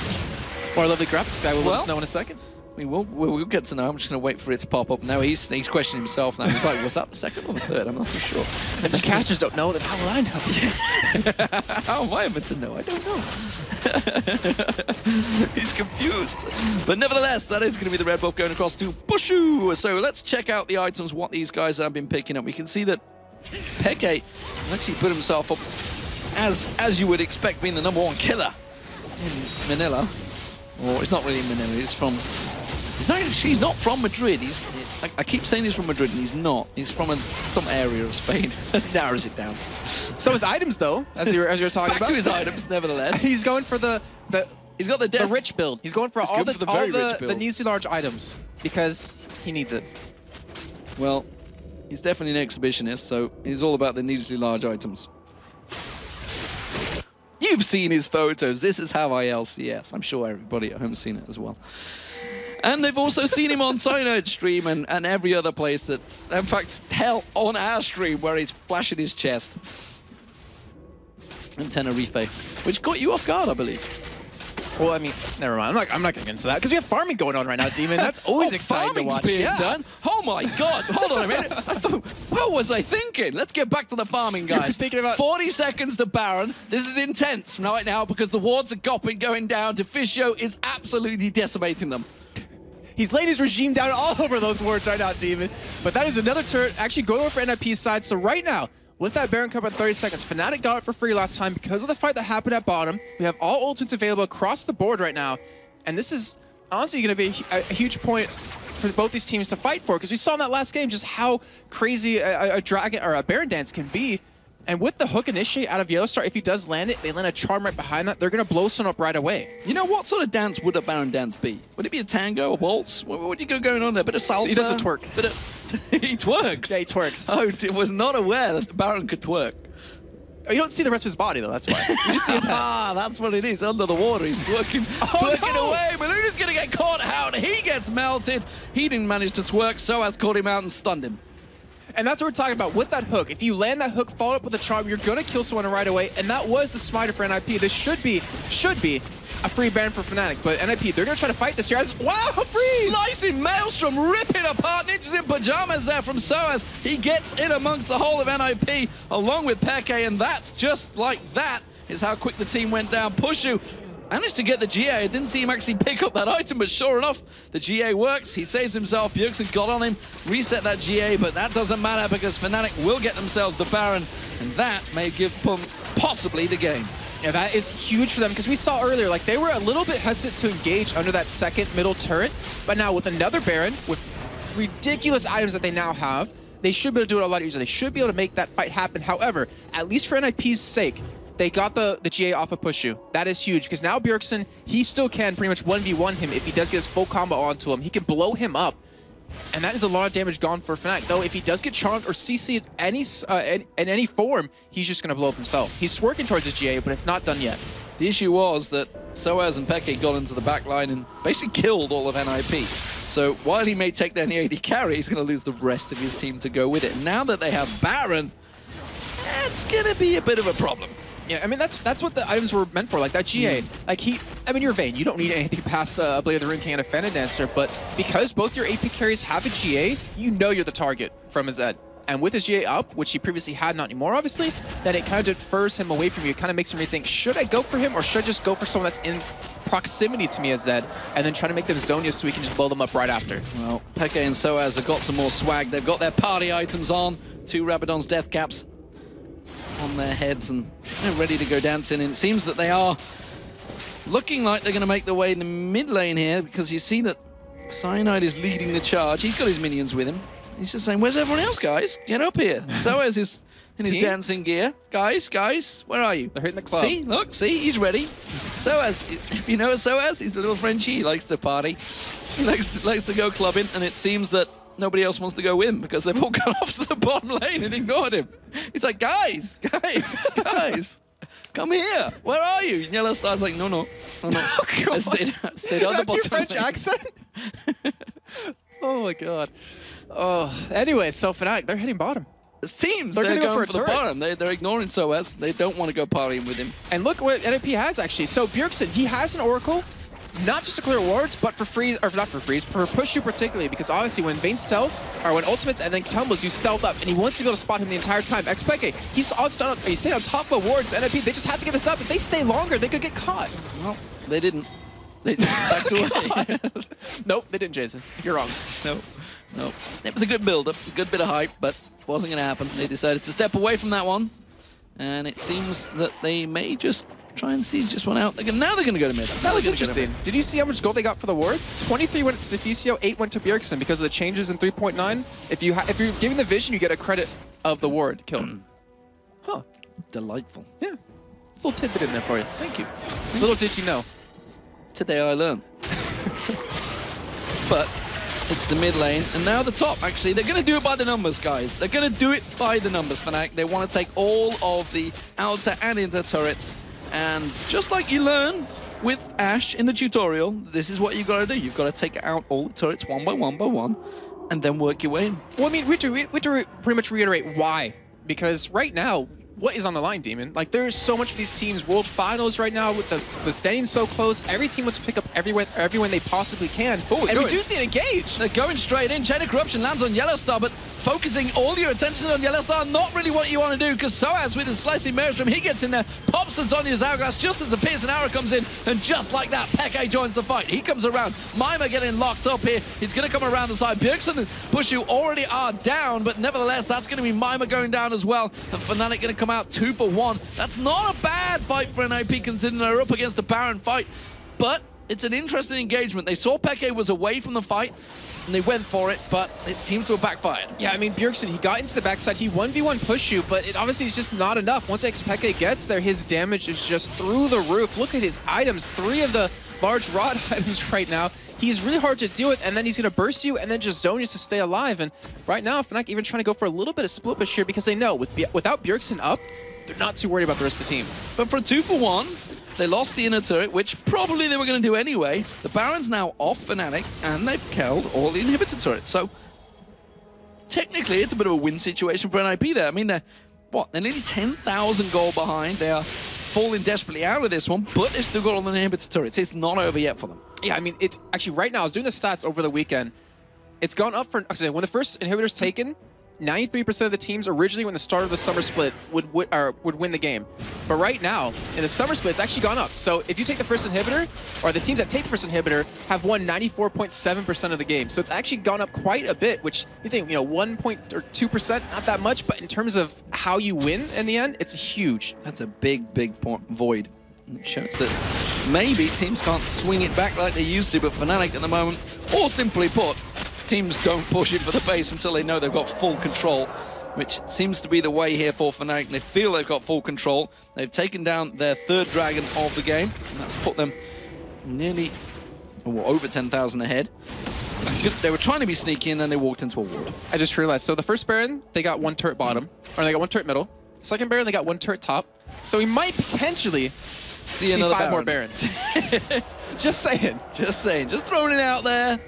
If it might happen. Fortitude pop being picked up by Cyanide though, so he's thinking, is he tanky enough to try and take on this turret? He has got that Randian's Omen and the Aegis Legion. Didn't go for the the Rabadon's Death Cap yet, though. He's had that Aegis for a very long time. Hasn't stepped it into it because really there's not enough magical damage to really warrant it. That's actually a smart play. You know, might spend that extra 800 gold, build it into another item, and right now we have Pushu's GA available. We have Expeke picking up a GA. So if he didn't have enough armor already, he's going to be sitting at 206.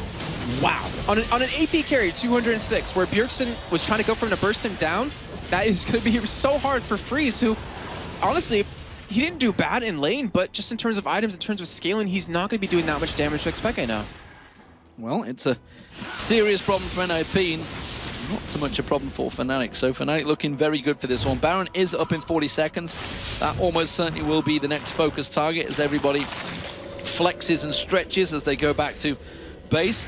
And they do all start buying items. A bunch of blasting wands coming out for Fnatic this time around. Maybe they got a whole new party regime planned out for the Baron this time around. It's a bit of a snazzy number, I feel. A bit of baton twirling is going to be involved. So I was like, all right, if you want to go clubbing with me, I'll bring the club to us. Yeah. I like that one. I like that one. But I'm actually wondering, are we going to see an Abyssal Scepter come out? Because obviously both these AP carries will benefit from that. Yeah, like you mentioned earlier, there's not a lot of magic damage on NIP's side, but the extra penetration you get from it is pretty strong. However, we might just see 2 Void Stats because they do have a Runic Bulwark on NIP's side.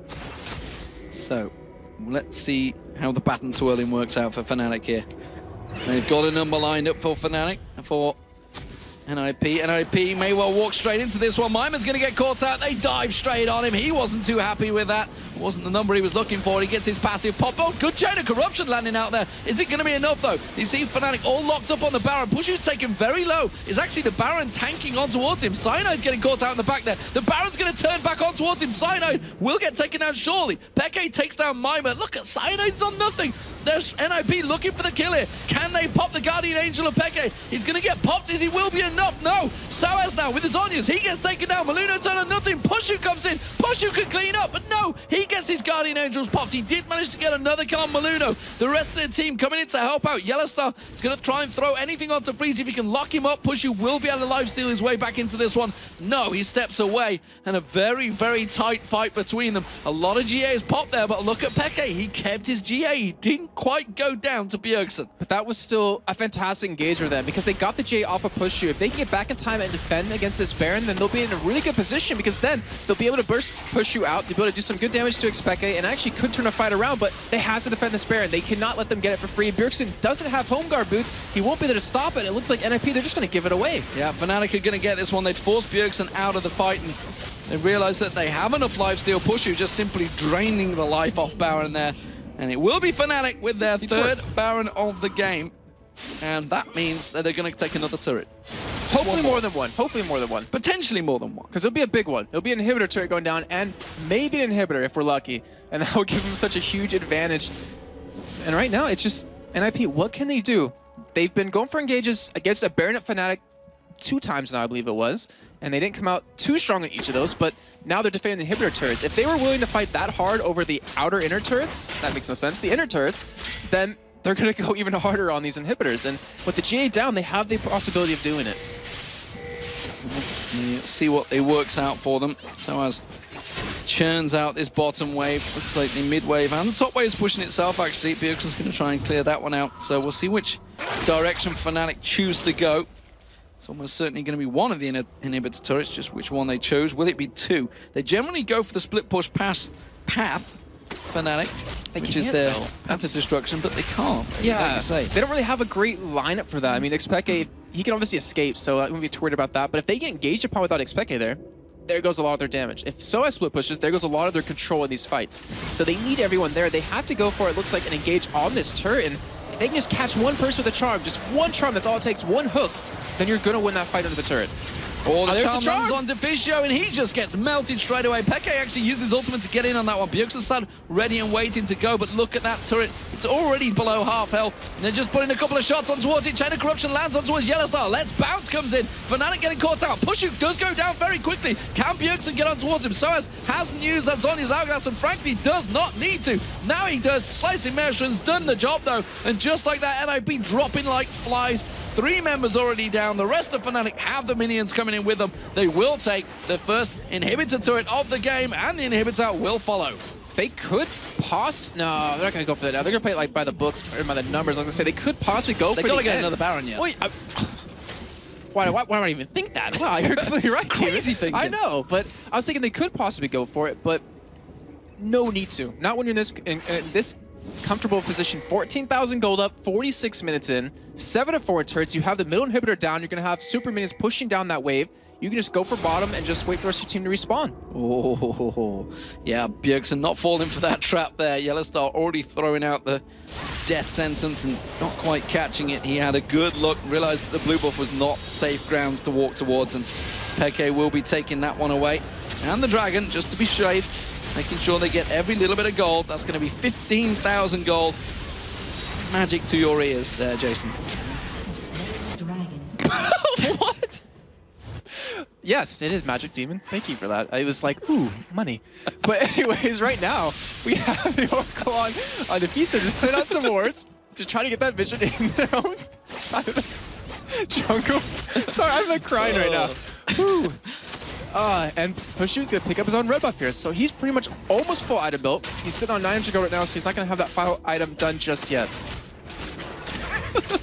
Sorry, I went there. Nevertheless. Okay, so as backing up top lane, amazing stuff. Let's get back onto this one, because Fnatic in full control and looking. Oh, Bjergsen getting caught out with the charm. Actually, Peke putting a lot of damage. He's going to go full on aggression. One more shot will do it. He tries to turn it back around, but Bjergsen's taken down already. Pushu on Vayne getting caught out once again. He gets locked up. Mima throwing his tentacles everywhere and does manage to take him down with Let's Bounce. Tries to launch himself. Not going to get caught out mid-flow by Yellowstar. The hook was not there.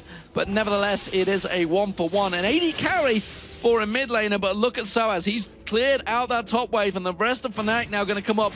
Peke, meanwhile, he's going down towards the bottom inhibitor, which is completely exposed right now, and there's going to have to give up another turret. The thing is, the trade in the end wasn't worth it for NIP. Yeah, you did get the 80 carry down, but he wasn't the threat. It wasn't him. It was all about Expectate, all about Soaz. And Bjergsen, he is the major threat on NIP's side. And with him down, Fnatic can feel confident to split push like this. And you see, that's the turret down. Maluno getting hooked in there by Yellowstar. Not really the target they wanted, but nevertheless, the turret goes down. Inhibitor is next, and Fnatic are working the way in this one. Halo Arrow is trying to slow their path, trying to slow them down a little bit. The charm lands on towards Mima, and he just gets melted. Look how quickly he goes down. Cyanide catches on towards him. Of course, it's that cell division, but Maluno coming around the side, he just gets hooked up and completely chop-job by Yellowstar. Actually just holds him straight down. Triple kill picked up by Yellowstar. Sorry, Peke. Can he finish this one off? No. Maluno, where are you going? It doesn't matter. Your base is going to go. He's going to back off, and Fnatic will be taking victory here against Ninjas in Pajamas, but not quite yet, because Bjergsen's coming in to try and pad out that KDA. He just managed to get another kill, but he has to slide away from that one. Fnatic will win this one, though. 23-12 overall, 9-4 in terms of turrets. It took them a while, 50 minutes, but sure enough, Fnatic get themselves a solid victory here against NIP. We said at the start how tough the games are against NIP for Fnatic, and again, it proved that way. And just look at the sweaty faces of Fnatic.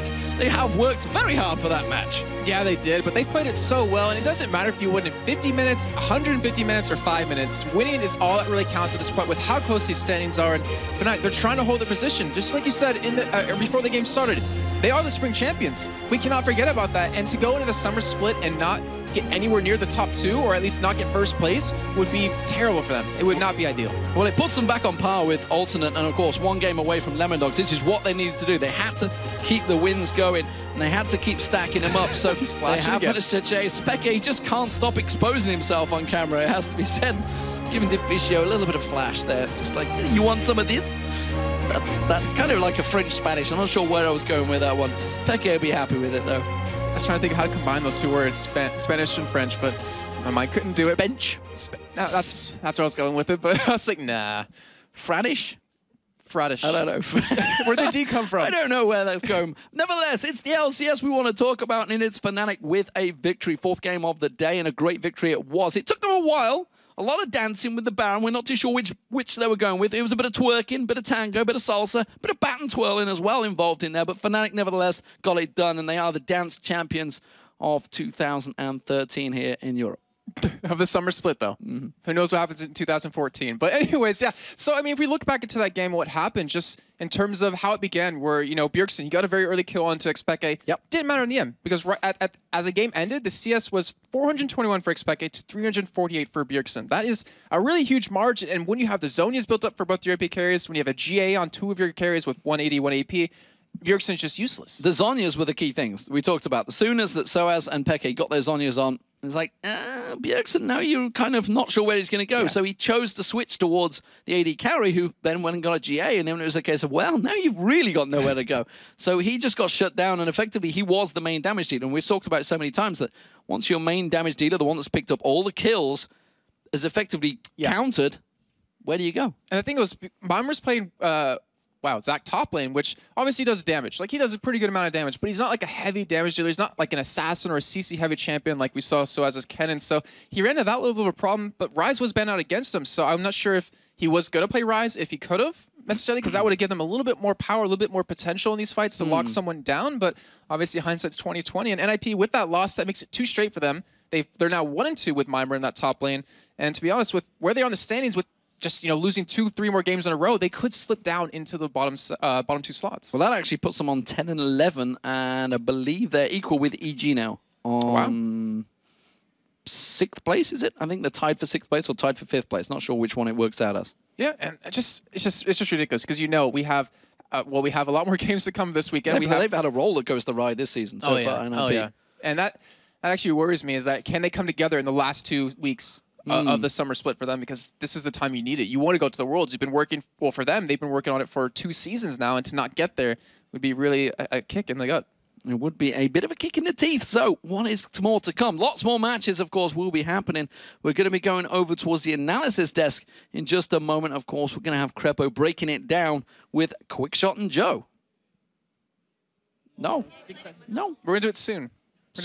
We're just trying to keep you guys on the edge of your seat. Just like, are we going? No? Yeah? No? Not just yet. Please. But now we're going to go over to them, guys. No, apparently not. Wow. Just wow, guys. Wow. I mean, I am disappointed right now. I feel, I don't know whether it's Joe, Quickshot, or Crepo that are keeping me on my toes. Maybe it's all 3. They're like, no, we'll just keep dealing out there for a little bit longer. No. You guys at home, I'm sure you're enjoying this as much as we are.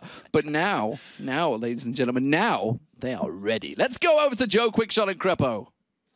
Thanks a lot, guys, and sorry for keeping you waiting so long. We had to redress Trevor after we gave him his in-ear. So, Crepo, let's talk about that game, starting, of course, you know, with the very start of it, with the picks and the bans. Pretty generic stuff overall, but talk us through that Fiddlesticks and why you thought it might have, you know, tied into the picks that they went with in the end. For the people that forgot, actually, it was Fnatic banning out Fiddlesticks as the last and 3rd ban, which basically meant they had a plan with it. Basically, Fresh was still open, and it would either force NIP into a Fresh ban, because both teams have, it's a contested pick, and it also would be a counter to Vayne. Fiddlesticks is a champion that a lot of supports are playing recently with the resurgence of Vayne, because Vayne's is such a short-range carry. The fear works really well against it. It basically allowed Fnatic to first pick Fresh, and then NIP was forced into Nami, which still works, but I think their usual answer would be the Fiddlesticks. So that means Fnatic prepared really well for this match.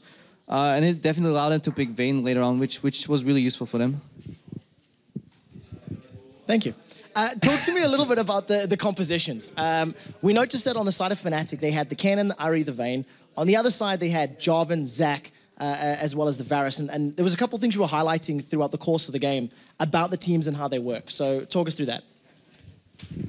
Yeah, you could basically see a different approach for both teams. You had Fnatic running a standard double AP composition again, combined with the Vayne.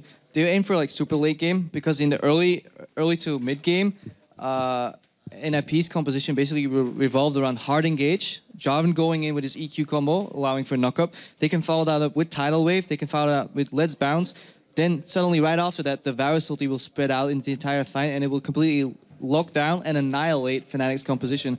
However, at one point, Fnatic's double AP carries both finished Zhonya's, and later in the game, Vayne finished the Guardian Angel, which meant they could survive the all-in burst and turn the fight around. You could see that. Kennen pops his ulti, turns it around, Zhonya when he gets low. Ahri, ulti's in, does damage, Zhonya's ulti's out again, consistent damage coming out from Fnatic. They were squishy, but were dealing so much damage that they could allow their items allowed them to survive the fights, and NIP didn't have an answer anymore in late game. So while we've actually got you here, I want to ask a little bit of a question about the actual next game that's coming up here on stage, just setting up here behind us. That's, of course, going to be Meet Your Makers versus Alternate. Now, this is, if we think back to week 1, both teams were 4-0 going into their final game at DreamHack. Obviously, Alternate won that. Right now, Meet Your Makers are down at the bottom. I mean, what's wrong with Meet Your Makers right now, in your opinion? Is it the fact of, at the start, they were the new boys, so to speak, coming in and people have got their number somewhat? Or is something more deeply maybe wrong with their whole setup? You could definitely say that MYM are somewhat predictable in their teleport play, but even though a lot of props has to go to them, when they first came into the LCS, they were super prepared. They came from the amateur scene. They didn't drop the ball for a second. Like, they were really hungry. They wanted to win. And a lot of the other teams perhaps weren't just ready for such a prepared team. Same with Alternate. They played the relegation promotion tournament. They had a really close victory there with the 3,000 ELO Shockwave, if everyone remembers. And they were ready. They were hungry. And they started out really, really well. I just think over time, teams felt or experienced how to deal with Jawa's teleports. You can even see in the pick and ban phase, like, people are picking Twisted Fate just to counter the teleports, or maybe neutralize them. It's been working out. They've got unlucky a few times as well. The communication wasn't on point the last few games. Alternate as well have been doing really well, even though they've been rotating players due to like circumstances. Cough, tweet, and cough. But yeah, they've been really consistent, even though they've been swapping out players, and it just shows like the versatility they can bring. Well, thanks a lot, Crepo and Quickshot, for that. We'll be back a little bit later on, but for now, we're going to go over to Shox, who's got Pushu for an interview. Thanks very much, Joe. Pusu, congratulations on that victory. First time here on the interview couch. Welcome. Let me start by asking you about how did you feel going into this game? Because historically, Fnatic has always had pretty tough games against NIP. Well, the early game, going into the game, we just picked our best picks. When we saw that they have Jarvan, it was clear to us that we would pick Vayne, because Jarvan can tumble out of Vayne's... Vayne can tumble out of Jarvan's ultimate, and... picking Ahri was actually the momentum of, I think a few hours ago, we decided that Pekka still plays Ahri, let's go with that. And Lee Sin was just YOLO, Sion said YOLO, and let's go for the pick, and that's our combo. And we just tried to win early. It went a little bit differently, but it was fine. Yeah, because that Pekka pick for Ahri against the Zed in the mid lane wasn't ideal. So what did you do to come back from that one? Well, when we saw that we got the first blood, we got the first Drake, we thought that we will just go late game, because I could freeze the lane with Vayne bottom, just go for the late game. When we saw Pekka dying and being behind a little, I think Yellowstar just called that, let's go for late game, just do it. And Pekka got back into the game when Zed ganked bottom with the levels, and from then on we just tried to siege everything. Yeah, you got a couple of Barons there, but still had some trouble, I should say, closing it out. Was that the fear of maybe getting caught in that Cataclysm, or maybe the Zag jumping in? Yeah, my team was always telling me to attack the tower, but none of the fights I had flash, so I was really scared. If they jump me, I will die no matter what. So I got GA first, but even that didn't help me, because I lost it pretty early after the Baron. And it was really hard to siege the towers, so sometimes if they used the spell or we caught somebody, we just attacked the tower and tried to win the game like that. And so you did. Now that I have you on the interview couch, I'm going to ask you, how have you been doing in Fnatic, of course? Those weeks with the team, how do you feel you've evolved as a player, maybe? I've been pretty good with the team.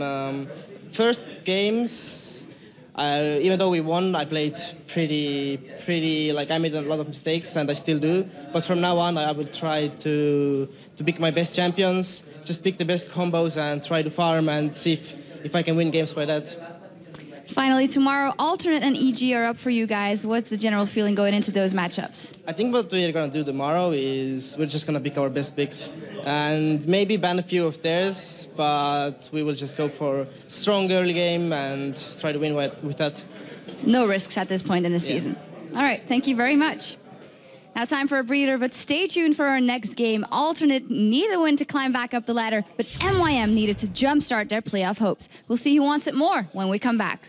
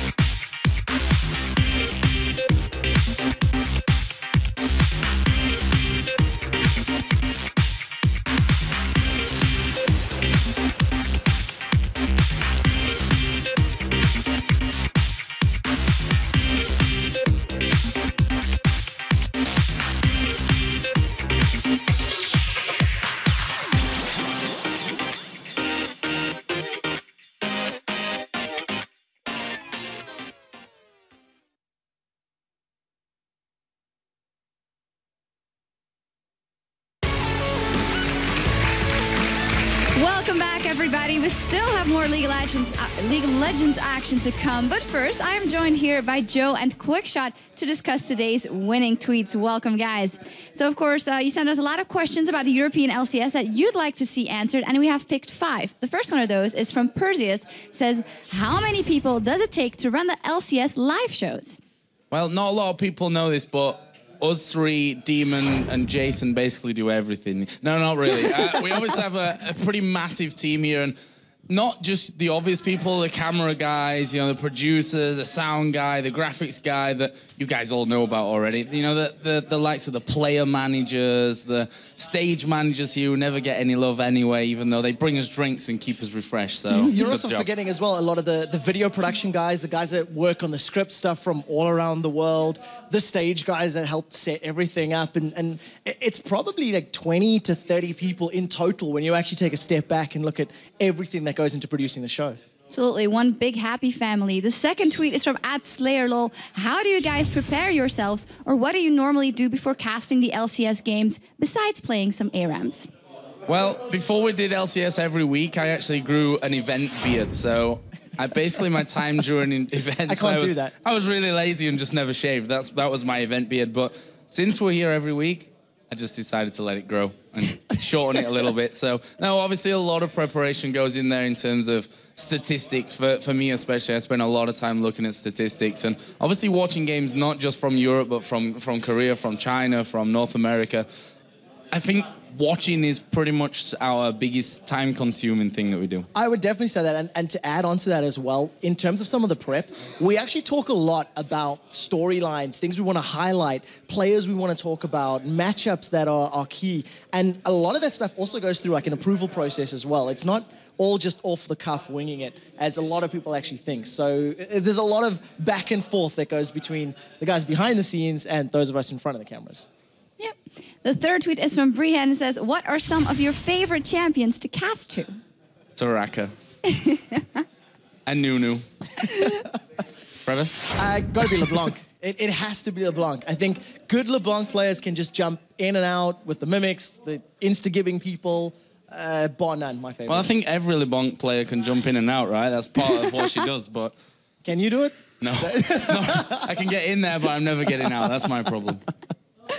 Then a tweet from @UntherBear or @the_RBear. What do you think makes the European Summer Split score so even and the NALCS so split up?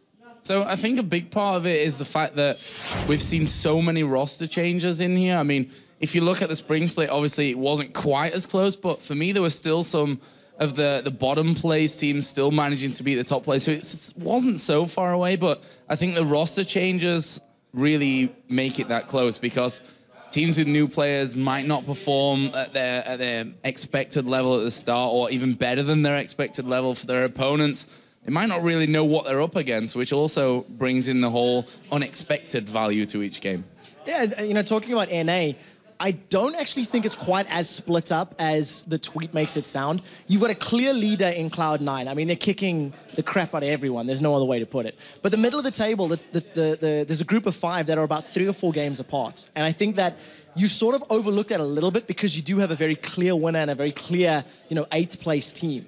And it's pretty close across the board because everybody's just upping the game. Everybody's focusing more, spending more time, and because it's for world playoffs, everyone's giving the A game. Very good point. And the last tweet is from Jeremy Hyde. Says, what champion introduced in Season 3 has had the highest impact on the EU LCS? For me, it's a pretty easy one. I think Thresh.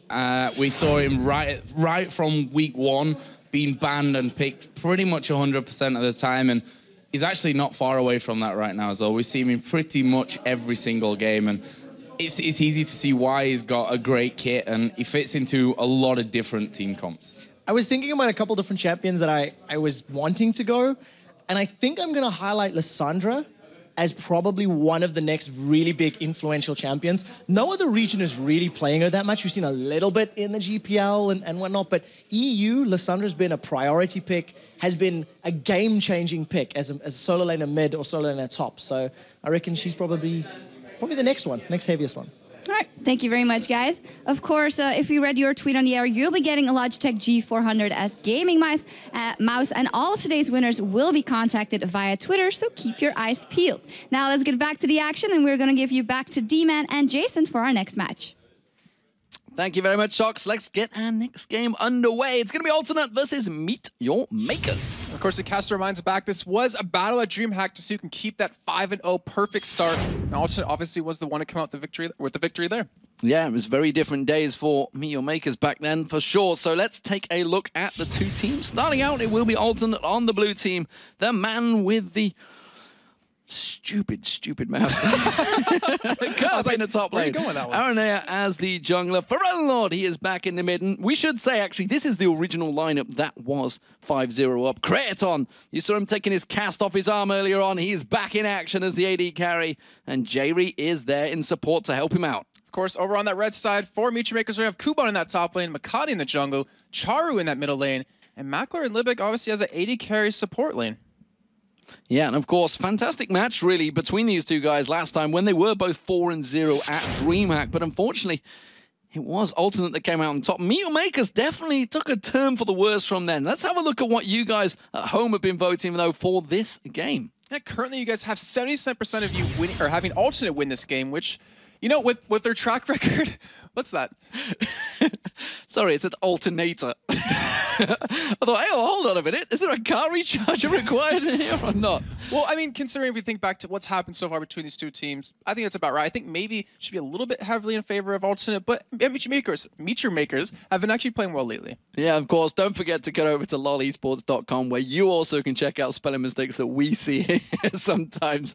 Of course, tomorrow's matches, there's another 6 games, so you can get over and vote for all of those. You can also check out all the VODs and the stats, everything that's happened over in the North American LCS as well as here. Of course, North American LCS just had 12 games over the last 2 days, so if you missed them, check them out. Of course, this is the last time, though, that Alternate and Meet Your Makers are going to meet this season, and so far, when they've met, it's all been Alternate. They are 3-0 up against Meet Your Makers. Yeah, and obviously it's a little bit too late to turn around that head-to-head record, which you really hope you could do, because if you ever get tied up, obviously, in the playoffs or right before the playoffs, you're going to have that playoff in that best of one. I said playoff way too much there.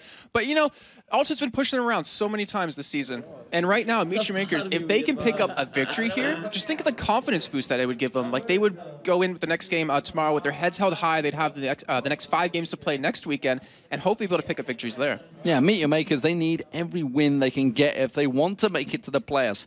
If they want to pull it off, they need to contain Pharrell Lord, the man on your screen that's getting an intense zoom focus on his eyes. I want to see the glint in his eyes, see what he's looking at. But of course, alongside him has been Kerp. Kerp has been trouble, honestly, for Meet Your Makers. And each time they met, yeah, let's run over some numbers for you, because these are some impressive statistics. Currently, Frown Lord is 18, 3, and 40 against them this season. And Kerp is 25, 6, and 32. Like, that is just ridiculous scores to have against a single team in particular. But not only do they have to worry about them, there's still Aranea and Jayri to worry about. Arenea's always aggressive in the jungle, where Makati's kind of the he's kind of the opposite of that. I got the right word eventually, as he's passive. And then Jayri, who's been amazing this season on his aggressive supports, will have his AD carry Creatine back from injury. And Alternate's bot lane is terrifying. Everyone knows that. Yeah, Makata on your screen there. He's been the shot caller for Meet Your Makers, and he really needs to be on point in this match. He's also the jungler, of course, and is it really maybe putting too much pressure on his shoulders, I wonder? Well, I remember talking to him back in Tenerife, and we talked to him about, you know, his team, and he was saying, you know, right now, I think I'm the weakest link of the team. Like, there's a lot of things that I'm doing wrong. There's a lot of mistakes I'm making, and he's been working at them consistently. And yeah, I mean, think about it. Like, it's pretty much his team. They're all living at his house to boot camp. He's making all the calls of the game. He's the jungler to make plays happen. That is so much pressure to have on your shoulders, and I wonder really how much it affects him. Well, we were so seeing the main thing for me is the Shen bans. He was so good on Shen, and it seems that everybody figured it out. You take away Shen, you take away Elise, and suddenly Meet Your Makers, they're in a little bit of trouble. So we'll see if that works out as well in this matchup. Nautilus and Twisted Fate have been taken away by Alternate, so clearly That tells me Makala has probably been practicing Nautilus pretty heavily over the last week. The Sandra being taken away, well, that's been used by Ferelnord pretty heavily. There's the Shen ban, but it's coming out from Meteor Makers because don't forget Kerp. He's had some devastating matches on that Shen. I was expecting to see him throw his hands up, like, yes, I don't have to play Shen, I can play something else. And yeah, he's not going to be on that champion, but that also means Makane's not going to be on that champion, which you said before, Summer Promotion Tournament, early in the season, he played so well on. He's not going to have that comfort champion to go to. We saw him playing Lee Sin last week, but he wasn't that successful on it. So I really want to see what he's going to use this time. No, and of course, you don't want to be taking Lee Sin away from RNA. Well, maybe you do want to take it away from him. Elise has been banned, so Kubon's not going to be getting that one. Thresh being taken away from J-Re as well. That leaves a number of champions available. Let's see what alternate use as that first pick, though. He looks so calm and collected right now. He's like, yeah, I know I'm going to pick. I'm just going to wait about 40 seconds to lock that one in. But, I mean, he played Kha'Zix last week. He played Malphite. He could play a lot of different things. But the Lee Sin, just like you mentioned, maybe alternate wants to lock that in for RNA. Maybe they want to grab that for him. I was going to say, like, I mean, we've seen Charu play it before. I didn't think he would actually be the one to lock it in. But Jerry, who played Blitzcrank both games last weekend, can be on Nami this time, which, I mean, if you can hit a hook, you can land at Aqua Prison, and he's been able to do that plenty of times so far. Well, we saw Kubon singing in the last match. Seemed happy to be the man on the camera. This time around, he's giving us the eyebrows. Not so sure which way it's going to go. Give us another eyebrow roll. Go on. Wait for it. Go on. It's coming. Wait. There it was. There it was. It's working it. What's his hand doing up? Does he have a question to ask? He wants to ask the Twitter question. That's what it was. He wanted one of those new Logitech mices. So we are going to see Ari being locked in there. So Charu will be taking Ari in that mid lane. Happy to pick it openly at the start, which is dangerous. But then again, Ari's not really one of those champions you can counter so well with. Yeah, that's definitely true. And I mean, we've seen him. Oh, wow. Oh, wow. McLevain, it's back. I mean, okay, so if we think back to Intel Extreme Masters Cologne, yeah. He played Vayne, he played Kog'Maw so phenomenally well. Like, his micromanagement on his AD carries is through the roof. Like, I haven't really seen anyone that can match it on par in the European scene. So on this Vayne, if he just has the opportunity to finally do something like that, because he gets shut down so many times by the enemy team, then he'll be able to really flourish. The Ari on Charu played so many times, such a strong champion for him, and you're definitely right. It's really hard to counter that, especially when he plays with TP. And I think Arne is trolling us, but I really hope we do see Zillion locked in. Well, we all are also seeing Ezreal potentially being selected for Creaton here, one of the KDA kings of the European LCS, and it seemed to carry on that way in the first match of the day against SK Gaming, and there is Lee Sin for Aranea. So immediately they've got 3 champions that honestly would probably be their primary picks. Yeah, I 100% agree right now. And with the Ezreal coming in, Creaton's going to go blue build. I mean, that's what he does. He likes to have his unique little version of it. But considering you're up against a Vayne, like, if you get your Iceborne Gauntlets, she can't catch you. Like, there's no way. As long as you hit your skill shots, you can be able to stay away from her quite well. And that kind of shuts her down as we get into that mid to late game kind of phase. Charu on your screens there. I think the youngest of the team. He certainly looks the youngest of the team, that's for sure. The baby-faced assassin effectively in that mid lane. Looking like it's going to be Libic Zyra being selected here. And we talked about in the first match, actually, talking about how Libic doesn't generally go for those, the champions like your Thresh. He won't really pick it out there. He'll quite happily go for a Zyra first. Yeah, and so I'm actually thinking, because last week we saw Kuban playing Karthus top lane, if you remember that. Like, he was in a solo lane, and I was thinking maybe we'll see Charu on Zyra again. Because, like, back in Extreme Masters Singapore, Libic played a lot of Zyra, but Charu could as well. Like, we all knew he could. So when they picked that champion, the other team was like, is that middle? Is that bottom? Just like for the Giants in this spring split with Morden in the middle lane. So that will most likely be on Libic, though. And the Nocturne, I actually really like that, but not on that team. Because Nocturne does really well at shutting down, like, teleports. If you can't see a minion to jump to, you can't teleport to him. So if you can time it correctly, which I've been talking to a certain team about particular, then you can really stop that. But it's going to be very interesting to see how well he uses it in these fights, because if you can shut down Vision against an already blind Monk, then you're going to be able to make some ganks happen.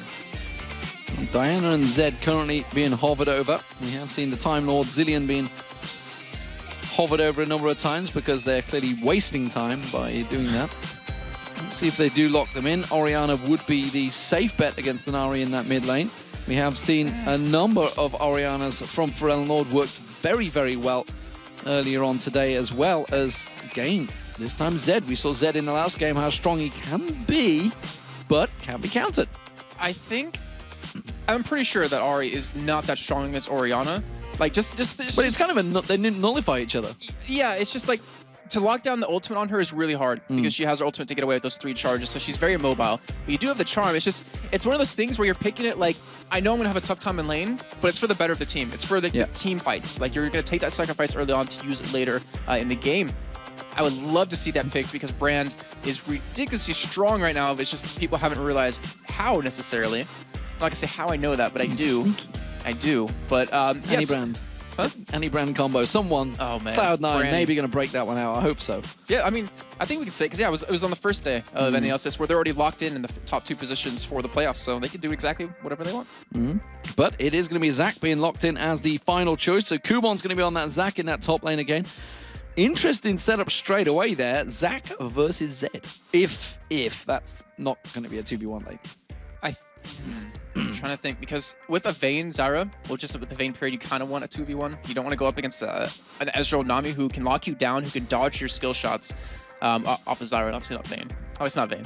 But, so I would assume that would be a 2v1. And Kerp, who on Zed, you actually have a little bit of nerf back in 3.7, I believe it was, or 3.8, where his Q damage was reduced in terms of going through all the minions. You can't wave clears quick, so he's going to have a tough time doing that. But if Arnett kind of camps his lane a little bit early on, make sure he doesn't get pushed out at level 1, he should be fine. Well, what do we look towards the junglers? We're seeing Makara, the fact that he's gone back to Nocturne. It was a champion that he used to use way back. And we have his Spin of Doom right there as we see the League of Legends logo. And there is Alternate. Kerp looking intense, and hope he's not giving us the V's there. Well, I don't know what that means, but I don't know what that means. Anyways, we do have right now that... I was just taking a look at the stats real quick because Meteor Makers, we always talked about them taking the first turret really early on. And if they can get that first turret, then they can kind of control the game. But they've actually slipped back to 6th place at about 10 minutes and 16 seconds in the summer split. And Alternate, who pretty much are second in terms of first blood timing and first turret timing, it kind of leads me to believe that Alternate's going to keep up this early aggression, try to go for an early kill. And we saw earlier on today in the first game that Alternate played that people are trying to camp Kuban just like they did with Evil Geniuses, who, you kill him first, you keep him out of the game, you take his turret, and then you just kind of snowball from there. So I want to know if Arne is going to try to set that one up. He's going to be running that Nocturne, running whether he's going to be able to help out his brother, who's alongside him to the right there. Makla, this time on Vayne. Will his Vayne be able to carry his team through? Will Charu's Ari be able to carry his team through? Taking teleport as always. Will he be on point? It means that they could potentially have 4 members piling down to that bottom lane. That's generally what Meteor Makers do. That's their thing, their gimmick. It does work. It catches teams out, but are the teams here in the LCS, they seem to have them figured out right now. Meteor Makers currently lingering 8-13 at the bottom of the table, while obviously Alternate picked up a win already today, are 12-9 and chasing Lemon Dogs for that first place. They won't get it if they win, because they'll be 13-9, so 1 game difference between them. But as it stands, Meteor Makers, they have to really start picking up victories if they want to get themselves out of this relegation position. And you really think like the mental effect that it has on them, knowing that they're bottom position, or not bottom position, but really close to it. And they're up against a team who's been able to beat them 3 times already. Right now, Arne is going to go in on a Libic here. They actually might get the flash. Did you see the flash Aqua Prison, though? Yeah, flash Aqua Prism immediately countered by a flash from Libic. But that means both supports have used those flashes, so we'll see whether that gets used and countered by the junglers early on. They know the exact timers on those, so they'll be able to keep track. They did get that ward, of course, on the blue buff.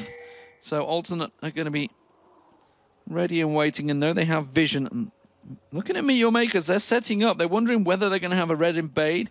Doesn't seem like they are. Alternate don't look like they have any intention at all of invading. In fact, really, they've just gone simply for 2 defensive wards. I was actually thinking, would they try to go for a blue steal here? Because I think back to back to SK, back to a lot of teams that have been doing this, they realize the jungler doesn't smite the first buff anymore, so you can take advantage of that. SK did that against CLG EU back at Gamescom in 2012, so why not maybe go for the same thing here? And looks like Libic actually might try to go for that, but it will be spotted by a ward. Yeah, pops that ward out as soon as he stepped forward. Ferelmon was ready and waiting for that one, but it is going to be the blue buff start for both teams. We'll see whether Makana uses his smite. Don't believe he will be. Had heavy help from Kuban, so Kuban's going to be going into lane. So it will be 2v1 lanes. Kuban will be up against Creaton and J-Ree. That's going to be Ezreal and Nami in that bottom lane. Meanwhile, in this top lane, we see Makla and Libic setting themselves up. It's going to be Vayne and Zyra. They're going to be up against Kerp, of course, on Zed. We saw this actually happen in the game number 1 when they were playing against SK earlier on today, is that Kerp actually sticks with RNA in the jungle because there's no reason for him to go to lane right now. He's just going to get harassed. He's not going to be able to pick anything up. And it looks like he actually shares a little bit of experience with RNA there just so he can get his level 2 a little bit quicker so he can't be pushed out of lane right away. There's the red buff going to RNA. Let's see if he goes aggressive. We saw him, of course, Cyanide on Lee Sin. He went out on a bit of a longer farming path than normal, and it seems that RNA may well be going the same route. As it stands, though, Makata doing very much a similar path, a mirror path, effectively, and they are both around the Wraiths. Let's see if they're going to go help out their mid laners. I don't think it will be. Kerp desperately trying to get in and get some CS. He's picked up 1. That's all that counts. Can he throw out? Get the second? No, he can't. He missed. And it takes a little bit of harass for that anyways. And yeah, both junglers, I mean, a little bit surprised RNA hasn't ganked just yet. He's just farming up towards that level 4, it looks like. And Makade, who, you know, you're Nocturne, you have the ability to do some really good harass or really good ganks early on because you have that fear tether, but it's all about that level 6 for him. That ultimate, I can make it so Charo won't be spotted teleporting in. Just, you can't really counter that right now. Well, Kerp needs a little bit of help, and you can see that RNA is there ready and waiting, and both junglers doing identical jobs still, mirroring them paths. Makana is down on the bottom alongside Kuban just to help out and defend those turrets off. RNA is going to do just the same job. They realize Kerp that has only just hit level 2. Needed the assistance of his jungler. Meanwhile, the mid lane, Charu actually taking some damage here. Went aggressive on towards Ferelnord, baits him in, throws the orbs back across and catches him with a full blast there. Just hits level 4, so Charu with the slight experience level at the moment, but both are very, very low on mana, so not really going to engage, not going to go looking for the kills just yet. But it shows, like, both these mid players are just trying to make something happen. Like, they're trying to get that damage in, they're trying to get that early first blood just so they can kind of help other lanes out. They really want to kind of snowball the game for themselves, which Alternate's been able to do in 3 of the 4 matchups so far, and RNA's heading back towards top again. He's just trying to make sure that Kerp doesn't get pushed out, doesn't miss out on too much experience, because that's all that's really going to matter right now for him. And he'll be able to build his items a little bit later. And Charo burning his teleport middle, so he's not going to have that lane presence or that ganking presence. However, that gives Makade time to hit that level 6. Yeah, surprises me at level 4. You seem to use that, show it really effectively right in Ferelnord's face, so they're going to have the timer on that. They know exactly what he's going to do, and straight away, heads up towards the top. They thought about the ward actually being there, but that ward had worn off actually, so there wasn't a ward there, so they could have got away with walking up there. I guess there is another ward further up the river though, so maybe not. With that teleport though, it'll give Charo that earlier level 6. So if he hits level 6 before Ferelnord and goes for the fight, obviously he doesn't have Ignite, so his doing damage isn't going to be as high, but if you get it before Ferelnord, you have that potential to kill him, and that would really give you a strong start in this game. Jerry warding out the Dragon River area entrance there, so he's making sure he doesn't get caught out. Kerp getting some good farm going on now. He's been pushed in towards that. A good burst of damage, though, coming out from Makta and Libic there. Quickly, actually, ironically, condemned him out of the plant that Libic had put down. Yeah, I was just trying to get that Solar Bolt proc because Condemn does proc it. So I mean, since it's changed to have it, you're at auto attack range now. You can get that proc off a little bit earlier, and because you kind of build, you kind of level up Silver Bolts a little bit early on, it gives you a little bit of extra damage too. So wise mechanics being used there. RNA though, he's sat ready and waiting. Makata comes down. Oh, that's going to be the bubble catching on towards Kuban. They're going to come in towards them. They're not really going to catch on towards him. Meanwhile, in the mid lane, we do see Ferelnord flashing for aggression on towards Charu. Ignite was used, but he did manage to flash away. So a lot of summoner spells burnt by both mid laners, and it's Charu that's forced to go back to base. Yeah, and the thing is, he teleported in before Ferelnord even got there, so he had the opportunity at 6. We do see the engage happening on the bottom. Meanwhile, RNA, the Fear Tether does turn him in towards him. Will that be enough to kill him off? The Ignite's going to be running, but a quick exhaust being used on Makata. RNA does get away from that one very, very low. And still, no first blood between these two teams. Charu finally went back to base as well. We do see Ferelnord backing off as well, but that gave him that slightest of advantages in that mid lane. And that Fear Tether is just so frustrating because you never know where it's going to send the other person on the team. So you can either send him towards you or send him back to safety. And right there, it kind of did a little bit of both because he started running towards the turret and then ran away at the end. But right now, in terms of CS, I mean, we're pretty even across the board, right? 80 carries are pretty much even, mid lane's pretty much even. The only real discrepancy is the top laners, which right now Kerp has an advantage over. And if they can keep Kerp out of that Brutalizer, out of that Bilgewater Cutlass range, then you pretty much stop his damage for a good while. Kerp in this top lane continuing to be harassed by Libic. Non-stop doing those basic attacks. every chance he gets. Blue buffs, they have respawned, and they're going to be given across towards their mid laners, retrospectively, and Lord will take his. I'm assuming Charu hasn't yet got his. Makata has just been helping out in that bottom lane. Now it's going to be available, but Charu's like, I really don't want to lose out on this lane here because I want to make sure I can harass Lord as much as possible. Now he's going across there. No harassment going to be coming out from Alternate, so it's going to be a free blue buff for Charu. Yeah, I just wanted to shove that lane. He didn't want to miss out on any minion kills, and obviously Lord with that blue buff would be able to push it back. And both these mid laners are just trying to farm up these races as much as possible, really reminiscent of that Season 2 before the jungle was changed around a little bit. And right now, I mean, 8 minutes in, relatively slow game where Alternate on average get first blood around that 4 minutes, or pretty much 4 minutes and 49-second mark. Kind of shows Alternate playing a little bit safe here. They won their game earlier. They want to be able to pick this one up too, just to kind of get their place back at the top of the table. Well, both teams have effectively mirrored each other for the first 8 minutes. Both junglers have been doing indirect paths, top and bottom of the lanes, and you can see that Kuban's held onto that turret fairly well. Meanwhile, in the top lane, it's still pretty even between them. So both lanes have put pressure on the towers, and it seems that Maker's actually trying to work that one down, which surprises me. I would have thought Makta would be happy to stay in lane just a little bit longer. Yeah, I mean, just get a lot more free farm. And the thing is, once you take that turret down, it gives Kerp the opportunity to just start free farming. Like, if you don't keep him in check, if you don't keep pushing that top lane, or you don't make it so Zac can go up against him and kind of pressure him, then it's going to be a real threat, really hard to deal with. Well, Charu's taking a lot of harass from Lord here, using that attack command, catching him where he stands and using the dissonance to put a little bit of poke on him, keeping good ball control over Charu right now. Makata is level 7, so he has his ultimate available. Lord doesn't have flash up. If he can land that charm, this is going to be a kill. Doesn't throw it out, but look at the distance Lord's keeping. He's making sure he's well aware of the danger that it could cause. He realizes that Makata's not shown himself for a long time down in that bottom lane or the top, so everybody's aware that that paranoia does bring him from long distances, and with effectively not that many wards out there at the moment from either team, you have to be careful about this one. Kraton's taking a lot of damage and harass as well. And Makata, again, here comes the teleport. It's going to be Charu coming in, uses that ultimate. Can he cast the charm out? No, he can't. Flash is coming out from Kraton. Makata did not use Paranoia there. I feel he could have caught on towards him. I think they were waiting for the flashes to finish out. He had Arcane Shift available and Barrier as well, so I think he was waiting for the charm, because if the charm landed, then he ulted in, knew the person would flash away then, and then that means they wouldn't escape the fear tether. They could have followed up with Zac obviously in the let's bounce, but still teleport used, teleport not successful. That's the second one now, I guess, second one you can count it for Charu. And we talked about him originally. He was the type of person that uses that teleport in that late game. He likes to split push, cause it to be a threat, and then just teleport into fights. But lately, over these past 2 weeks, he's been using it in the laning phase a lot more to really make some kills happen, and he's been shut down so far. Stay aggressive. Makers, though, being aggressive. They're trying to take down this top turret as quick as possible. It's a even CS between the two AD carries, and generally, that means Vayne is going to do a better job late game. But of course, as you mentioned in the previous match, you can easily shut him down still.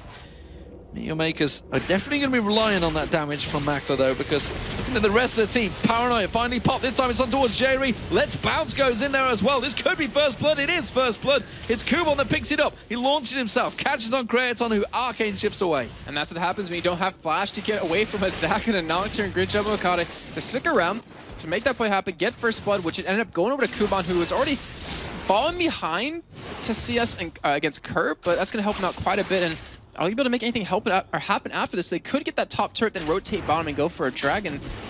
That actually would be a very good play for them if they want to go for it. But while Charu has been trying to make these plays, moving around the map, gets caught by the shockwave actually, turns around, pops the ultimate out there, does quickly dash away from that one. The moment Aranea showed himself out there, Makata is there, but I don't think he's going to be able to defend this one out. The turret's getting taken very low already. What I was about to say is Lord's put a hell of a lot of harassment towards that turret every time Charu teleports away. Yeah, I mean, that's exactly what you need to do. And because his Orianna has really good, decent wave clear, he can get to that turret right away and really punish him. I mean, that's what you do against a Twisted Fate, who, when he ults away, why not do it against a person that teleports?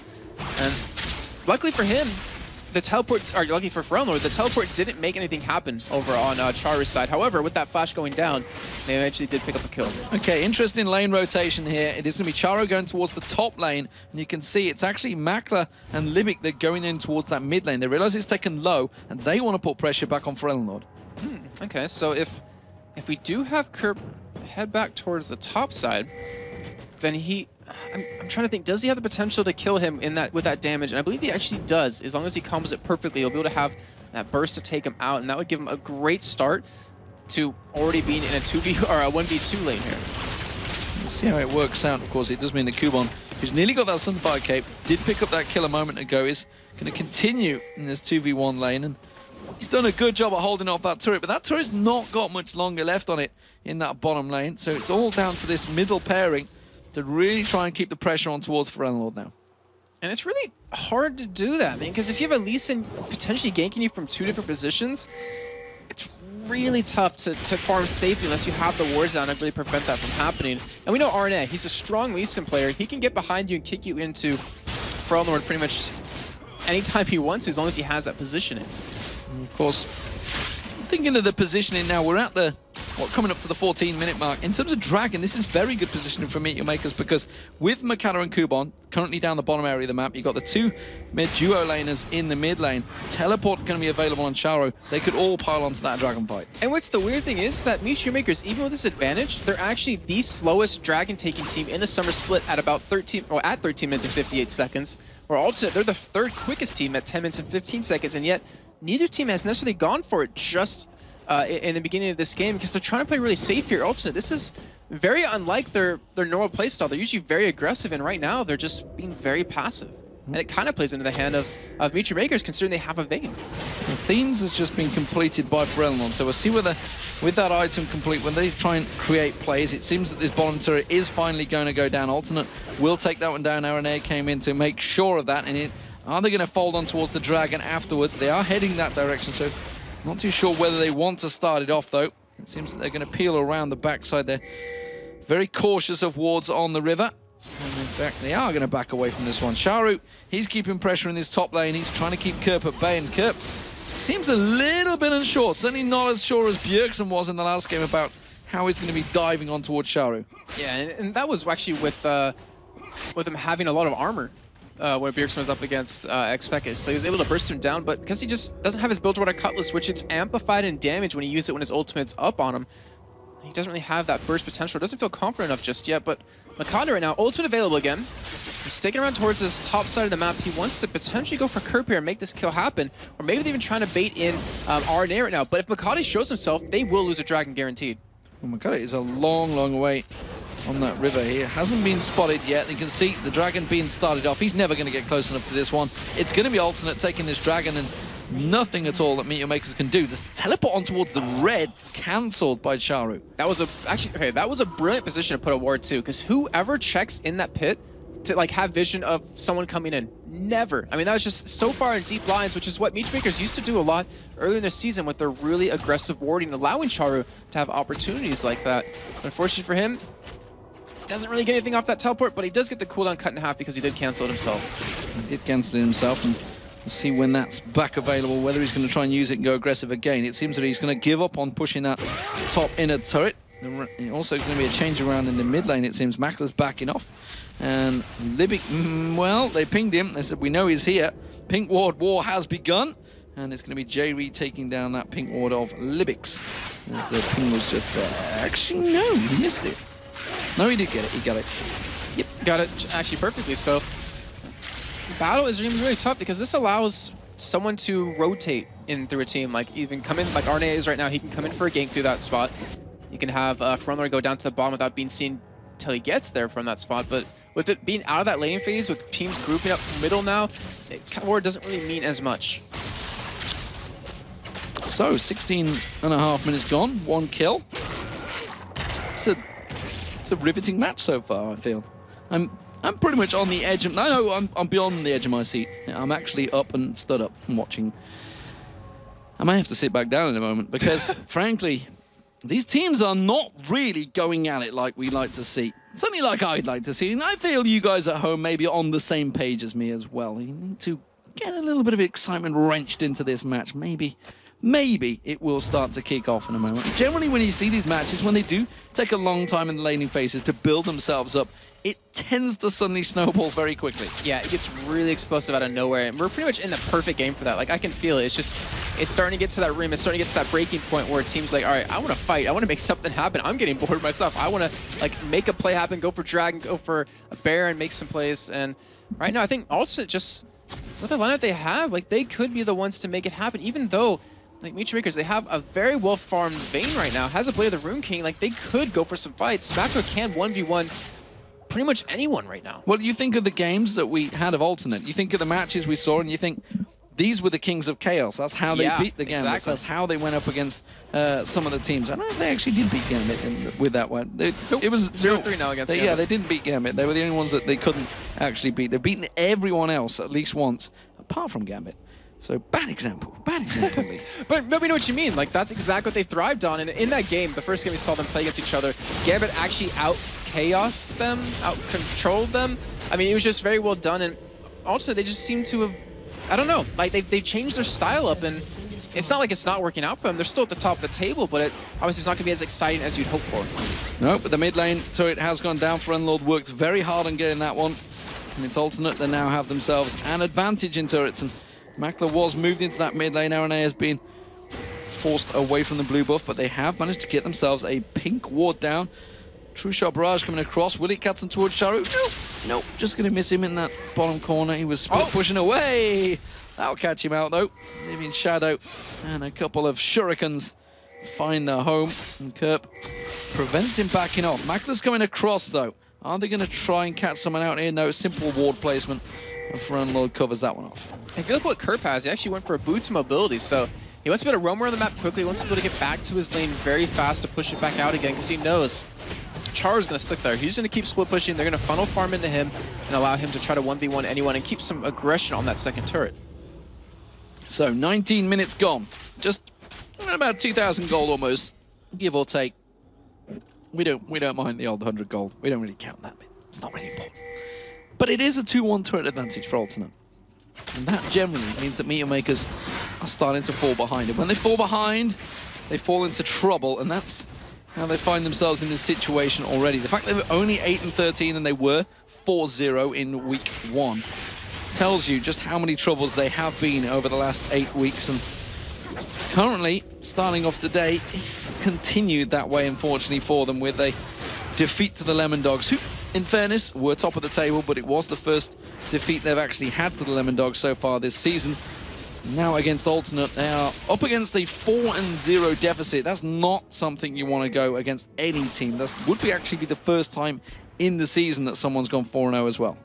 Yeah, and you don't want to be the team that has that 0 in that, but when I count Kerp, he's sticking around. He's going for the dive on a Makler. He manages to get a death mark, quickly turns it around, flashes back in as soon as his support comes in there, but not really sure on that one, whether he was going to try and condemn him on the wall. Didn't really find the chance, though. They do get the bottom turret, but there goes the shockwave, pulls Makata and Kuban back in. There's going to be Charu teleporting in. He goes very deep, quickly gets exhausted and has to dash himself out of there. Let's bounce from Kuban. That did effectively nothing. And Creaton's going to finish this one off. It's going to pop the passive of Kuban, and he's going to get cleaned up. Who will pick up the kill? It's going to be Creaton. He's gifted it, and he's going to keep that KDA padding up towards the top. And continuing actually to chase Peke as well for the kills. Yeah, considering he's out for 2 weeks, that's pretty damn impressive. And he's going for his own little version of the blue build. No one really goes the Spirit of the Elder Lizard anymore except him. And I mean, you can't really say anything bad about it when he's constantly winning games with it. So with that little bit of CS lead, with Dragon coming up about 5 seconds, Alternate with that kill are already set up for it. And with the ultimate being down on Makade, they're like, all right, well, we're going to get a free Dragon here. So as long as Kerp can hold this turret, it's going to work out for him. Double plant catch there on Kerp there. And actually, you can see the silver bolts proccing. He's going to finish him off. Makler goes deep and gets the kill on Kerp. And will they be able to get this turret? Because if they get the turret and that kill, they're going to get such a huge advantage from that. They'll get the inner turret, which no one has just yet for either team. And it looks like they actually should be able to take it, because no one on Alternate's here, as long as they're just feeling confident enough that they can sit there and do it. Well, the True Shot Barrage cleared out the way, but it doesn't matter. Meteor Makers do take that inner, and now they're actually working on the middle outer, and if they can get this one down, it's a great turner of events. The charm lands on towards RNA. He takes a lot of damage, but again, that middle turret, that's taken down very low. So, Dragon for a top inner turret. That's not a good trade. No, and a death onto Kerp, who kind of needs to be alive. He's going to have his Blade of the Rune King done, but a kill over to Vayne, more important for Makler. He's going to have that Zeal built up now. Almost has a Phantom Dancer, which is like the 2 major core items for a Vayne. And they pretty much played that flawlessly. Like, they they pushed top, got the kill, and then when they realized Ultimate backed away, they're like, all right, we'll push middle now, since there's no one there to really stop us. So Kraton and the rest of Ultimate start to group in this mid lane, but coming up the river is a big green slimy monster. It is Kubon. He has his eyebrows ready and waiting to launch himself in there and goes the opposite direction. And actually interesting, he's going for a Zonias. Most Zacs build like a Haunting Guise and like a Spirit of Visage and a Sunfire Cape, but he's going for the extra sustain here and extra survivability in the middle of these fights, and we see that's going to work out. Obviously, you can use the Zonias when you're in Let's Bounce. It's really cool. Oh, the ultimate's been used. Forced the flash away from Libic. Libic steps aside of that True Shot Barrage. Kubon tries to catch himself in there. Charu using his ultimate as well to dash in. A lot of ultimates burnt, a lot of summoner spells burnt there. No one actually being caught out, and that was all a case of Libic taking some damage from Kraton. Now you can see ultimate. They're going to push on there. Aqua Prison not going to land. That's going to be Stranglethorns. This is going to be Let's Bounce. Aranea is going to be the focus of target. Paranoia goes in towards him. He gets caught out. You can see the good Kerp tries to dive in. Makla's not having any of it. He turns that back around. Kraton goes aggressive. He gets caught out as well. You can see J-Ree. He's going to get caught. Gets the Aqua Prison on towards Makla. Makla steps away from this one. Kubon taking low. Makla actually full health. He's just backing away. He's not helping out here. Doesn't want to get caught out by Pharrell Lord. And instead, they have to give up their top laner. It was a top laner for a jungler. And Meteor Makers, well, he's back away from this one. Everybody steps away and thinks, whew, close fight. And wow, because Makler, he actually pushed Kerp out of that fight. Like, he chased him down. He ended up getting away. Then he's like, all right, switch my attention to Jerry, who ends up flashing over that wall. And just those two players of Ultimate pretty much kept that fight to a bare minimum in terms of losses for him. And that was just, I mean, fantastic job for Kerp. I don't know how to say it, because all he did was run away, but he kept the attention onto him and kept Makler from hitting anyone else. And maybe, just maybe, that was his poor fire focus. Actually saying that, the Condemn on the Pharrell Lord catches out there. He won't walk into the orbs, and he's going to get caught out. That's going to be a good grasping route coming out from Libic, but is he going to be enough? They will get the slowdown. There's the kick. Makler caught out, and now he gets dropped. Now Alternate can turn the power on. Makler simply caught out of position and simply going too far down that lane for the rest of Alternate, who all respawned and got back in there. Meteor Makers couldn't react quick enough. And they should have pushed this turret down too. They already had some good damage onto it, and with all 5 members there, or sorry, 4 members, as we do see Frontler going bottom right now. He's still running away, thinking he's being chased, it looks like. No, he's just running up double golems, but here we go. They're going to go for the turret, and instead they back away. They're not feeling too confident. They don't know exactly where Charu is. And even though Charu, 219 CS has an assist, he has a lot of damage behind him with that DFG. Yeah, well, he's going to clear out a big fat stack at the bottom. No, he's not, actually. It looks like Kubon's going to be gifted that. He needs a bit of farm, it seems, so Kubon will be happy to take that. It's got that Sunfire Cape. Charu's trying to pick up that blue buff. In comes Aranea. He's just going to smite it away. That's going to be rude. No, he missed it. He missed it. Would you believe it? He has to safeguard away from it, and Charu did manage to get it purely out of luck, I think, with Aranea. Just simply mistimed that. And that was huge, because that allows Charu to obviously have the blue buff so he can kind of fight a little bit more at turrets, but the cooldown reduction on his ultimate, on his abilities, is just going to help him so much, because they're dependent on a lot of his damage right now. Him and Makler, where Kubon, yeah, he does do some damage, but he's not the main damage source for the team, and we know how damn good Charu is on his Ahri, and that might come back to bite ultimate on the butt a little bit later. A big wave on that top lane. Kerp is pushing in there, but Makler's coming up, not afraid to back out of a fight from Kerp already. We've seen that Terra is very low, but Makler's going to be able to defend this one off, and he's going to himself a lot more farm. Actually pretty close in terms of CS between them, considering they're both 200 plus. It's just a 20 CS gap between the AD carries. In terms of gold, though, you can see it is Kraton, of course, with a 1,000 gold lead, because he got those 3 kills compared to the 2 earlier on. Meteor Makers, though, they are not down and out just yet, despite the fact Alternate are starting to gain those advantages. It is just 2,000 gold, or 1.5 effectively. And Makata, he's waiting in the wings. He's waiting for someone to bait on towards Makler, and then that paranoia will get popped. But Kerp, yeah, he's not really falling for this. Yeah, and Makati hasn't been too effective in this game just yet. I mean, he's had a couple of ultimates. He obviously did get first blood bottom lane, but ever since then, like, he hasn't really been able to make anything happen, because they're out of that laning phase already, because they're depending on catching someone out of Alternate off guard, or at least by themselves. And right now with Alternate, they're just grouping up. They're staying together. They're not allowing that paranoia to pick anyone off, because if Makati does commit in a team fight to go into the back lines, he's just going to die. And Alternate realizes that. Well, there's 25 seconds on this Dragon, which probably will be the focus of target. Alternate keeping that wave going up the mid lane to try and keep them occupied as they rotate around, try to getting that ward coverage down, but Meteor Makers are well aware of the situation. Makata, yeah, they're gonna be checking all those bushes, not gonna walk in towards the banana bush, just unaided, throwing those plants down, getting full vision. Kubon, he's the tanky man in the front line that is leading the charge. Ooh, that attack command ball may actually have split Meteor Makers up here. Charu is not in with his team either at the moment. He has teleport available, but he's only at half health, so even if he comes into this fight, he's going to be coming at half strength effectively. We're going to have to wait to see whether Kubon, he wants to launch himself in. And they're not going to go for it instead, but will they actually go for the fight? We have the Paranoid coming down. Where's he going to go? That's the question, and they're launching on towards Ferello. They catch him out. They do manage to get the kill. Shockwave didn't quite land on there. They turn it back around. They get on towards Kerp even. And I was going to say Crepo. He's in the other room watching. He doesn't die there. Don't worry, guys. He's still fine. It is going to be Kraton was the next focus, but they're back away. 2 kills for a Dragon. About even. But not over. Meteor Makers, they're going to go for a Baron off for this, so they're going to come out ahead as long as they can take this. But RNA, he still is up. He doesn't have Smite. Meteor Makers knows this because he just used it on Dragon, and it's all about them here. They should be able to pick up this Baron if they can defend it well. Well, True Shot Barrage is available. They're going to have to do a fantastic job at keeping Meteor Makers occupied here, though. Libic's just going to fend them off. He's thrown out those grasping roots. Oh, Aaron Air caught in the charm. He might get locked straight up there. He's already very low. Libic does get taken apart, though. Kraton uses that True Shot Barrage. Doesn't manage to get on the White Baron. That will get picked up by Meteor Makers. And they are going to step away from this one. Will they catch on towards Kraton? They're going to launch in there. Kubon very low. He manages to get the slow onto Kraton. Is he going to be enough? The orbs come through? No.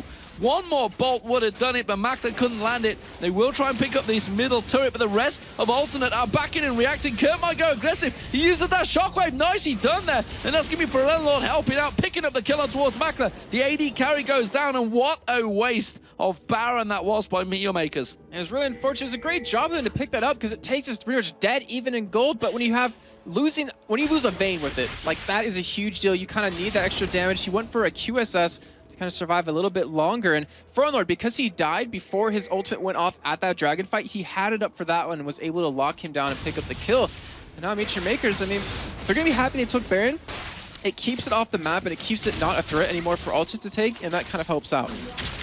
So Ferello back in that top lane, he's gonna get himself the turret down, and that will be the 3rd turret of the game for Alternate, putting them 4-3 behind, 6-5 down in kills, and just around about 500 gold in total difference between the two. But 3 members of Meteor Makers still sitting on that Baron. Let's see what they can do with it. Will they go aggressive or not? You're getting excited. I'm getting very excited because I love Nocturne, and him picking up a Blade of the Rune King on a jungler. No Aegis on the team when you're against an Orianna, which could help out quite a bit, but he went for a damage item. He's trying to be very aggressive. He's trying to stick to whoever he uses it to. So if he goes for Creatine, who doesn't have his Iceborne Gauntlets just yet, he can actually keep in range with him. This is going to be really interesting to see how we'll use this, because we never see Nocturnes build this item, as far as, at least to my knowledge. And I want to see him make a play off of it. I really do. To be honest, we don't get to see a lot of Nocturnes these days either, which is also very true in the LCS. He's been certainly underused in compared to how he used to be back in 2012. Very much a popular pick champion with the likes of Helios from CJ Enters Blaze. But as it stands, we are seeing Makla, Makara even, his brother. Just the taller, more handsome one apparently, so I've been told by a certain female. As it stands, Alternate, not gonna disclose any names, don't worry. Alternate, they are looking strong. Thanks, production, for that one. So there's more farming going on, Demon. I know. I actually am excited about that. Just contain me a little bit. Hold on, because I'm more interested in what they're going to do in this bottom lane turret. We are seeing Kubon, who's still got Baron on, launching himself. No. He thought about it and then go for it. I mean, yeah, it's a crucial point because, yeah, they have Baron, but if they lose a team fight here, they're going to lose probably an inhibitor if it's a very one-sided fight. And Makade, he has ultimate available. He's actually being spotted right now by those wards. He's going to go back to middle to push, actually. And this is a very tricky point. His ultimate, he's level 15, doesn't have rank 3 just yet, so it's really hard for him to get from that middle lane towards the bottom. And if ultimate engages upon this with that Orianna ball, they can just shut them down, and Makade won't even be in the fight.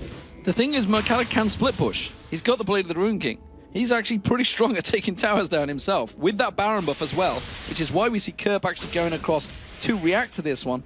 And honestly, he can cover quite a big distance with that Paranoia, so he needs to step down a little bit to quickly be joining this and making it a 5-on-4 fight. But with Alternate, they have great wave clear potential, and as you can see, Meteor Maker's actually not getting remotely close to this turret.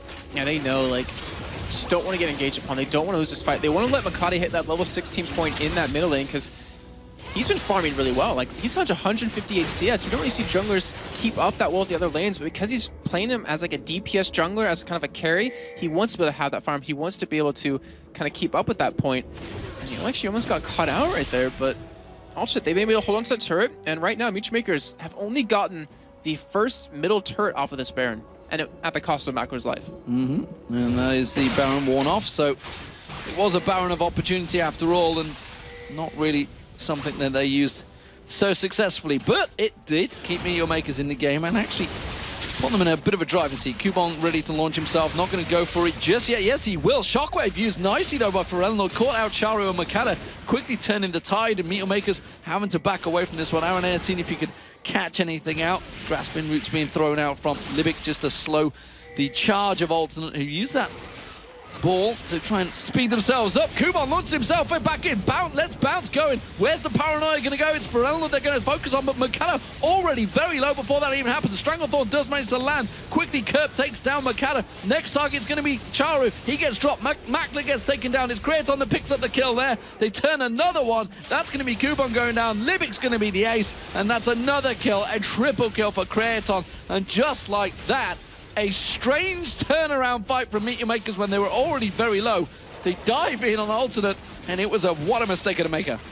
Scumbag Creatine flashes in to steal that last kill just to bring up his KDA a bit more right now. No deaths, 7-0-2. And yeah, you're right. That was a really weird fight. It was a smart idea out of Meteor Makers. I will give him that, because they knew that Forellenor's ultimate wasn't available. But you called it in the middle of that fight. Makati ults in, and before he even gets to his target, he's almost dead. And they were able to just single them out, burst them down quick enough to pretty much stop the entire charge of Meteor Makers. And now, Alternate, with that inhibitor going down, they have a lot of control on the map. They could go for Baron when it comes up here in a couple of minutes. They have a Dragon to take if they do want to, and a lot of gold to spend. Well, Kraton, the KDA king, keeping them stats padded, like you said, but 7-0-2, you can't sniff at that. It's the build that he used pretty much way back when in week 1, and he's continued to use it while the rest of the world moved on, and it seems to still be working for him. So maybe, just maybe, the rest of the world should be taking another closer look at that build.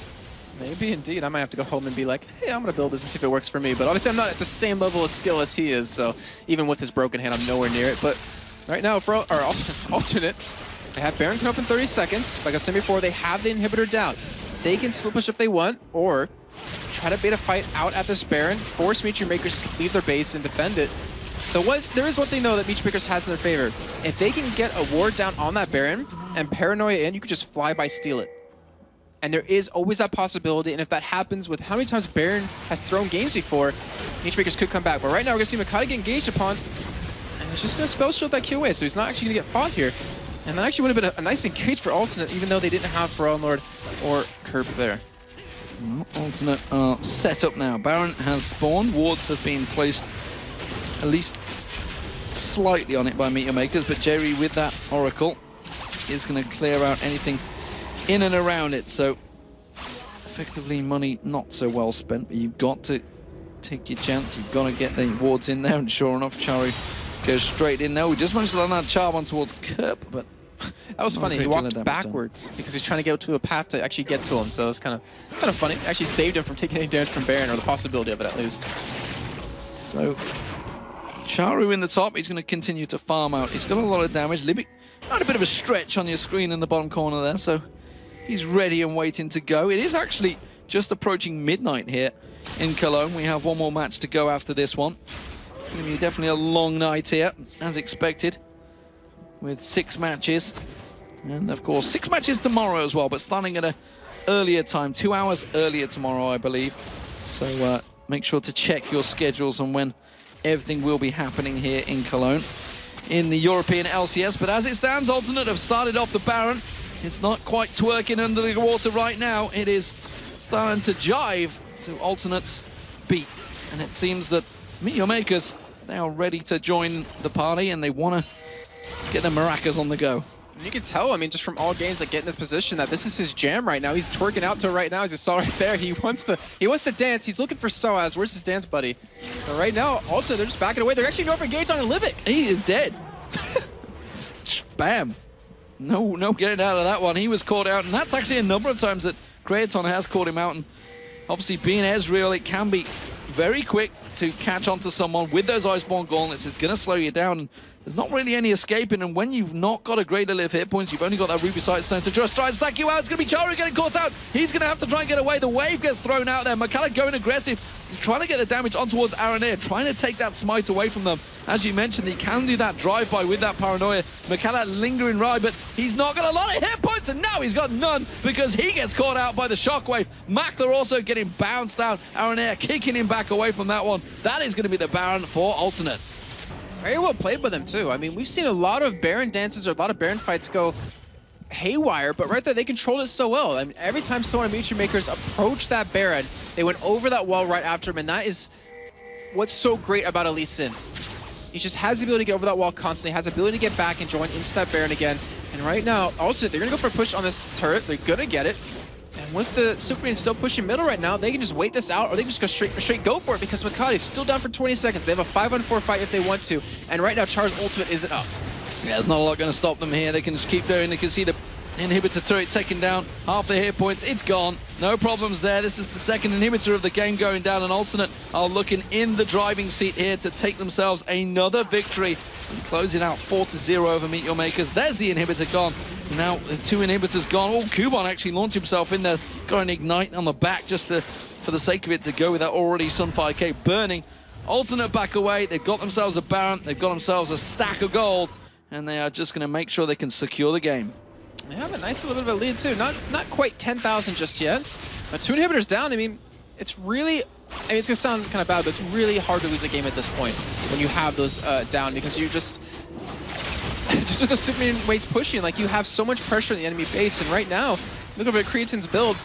He has a Mercurial Scimitar, and he has a Blade of the Rune King, and he has a support Jerry with Mikhail's Crucible. So if you do catch him at any form of CC, he's going to get out of it from his own. Catch him again, he's going to get out of it and a heal from that. So it's really hard to do anything about him, and he's 8-0-3. He's been making all these plays happen. And Meat Makers, they just don't have an answer for him. And we should talk about Jerry, because his KDA is pretty high as well, because of all the help he had from Crayon in the early days. And it's been affected. White Knight came in, and to be fair to him, he did a pretty good job as the AD carry. Not quite on Crayon's level, though. Yeah, and I really wonder how Creatin's been practicing with a broken hand over these past 4 weeks. Like, how do you do that? He used the trackball, clearly. It was Kerb's trackball. Oh, God. Oh, man, that would actually be really funny if he did switch over that. But right now, Alternate, they have the top inhibitor down, they have the middle one to take.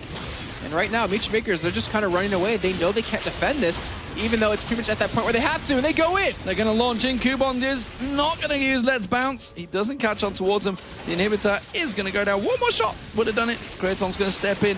He really wants it. That charm going whiff towards him. Shockwave used. Kuban almost taken down. There's going to be Paranoia. I think he may well just be used in defense, though. That's going to be the inhibitor gone. Makler also uses his ultimate. Libic does get caught out off the side there with the True Shot Barrage. Now it's going to be Kuban. He gets melted as well. This is going to be Alternate closing out the match here against Meet Your Makers. They will manage to take themselves a second victory of the day, and more importantly, a 4th victory over Meet Your Makers. True Shot Barrage from Crayon makes him legendary. 10-0-4.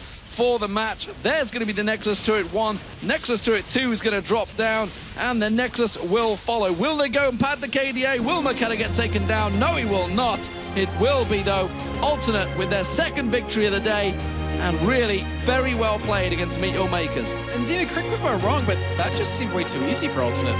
Very easy indeed. I mean, Meat Makers, they put up a good fight, but once they just got that little bit of advantage, and Creatin got, 2 of his 10 kills at the end, they just really pushed it from there. They snowballed it from there. They kept catching Meat Makers out of position, kept punishing him for it, kept taking objectives for it, and eventually took the victory for it. And it's interesting to see how confident Alternate look that Crayon has returned. Yeah, don't shake the hand of, or high-five him. He's just yearning for the fist bumps instead. And wait for someone to pay off a team like, yeah, when Creatin comes to shake your hand, just high-five him really hard. Just go for that hand. Do it for us. Go for that hand. They're going to make sure he's well protected. And also, congratulating their team members. And J-Ree did play very well alongside him, to be fair. But that man, Creaton, with the hand, he's come back. I'd love to see his KDA just for today because it's been pretty damn impressive. Immediately, though, has to get it back in cover and get it protected and make it sure it's safe for tomorrow because Alternate, they are looking good with Creaton back. Yeah, they are. I mean, they're back tied with Lemondogs in that first place position. And I mean, that just looked way too easy. You're definitely right. Like you were saying, they looked more confident. They looked more secure about playing because Creaton is back. We heard, you know, RNA would be so vocal about saying Creaton, best AD carry in Europe. And right now, when we have White on the team, there's no way we'd win Worlds or let alone get to them. But with Creaton on the team, definitely get to Worlds. And it kind of showed right there that even with a broken hand, he's still doing extremely well. And when that hand finally finishes healing, how much better is he going to get? Well, look at the pairing. 10-0-4 and 0-1-14 between J-Ree and Creaton. That feeder.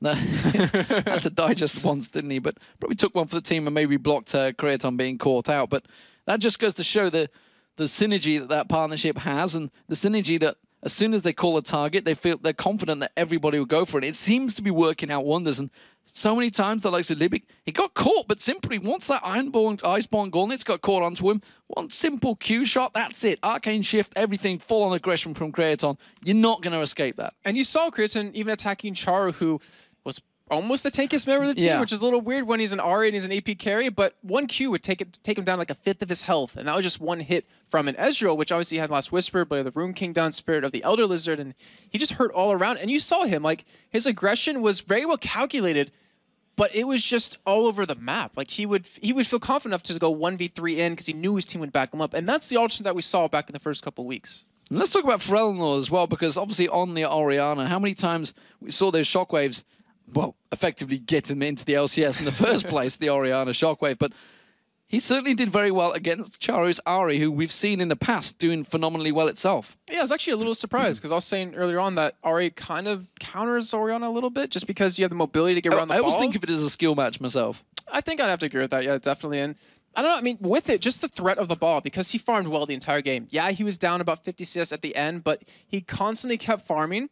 And because of that, he was always that threat. He always had the ball in a position to pretty much protect the rest of his team, to protect Creaton. I swear I can get the words out. And because of that, like, they couldn't just go for a full-on engage against him. Well, of course, it does take Alternate to 13-9 and joint and complete second place. In fact, they're not joint second place at all because that victory has took them to a solid second place. We are, of course, going to go over to the analysis desk. It is going to be Joe and Quickshot. Let's see what they've got to say. Thanks a lot, guys. So I'm, of course, here with Quickshot. And Trevor, first of all, a slower game, I think we can say, from that one. I mean, and I think Demon and Jason really put it right that it looks a little bit too easy for Alternate in some ways. Once it started. Yeah, once it actually started, which did take a little while, by the way, to get going in there. But first of all, talk us a little bit through the compositions that we saw. One of the things that I want to highlight specifically about the composition that we've seen from Mecha Makers is they had these very mobile champions. They had Ahri, they had Zac, they had Nocturne, these sort of all-in diving around champions, and then the Zyra as well. Now, you tend to pick Zyra against opponents who have that type of composition. If your opponent's going to be rushing at you, diving at you, you pick that counter-engage and that control support. And it didn't really work. You know, over on the other side of Alternate, you did have Lee Sin, but then it was Orianna, Zed, Ezreal. They're not champions that you traditionally counter with the Zyra pick. And part of the reason the game was so dragged out and so prolonged is because of how mobile MYM were. It was nearly impossible for Alternate to stick to them and make fights happen in the early game. I mean, we did see technically both teams taking a Baron during that game, but obviously the Meteor Makers one turned pretty much into a fight straight away after that one, which, as Demon said, wasn't the best use of a Baron we've ever seen. But I mean, Alternate, when they actually took the second Baron that actually spawned in there as well, they were already well on the way to securing that victory. One of the things that we've seen from Alternate after the game did start to spin up as far as action and tempo was concerned is they were able to push the lanes and push objectives without really much counterplay. Once they stuck themselves to a target, they picked up the tower, they picked up the Baron, they picked up the buff, and they just shoved home relatively quickly. MYM, they couldn't contest, and that was part of the reason it was so easy for Alternate in the end. Well, thanks a lot, Quickshot. We're going to head over to an interview, though, with Shox, who's waiting with Aranea. Thank you very much. Congratulations, Arne. Second victory of the day here. But the start of the game was kind of slow from both sides, and you would expect from a team you'd already beaten 3 times before that you might be a little more aggressive. So why was that? Well, actually, they pick really well. I mean, Sack against Zed is even good, but they lane swap, so that doesn't allow us to do like early plays, to do like early stuff. And it was a bit rough because I went bottom lane. I tried to do something, but I failed because I had not enough energy for my W, like 5 points of energy. So I kind of failed. I have to waste flash. And then like we could not push that much in bottom lane. That was kind of my fail. But then also like their setup, early game was really strong. Like Nocturne ultimate with Ari ultimate with Ari teleport is like pretty much a kill if they coordinated well. That's why we were really scared. We were like playing really passive. So at what moment did you get going? Was it a certain fight, or was it maybe when the Zed was able to 1 versus 1 people, or? No, actually, they got Naso and I was really scared, but still we were like, it's fine. Kui will get Gauntlet. And I think at the point he got Gauntlet, I think it was, we said, let's fight. We get one mid-team fight that we ace them. And they actually focus on me and Zed, and we actually survive really low HP. And at that moment I said, okay, the fight is won. I mean, they focus on us, they didn't kill us. We managed to survive and protect our team. And even like Nami, I think Nami knocked up 4 guys, and I ultimate also 3 guys. So it was like random CCs that we perfectly timed it, and it was a really good team fight for us. And at that moment I said, okay, we're gonna win this game. Yeah, 2 victories today. Great on your way back to first place. Now, how does it work for you? They normally have 1 game a day when it's a regular weekend. So now you don't have a lot of time to prepare for your next one. So what do? You not prepare? Do you do it up front, or? Well, actually, like in the first weeks, it was really easy for us because our coach was like preparing every game for us. Like I just needed to go to the Skype, and I said like, okay, what do we have to do?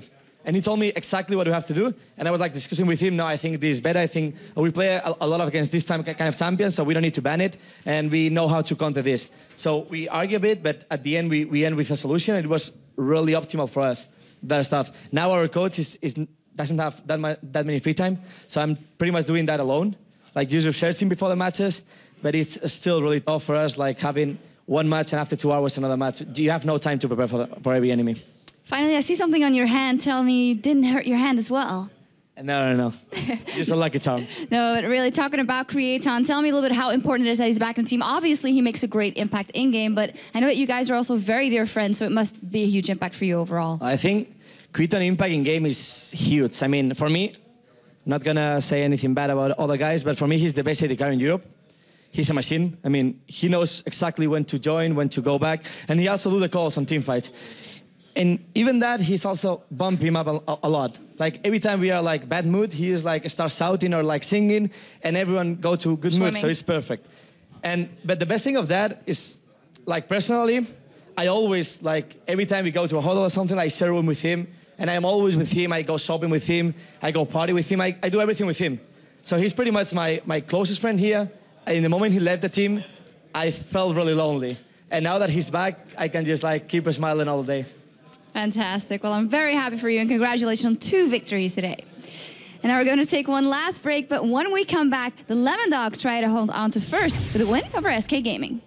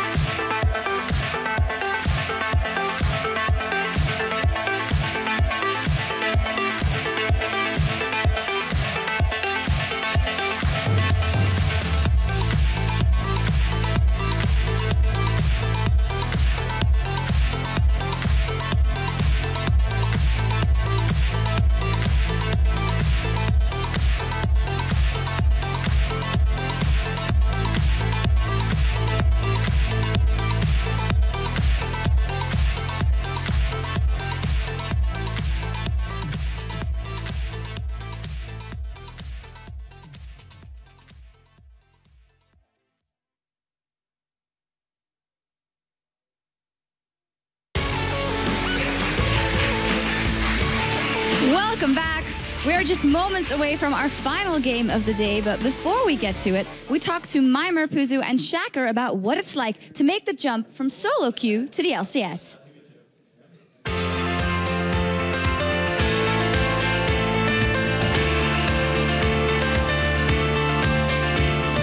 I've played LoL since early beta and I've always been top ranked.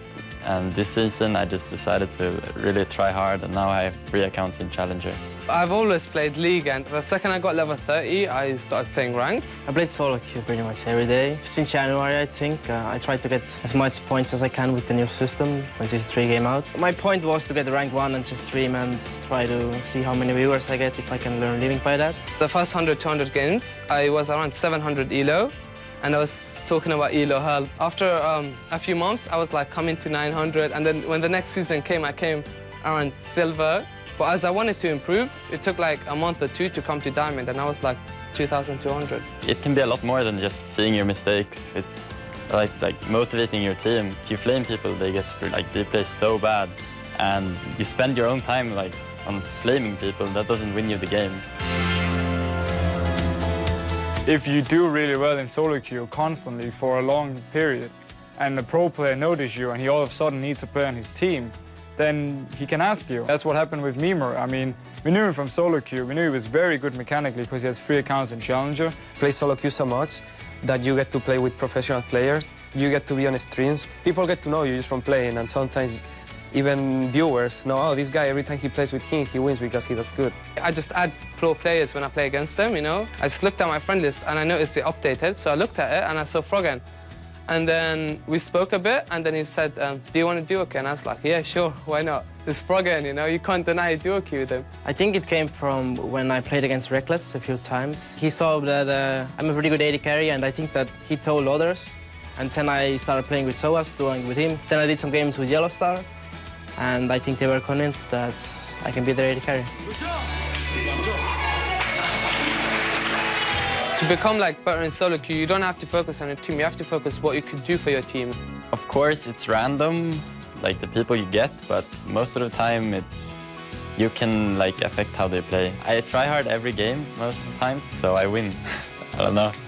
There's nothing as elo hell, like you can't stay at the same rating if you're really good. You always will go up. And you just have to keep playing and improving.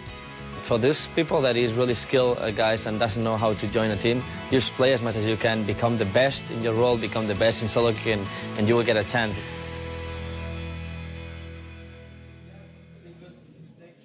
All right, let's go over to our wonderful and fantastic D-Man and Jason for our 6th and final match. Wonderful and fantastic. I feel the pressure to pull out some praises for Shocks here, but I'm not sure where to go with it because you guys at home would take too much from it. So let's just get on with the action, of course, today. So next match, it is going to be the Lemon Dogs and SK. You just saw them setting up there. Yep, just like we saw before with Ultimate Mutual Makers, Lemon Dogs were looking to complete their clean sweep here. They were already 3-0 up against them and looking for that 4th win. Yeah, of course, let's check out the lineups for these teams. Starting off on the blue side, it is going to be the Lemon Dogs. We've already seen them take a victory and stretch their lead at the top of the table today. It is Zoro in the top lane, Dexter in the jungle, Nukeduck in mid lane, on tabs as the AD carry with Miffy, the effectively player coach of support. And over for SK side on the red team, we have Kevin in that top lane, Hercubot in the jungle, Asa in middle, and Kenny Pen and Nif as AD carrying support. So before we start the match, let's see how you, the community, has voted for it, Jason. How does it look? It's actually really interesting because out of the 21 games Lemondogs played so far, as they mentioned, or Joe and Trevor mentioned earlier, only one team voted for Lemondog, or one game was voted for Lemondogs. But here's number 2. 58% of you guys think they will beat SK. You know, it's only took them 8 weeks to get to that top of the table. Suddenly you guys are like, you know, these guys are actually pretty good. Maybe, just maybe, they're going to win this game. Who knows? Of course, don't forget, you guys have already voted for. You know where to go at lollysports.com. But there are matches tomorrow. So 6 more matches tomorrow. You can also look at all the VODs, stats, everything else that is over there. These 2 teams, though, they have met 3 times this split already. And each time, it has belonged to the Lemondogs. And they really have to look forward to these games because every time they match up, their stats go through the roof. And give me some more numbers here because Zoro he's gone 12, 3, and 20 against SK this split. And Tabs, he's been 16. Now brace yourselves, 1 and 10. SK has only managed to kill him 1 time in 3 games. 16, 1, and 10. Yeah. That's not good reading really for SK fans, I'm afraid. But SK, they just can't let them have that kind of game if they want to win this one. Yeah, and one big problem that SK has had against Lemondogs in particular is that they usually head to Zoro's lane, that man you see on your screen, and take his turret fairly early on, but they just leave him up after that. They don't punish him. They don't do anything else after that, and because of it, he's able to farm up. He's able to really get back in the game, and we saw them actually fix this problem against Evo Geniuses last week in their second game of day number 2, and we really hope this isn't a reoccurring problem for them because it's something big that they need to fix, and hopefully they'll be able to keep that up. Well, Joe and Quickshot talked about how nobody considered the Lemondogs a real threat for most of this season. And now they are number 1 and up there for a reason, of course. Now, of course, SK are the ones that are being counted out, and they have a chance to surprise everybody. They've done it before. Yeah, with how close the standings are still, it isn't too late. With only 5 games between them and first place, which they're playing up against the Lemondogs, anything can happen in these last 7 games. And SK, I mean, we know they're a strong team. They haven't been able to show it lately, but they've been slowly giving hints at it. Like, they really surprised us in some games. Others, they've been inconsistent at. But right now, like, this is the week to make it happen. They're a highly emotionally charged team, and seems to be having fun there between the in the chat, it seems. And the match will be getting underway shortly. We're just waiting for the teams to get themselves into Champion Select, and we'll be ready to go in just a few moments. And you can see it is, what, 12 minutes past 12 here in Cologne, so it's a late night for these guys, but then again, they're gamers, so... And you've all seen these guys streaming way into the early hours of the morning. So they woke up like 3 hours ago. This is nothing new for those guys. It's us, the production guys, that don't appreciate the late hours, but we are doing it for esports, and esports is a worthy course. Hercubot there, of course, in that jungle. He's played a number of champions, actually, this season, and interesting to see what he lands on. He's definitely pulled out a couple of surprises. He's played that Rengar in the jungle just 2 weeks ago. That actually was successful. Nuke there. He really carried his team to victory last weekend on Zed. And Talon actually pulled out, went 9-3-10 or something like that, crazy like that. And then Tabs picked up the gauntlet and ran home with it when 11-1-12 or something crazy like that. Picks and bans are started. And sure enough, Vayne being taken off Candy Panda. Fiddlesticks are removed from Mithy. Wow, first ban for support. That's a pretty good feeling for Mithy, I feel. This man that came in as a replacement for WeWillFailer. Thresh also being taken away from Nif. At least you could say also being taken away from Dexter, I guess. He was a very strong champion. Yeah, he was. So that Vayne ban definitely targeted Candy Panda. He's still 16 or 16.3 KDA on that champion because he's been forced into Ezreal last week. And of course, the Fiddlesticks, you know, it's weird because Fiddlesticks always fills these niche opportunities or these niche lineups, and obviously can be very strong. Like the Fear, the Silence is just ridiculous to go up against. Not to mention the Ultimate, which has such high base stats that you don't even need to build AP to really do damage on him. Jarvan also banned out the final ban, so 2 junglers effectively banned out by SK this time around. So they fear what Dexter brings to the table, what the Lemondogs want as their first pick. What are they going to throw in there? The fact that they've left Twisted Fate open for Nuke Duck. Kassadin possibly in there as a counter as well. So a lot of thoughts to go through the players' minds on this first pick. They left actually as well Ryze and Kennen open for Zoro to take, which he's been playing really well on, but we do see Lee Sin being locked in, which Dexter, he did give his try at. I don't remember doing that well in the game. I can't remember who he was up against, but it was the same week he played against Gambit and just destroyed them at least. But I don't know, to me, that's not something that's necessarily first pick worthy because Hercubot doesn't really play Lee Sin. Well, the fact that Twisted Fate's in there as well. Like you say, Hercubot doesn't play Lee Sin.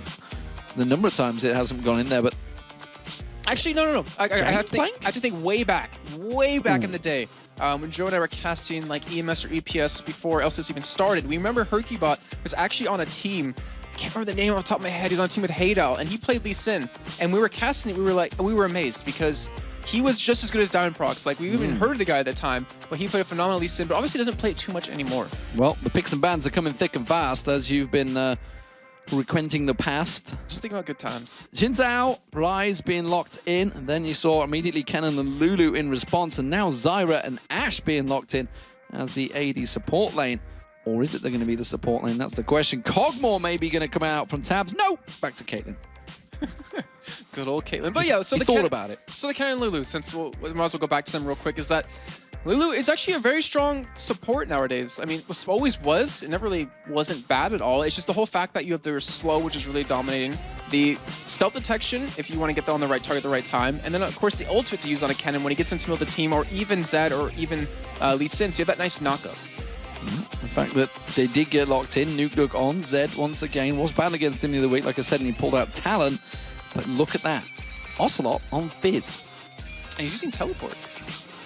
So we see most Fizzes that, or well, whenever we see Fizz, it's usually Barrier Ignite, but it looks like he's running Teleport Ignite to really interact with some other lanes, but we've seen a lot of Fizzes do very well. Nuke Duck in particular. I mean, you're probably going to say Tabs at some point in this game on that champion, but we've seen him do really well on it, and that champion can do very well. It's just about if you feel confident in your lane, can you really go up against that champion, and I'm pretty sure also he's going to feel confident going into this.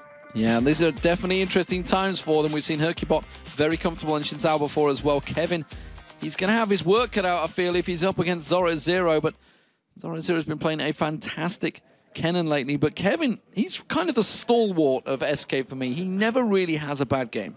Yeah, I'd have to 100% agree on that. I mean, I really cannot think of one particular game where he did bad at, and the thing was, like, back in the beginning of the split, he would, actually no, back in the spring split, when he was playing Olaf all the time, he was just a dominating force. Then we saw him bring out Rumble towards the end of that season. Then it disappeared out of nowhere. And we finally saw him using it earlier on today, which he did fantastic on. It wasn't, like, the loss wasn't because of him on that champion in particular. And I was surprised to not necessarily see it just again, but his rise. I want to see how well he's going to work this one. Well, I'm surprised to see that a little frayed mouse cable there from Kevin. It does surprise me, but once players get so used to their peripherals, they don't want to change them. Would be a bit of a problem if the cable snapped in between them. But it looked like it was a pretty strong one, nevertheless. So there are the teams on your screen, and we are about to get into the game as everybody loads in there. No surprise last-minute switches from any of the players as I look across. And we do see the Lemon Dogs. They are top of the league right now.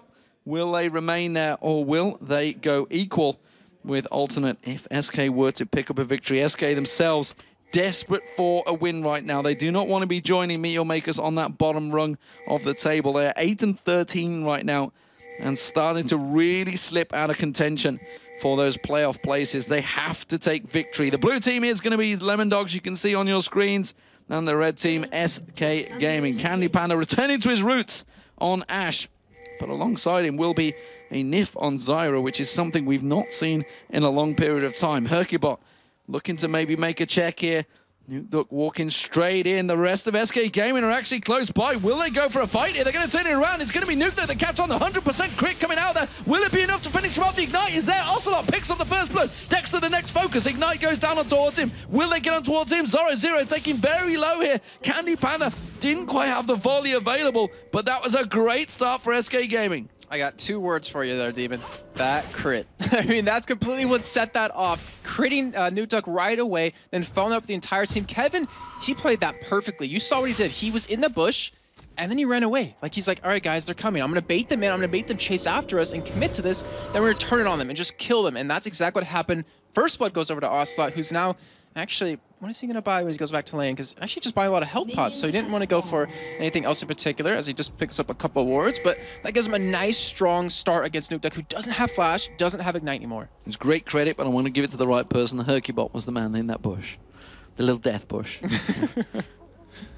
Nevertheless, though, we did get the wards down, and no crazy aggressive wards. Despite the fact they got that first blood, everybody kind of backed away. So it seems while we already had a kill, there's actually not going to be an invade starting out here. And Dexter will be starting off on the red buff. Hercubot will be on that blue buff, aided by the bottom lane. It's actually going to be standard lane Metro as well. So let's talk about that straight away. This bottom lane pairing of Zyra and Ashe, which is going to be, of course, Candy Panda and Nif, up against Tabs and Mithy, which will be Caitlyn and Lulu. So, well, there's a couple of different ways we can talk about that. So, first of all, Candy Panda on Ashe, obviously one of his strong champions back in the day.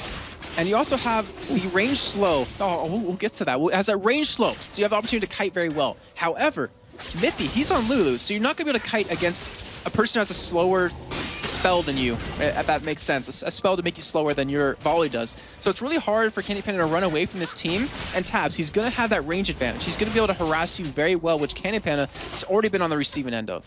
And you can see Tabs does have a high pick rate, but I also want to, I'll tell you what, we'll just keep our eye on this one for the moment, see if they don't catch out. But I want to talk about this mid lane because we saw the Fortitude pot already used by Nukeduck at the start here. So going openly aggressive against Ocelot at the start, despite the fact he was taken down first blood, he wants to try and keep pressure on towards Ocelot. Yeah, and the really important thing is, actually the really weird thing is he's being this aggressive because he doesn't have his flash up. Like, I was expecting Hercubot to maybe go for that level 3 gank to punish him, go for the easy kill. But even with that, like even with Ocelot getting the first kill, I think the flash is more important in this situation. And it's going to come down to, I believe, and someone can correct me if I'm wrong here, that he can actually dodge the ultimate damage out of Zed if he goes on his playful tricksters when it's about to explode. Because you can dodge Karthus ultimate. They knew Dexter was there. They're going to go in towards him. Audacious Charge was there. They don't quite have enough to finish him off, though. And he does get taken very low there. Hercubot was ready and waiting to sneak in for that one. And that's taken him very low once again. But, of course, the lifesteal that Lee Sin has in his overpoweredness will just work its way through that one. I hate that shit. Don't worry, you and me both. We should make like a support group for Lee Sin. People who've been punished by Lee Sin. Oh man, but yeah, it's just a strong champion. You can be very quick in the jungle. Dexter, who's already shown on like kind of assassin champions like Elisa, he can play them very well. So we're gonna see how well he does on his Lee Sin. Great job of him to kind of counter any potential aggression that Hercubot was gonna apply to that middle lane, and it allows Nukeduck to farm up that much more in the lane, which, you know, right now 26-19, he's doing very well with. Hercubot is still lingering in this mid lane. Did take the large Wraith away from the jungle of Dexter. But it seems he's going to back away. Let's talk about this top lane because we haven't had a chance to really look at it. We have just seen Zoro go back and get himself a second Doran's Blade, but he is up against Kevin on Rise. So, if I'm not mistaken, it depends on how Zoro and Kevin play this, that Kennen should be able to beat him in lane. The only difference is he can't harass him that well with auto attacks because he's going to be locked down. Maybe actually taking a good bit of damage there, but because of the attack range of Kennen, because of the spell range of Kevin on that Rise, you can catch him with Rippers, you can get a full combo off and really punish him. So it depends. Is Zoro just going to play with the shurikens and just kind of use that to harass, or is actually going for some auto attacks? We'll keep our eye on that one and see how it works out, because last time we saw Kennen in that top lane, he farmed very well, and that was, of course, Soaz, but he just wanted to party after all. And it seems that nobody else wanted to join him. As it stands, Lemon Dogs, they are 1 kill down, which, if you just joined us, happened in the opening minute of the match.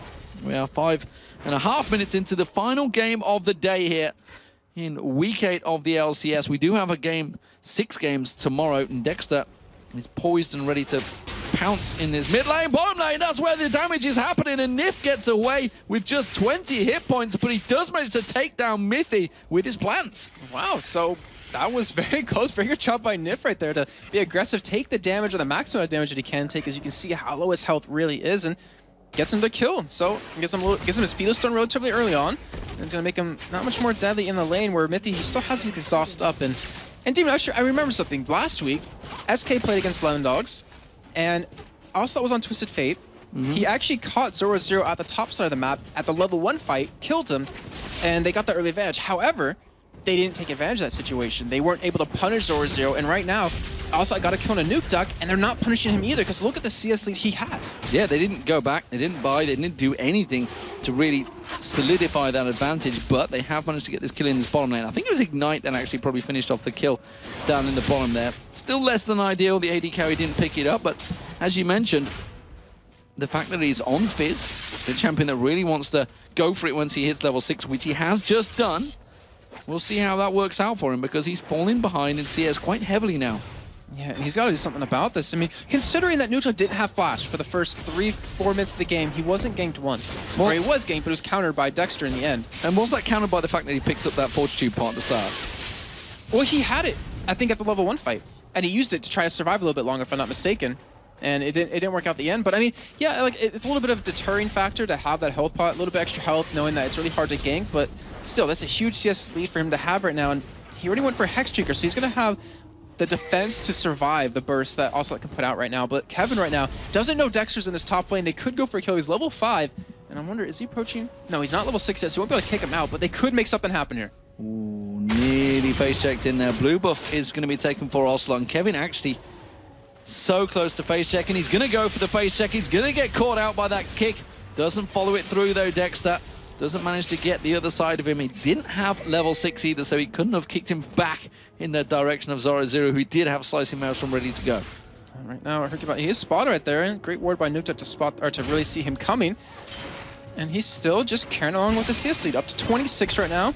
You see Ocelot going to be going for Sheen as his first item. Picked up double Doran's Ring just to keep that extra farm, or to keep the extra regen in lane so you can keep harassing. Also to survive that death mark that comes out of Nukeduck.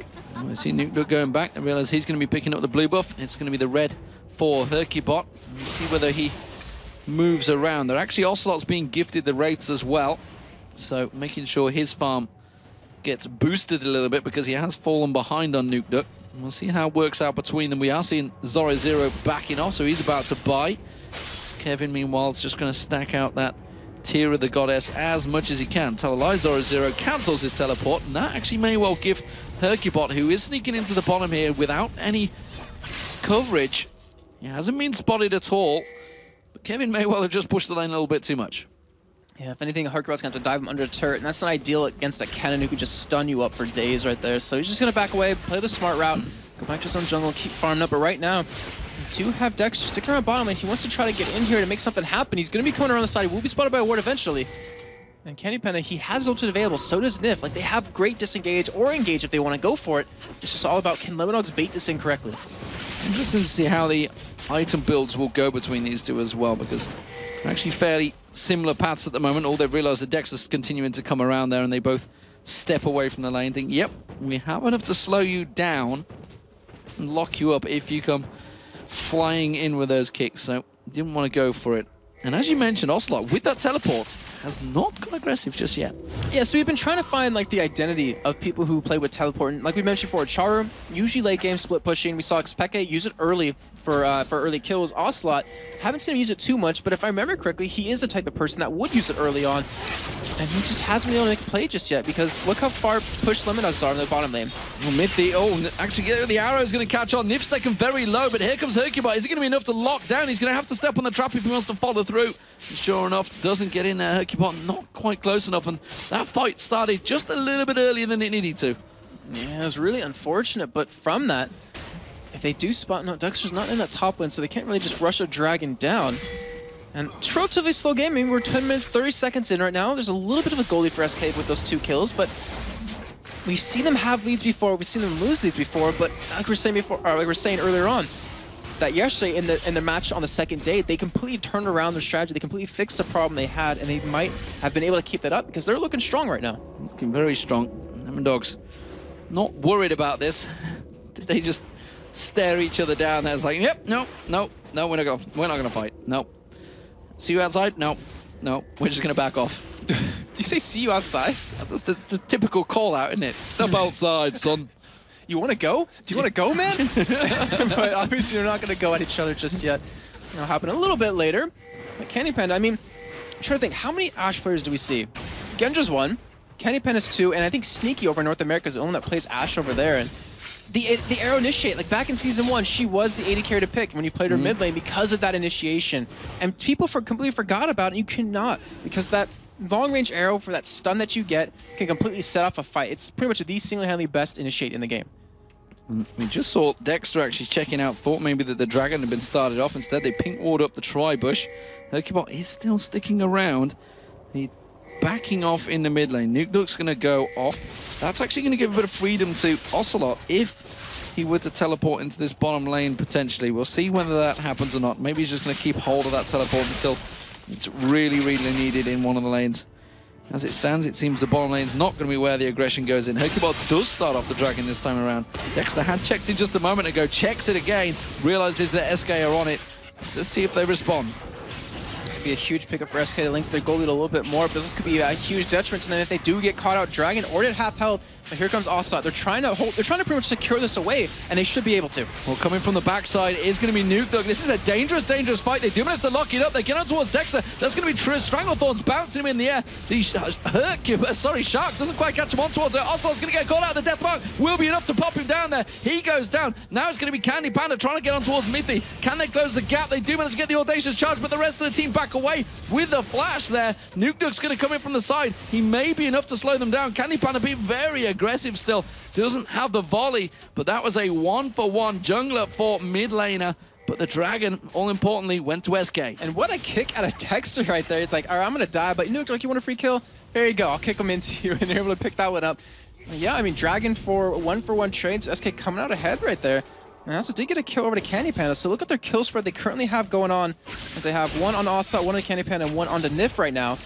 But Lemondog's only 1 kill in 13 minutes through the game. But they still are pretty far ahead mid lane and farm. Kennan's actually, Zoro is actually pretty much even with Kevin in the top lane right now. Well, the bottom lane has really been where most of the action has been happening. We've not really had a great chance to look at this top lane. We did see Kevin had just used his ultimate silly to clear the waves, really. Zoro and Kevin have had a bit of a farming session in that top, and it's actually pretty even between the two as well in terms of farm. Very close. Indeed, so I think it comes down to who's more effective in these team fights. And I think that is limited by time. So say 30 minutes in, Zoro's going to be more useful because he's going to have that AoE stun, he's going to have the damage. But like past that point, Kevin will scale so hard, he'll have the tankiness, he'll have the damage, that he'll just completely surpass Zoro as long as the rest of his team picks up a little bit of MR, they get a runic bulwark or something to deal with that AoE magic damage. Lemondogs are the ones that are trying to deal at the moment, trying to deal with the threat of Ashe. Candy Panda doing a great job keeping that farming train going, and you know, it's effectively removed the early power that you have with Caitlyn. Yeah, I mean, that range advantage you have in lane is really hard to deal with when you're an Ashe. I mean, you kind of, maybe they were looking for a 2v1 lane, since it's a little bit difficult, but they've been doing a great job dealing with that. And right now, Nuke Duck, he's trying to invade this red. Actually, won't steal it away. Hercubot smites it, and they're not going to commit to it. But SK actually might go for an engage here. They may well go for it. You do see just coming around the side, he's going to be Ocelot as well, so he's going to try and head off. Nuke Duck's going to try and force him away. Uses that Living Shadow to get away. Hercubot had used his Crescent Sweep as well, just at the start of that fight, so a few ultimates were used there as well. Ocelot gets his wave clear though, but that tower's taken a lot of damage in that mid lane. That may well become a problem for SK Gaming as we start approaching the mid lane, and you can see barely touched Lemondog's turret himself. I'm really actually, I was wondering, like, he hasn't teleported out of lane, so it's a little bit interesting to see that Nuke Duck's been able to do that much damage to the turret, but either way, I mean, that gives them a good start. They could go for a gank middle, take that turret, they go for like a dragon or another objective off the back of that. But we are 15 minutes in, also it hasn't used the teleport just yet. And we do have a couple of items come in. We have the Haunting Guys done for Zoro. We've got a Negatron Cloak done for him, so it deals with the damage that Kevin's going to be doing to him quite well. Look over at tap side, you know, that we were mentioning earlier, the early advantage that Caitlyn has. Kind of going by the wayside, went Double Doran's Blade, Vamp Scepter, Pickaxe, so he doesn't even have an item completed just yet, where on Candy Panda's side, he almost has an Infinity Edge, but Kevin getting engaged on. Well, he's dead. He's dead, Jim. Yep. Teleport cancelled as well, and that was a pretty clean, convincing fight there. Dexter come in, slicing Maelstrom, followed by that kick. There was no way in hell Kevin was going to get away from that one, and that's the first time we've actually seen a jungler visit that top lane. They're actually still even in terms of CS, though. And Ocelot, well, he's going to get... Oh, actually, Nuke Duck going aggressive, trying to maybe finish it off there. The Ignite tick's not going to be enough. Will he try and finish off the burst? So the bottom turret does go down. First turret of the game for SK Gaming, but I feel this mid turret, that is not going to last much longer. Oh, nice, he Duke there by Nuke Duck. Gets out of the ultimate from Ocelot, and now that turret is going to go down shortly. But in the meantime, SK, they took the bottom turret away from Lemondogs, and they're still there. They're still pushing up. And look at the wards they have down. They are controlling any vision of anyone coming down in terms of Nuke Duck coming down to help out. They're going to keep pushing this turret. They're going to keep doing damage and completely keep out farming taps. There's two coming around the position of Nuke Duck. It was going to be Hercubot and Kevin, but they can't close that gap quick enough. Getting a nice slow on towards him. The arrow not going to find its home. And it does mean that SK will have to let Nuke Duck get away from Note 1. It's 2-1 currently, though. Lemondogs They took that top turret while all the pressure was happening in that bottom lane. And it does mean that Lemon Dogs have that advantage in turrets, but not the advantage in gold because of that dragon that SK Gaming picked up earlier on. And the next dragon, I'm trying to think, will we see a major team fight break out there? That's obviously a little bit longer away, but it would be a good place for SK to have it since you have that code. But right now, as you can see on the gold totals tabs, he's sitting on 2,000 gold to back with. So I was saying before, he's a little bit behind. I just didn't notice he had a lot of gold to spend in his pocket. So he's going to have that Infinity Edge done relatively soon. Actually, not as early as Candy Panda, but we'll have it done around the same time. And right now, Candy Panda, if he can build that IE and build some more damage, and then they start grouping up for some fighting, like if they get an ultimate onto Nuke Duck and say or also follows up, Kevin follows up, like he'll be dead. And it won't matter the farm that he has or the kills that he has. We'll see about that. We'll see who goes for it. Lichbane has been completed by Ocelot, so that will give him a big burst in damage, which he's been looking for. If that IE does get completed by Candy Panda very soon, which there it is, just popped in, we may well see SK starting to be a bit more aggressive. The dragon will be up in 20 seconds, of course, so that would be the ideal time for all these items to be used. Definitely. As per point, because we never really talk about that too much in terms of the power spikes that you get from certain items. Like the Rod of Age is done on Kevin. He's going to be very strong very soon. We have the Abyssal coming in for Zoro relatively soon, but Dragon is now up. SK are already like in position to take it here. And right now, I mean, you look at Tabs, he's nowhere in position to help out. You look at the top side, Kevin's nowhere in position to help out, and it looks like somehow Lemonard's going to keep them off a Dragon. Well, more importantly, Tabs didn't go back and spend it. He's still sitting on that gold. He hasn't buffed up that item, and it'd be amazing if SK let Lemon Dogs have this when they've got such a power spike advantage. Kevin is now joining the fight. There's going to be the Crystal Arrow, lands on towards Mithy. Hercubot goes in, uses that Crystal Sweep. They haven't quite got enough to smite down the dragon. It is going to be Lemon Dogs to pick up the dragon. Mithy goes down. He gets caught out, and they can't let more Lemon Dogs get away. Candy Panda with a flash there, but not really landed. There's going to be a one going. It's Kevin. He's going to try and turn it around. He manages to juke a fair bit of damage, and he does flash away from this one. Nuke Duck's got away. Will they let more get away? Dexter, though, he's been caught out. The rest of SK Gaming, they can keep pushing this bottom lane. They need to try and take more advantages of this big distance. Nuke Duck, my God, he's going to take the blue buff away. Clever play here. He was going to go down and dive, and instead he's flashed off and he's going to steal away the blue buff. Crazy. I don't even know if that's a clever play because he's going to lose an inner turret for this. That's completely not even worth it. I mean, yeah, he's knife away from Ocelot, but at the cost of a turret?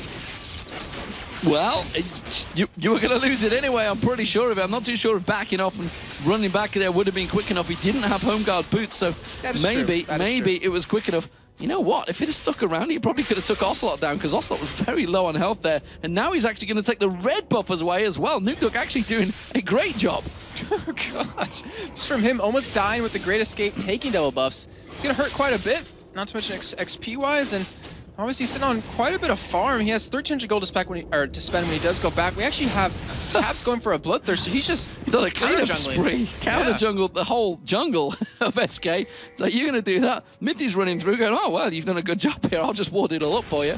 Now he's going to, oh, Tab's getting caught out. Tries to 90 caliber nets away from that one. Gets quickly grasped up there. It is going to be Ocelot they gifted to. Candy Panda had to use his barrier because he had just gone back and got himself that bloodthirster. So suddenly there was a power spike of damage from Tabs.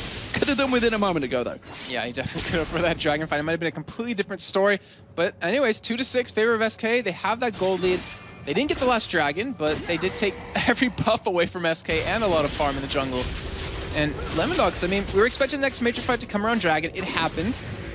But now 21 minutes in, with a lot of items being completed now, I'm waiting to see that next fight break out because Lemon Dogs, they have a very strong team of kind of controlling SK a little bit in terms of the ultimate out of Kennen, you know, the knock-up out of Lulu, the slow out of Lulu. But SK, they have just such a strong, engaged team. They just haven't been grouped up to make it happen just yet. They haven't had the opportunity to go for some team fights. Like, every time they go in for it, because of the mobility that Lemon Dogs have, they just can't catch them. So they fired the arrow, it caught onto Mithy. Mithy's like, well, I'm a support, I don't mind dying. The rest of the team, I mean, just look at Nuke Duck, how quickly you can escape. Lee Sin, well, we have all seen Duke videos of that. And Zoro Zero, once he gets that lightning surge going, he's a slippery little sucker as well, and you can't pin him down. So they just escape very quickly. There's not a great deal he can do about it. And maybe that's going to frustrate SK as the game goes on. I know it frustrates me going up against Lee Sin, who escapes me every single time like that. But they just need to throw Nidalee in there, and that'd just be done with it. Oh, gosh. Just flip your table. I'm done. I'm done. But yeah, I mean, with all these items coming in, they should be able to lock them down eventually. Like, you can only run away for so long as Lemon Dogs, or SK will just start taking objectives on you. And they have a decently tanky enough team with, you know, Hercubot. We saw him a little bit earlier on with that Crescent Sweep, just in that Dragon fight, just push everyone away. And if you can do that under a turret, if you can knock someone on Lemon Dogs out into the middle of your team, you're going to create a nice play. Bottom lane, though, we are seeing Ocelot potentially going to get caught out here. We've got 2 members sat ready and waiting for him. It'd be great to check it out. We do see him getting caught out, throws out the fish. Is it going to be enough? The shark comes out. Nukedog uses it and jukes it very nicely. Puts down the death mark. It's going to be Dexter that picks up the kill. Great job by them just to camp and wait for it. They're kind of doing the whole thing that Fnatic did to SK way back in the spring split, the trilogy or whatever it is that it was of Kevin. And they catch Ocelot out. They actually might be able to push that turret down a little bit, and now they're applying pressure across the lane or the map because they know exactly where Hercubot and Kevin are. They're not positioned to defend. Well, the ace in the hole was used to just put pressure onto Candypan and keep him away from that turret, but he doesn't get pushed off, but it buys Nukedog a lot of time to take half the hit points off that inner turret. And you know, despite the fact we're talking about how much they can escape, how much they can dodge out of it, they're doing a great job at split pushing and keeping pressure across every single lane. And let's not forget all the objectives they took away from jungle off the back of that dragon fight. Yeah, and Nukedog, he's, when you say his name, you never really expect, oh yeah, split pusher, but he's actually been doing that very well for the entirety of the summer split. He's been doing it on Fizz quite a bit. He does it on Zed as well, even on Talon earlier on last week. And I'm looking at his items, looking at, you know, his level. When he hits that level 16 mark, which is at now, no one can really 1v1 him. And that is really hard for SK to deal with, where they have to just group up and force a fight. Unless Candypan lands like a nice cheeky arrow across the map and then someone can kill him. Well, he did it before in Season 1. Let's see if he can do it here in Season 3. Cheeky long-range downtown arrow, which I believe you'd have seen a highlight reel of from Freak, I think it was. He went, oh my god, it landed. I actually have seen that video. Yeah. I was thinking of Tiny Zach from the first day of Week 8 for them. Lemon Dogs. Ooh, Dexter was waiting for Nif to come around and say, yo, you want to plant a ward? Come and plant one this way. One thing you're going to plant is your grave. Is that meant to be Draven or what? I'm not too sure. If I knew, I would tell you, but I have no clue. It's like a pirate from Somerset. That's all it was. Nukedog clearing out the waves in this bottom lane. Ocelot tried to shove it out, but straight away Nukedog pushes it right back and forces Ocelot to stay around a little bit longer. It's a little bit of a farming spree again, Jason. I mean, who would have known in all 3 of our games we'd have a lot of farming going down, Demon? I wasn't expecting it at all. You didn't convince me. You didn't sound very convincing there. But I mean, we do have Dragon cut up in 10 seconds. So all that farming, it's going to come into effect right here. Is how have you been doing it? Because you have to show it right now. This Dragon's going to be huge. Every team's already heading towards it. Candypan, though, is not in position. Nukedog mistimed that one. We saw it. We all saw that one. He threw out those shurikens a little bit too early. It does spawn, though, and Lemon Dogs pick up a very quick and easy Dragon. SK are like, we're ready, we're ready. Oh, bugger, we missed it.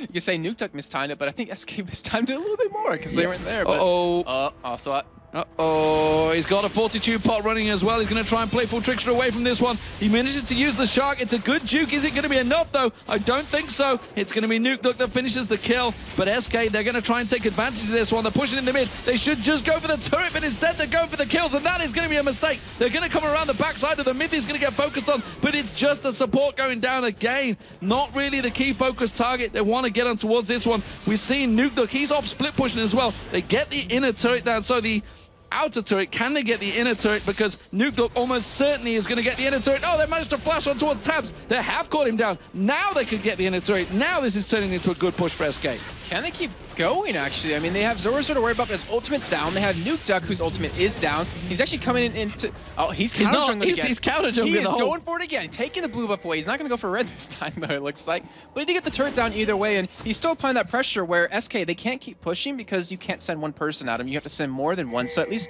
keeps him off of the inhibitor turret. Well, he is going to back away. He did get that inner turret, so it's actually 5-4 advantage SK. Despite the fact Ocelot went down, he was just a simple... Oh, wow. Oh no. Oh. Is he doing it again? Seconds out round 3. Ocelot's not having any of it. You've done it to him twice. He's not going to fall for a third time. Maybe. No, he's not going to fall for it. So, Nukedog, I mean, he's just still using his champion and his kills and farm to his advantage. Like, he realizes he could just keep doing that. And if anyone, more than one person comes at him, then he has... He's cancelled again. He keeps doing it. He's waiting. Waiting. Now he's found his prey. We need Bruce Buffer to introduce this because this is round 3 right now. It's UFC Nuke Duck versus Ocelot. They are oiled up and ready to go. Oh! And Nuke Duck went. I was expecting him to go in for that. I had the Jaws theme ready in my head too, but instead he backs away, gonna buy up, and it looks like it's because they want to make a push on Baron. Nah, he had us on his hourglass this time around. That would completely counteract Nuke Duck's ulti, as we were discussing previously in the other match. Yeah, Agreed. nodding and looking at me doesn't actually help the viewers at home. Yes, I agree, Demon. Fully outright. So he switches up, goes to top lane now. And Baron, with the Oracles picked up for both teams, 27 minutes in, approaching that 28-minute mark, is a very high possibility. And both teams realize that they're trying to keep that coverage. And SK, I mean, they're up in kills, they're up in turrets, they're up in gold. They have still a really strong team to make some team fights happen, but Lemonox, they have a really strong team of picking you off. Well, at least for Nuke Duck, he can pick you off really well, and then they still have a decent team fight team. It's all about who can get the right position, because SK, you saw them take advantage of that. Like, they flashed in, or had Kevin flashed in on that second turret to catch tabs and then picking up the kill. And honestly, at this point, I honestly don't know who's going to win this game. Because it seems that they're focusing so heavily on Ocelot that the rest of the team of SK are quite happy to start picking up. When we've talked about Kevin, he's been kind of left alone again, hasn't he? And when you leave a Rise alone, they're just going to keep farming and farming and farming and farming. And sure enough, that Seraph's Embrace is almost complete. The Rod of Ages is there. The Sorcerer's Boots are there. He's got that brilliant spot ready and waiting to go. But look at this in the bottom lane. Ocelot, he's shoved himself a giant wave. And someone from Lemon Dogs is going to have to react to this one. It's Zoro Zero, and Ocelot doesn't seem too scared about it. And the wave's gone. Well, he can clear it pretty quick. Yeah, and he's just trying to apply that pressure. He's trying to do exactly what Nuke Duck's doing now. We see the Astro coming, it's going to land! It's landing on towards Nuke Duck, but is it going to be quick enough? The stun timer, the rest of SK weren't quite ready to react. I got really excited for that. Well, it was a great arrow. But and for some reason, the rest of SK, it's like they were not on the same wavelength. Cannybal's going to go fire it! No! I got him! Guys, team, guys, hello? Got him? No? Okay. Well, Zero cooldown's been down for a while now, but look what he's actually building up.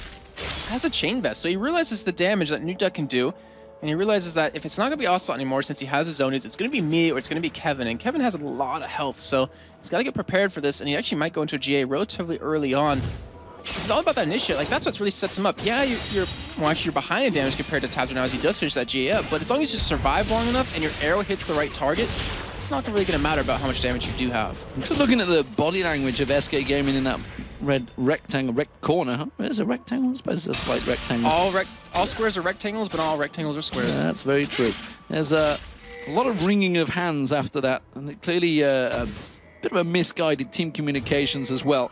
A little bit of frustration from the team. They realize that they are potentially ahead in this match. They see the 8-4 kills, they see the 5-4 in turrets, so they know that, they know them numbers, so they're going to have a good idea that they are ahead in gold. And it's a dangerous time because they know, again, it's effectively bottom versus top right now, and it's a frustrating situation for them to be in as Nif tries to get in towards Mickey. Mickey's been called out a number of times, actually. 3 deaths, but they just can't seem to close games out. They can't seem to beat their opponents into effectively making them make those tactical errors. And Lemon Dogs, every time they do get caught out, they gain another advantage from it. Right, yeah. And I was actually thinking about this a couple weeks ago, is that SK, they can seem to close out games better when they're just barely ahead than when they're ahead 10,000 gold. As if you think back to them versus Fnatic, where they had a 20,000 gold lead and still got 3 or 4 Barons. And right on this situation, like, they can win this game. Like, either team can win this game. It just comes down to that 1 point, because death timers are starting to get very long. You're approaching the 40, 50, even 1 minute mark right now with people's levels at this point. And SK, they realize it. Lemon Dogs, they realize it. You see the Astro come out. The arrow lands on towards Tabs. Is it going to be enough? About to pop barrier instantly. Is it going to be enough? Zoro Zero throws out the slicing Maelstrom. Kevin's taken very, very low from this one straight away. Kevin is dropped.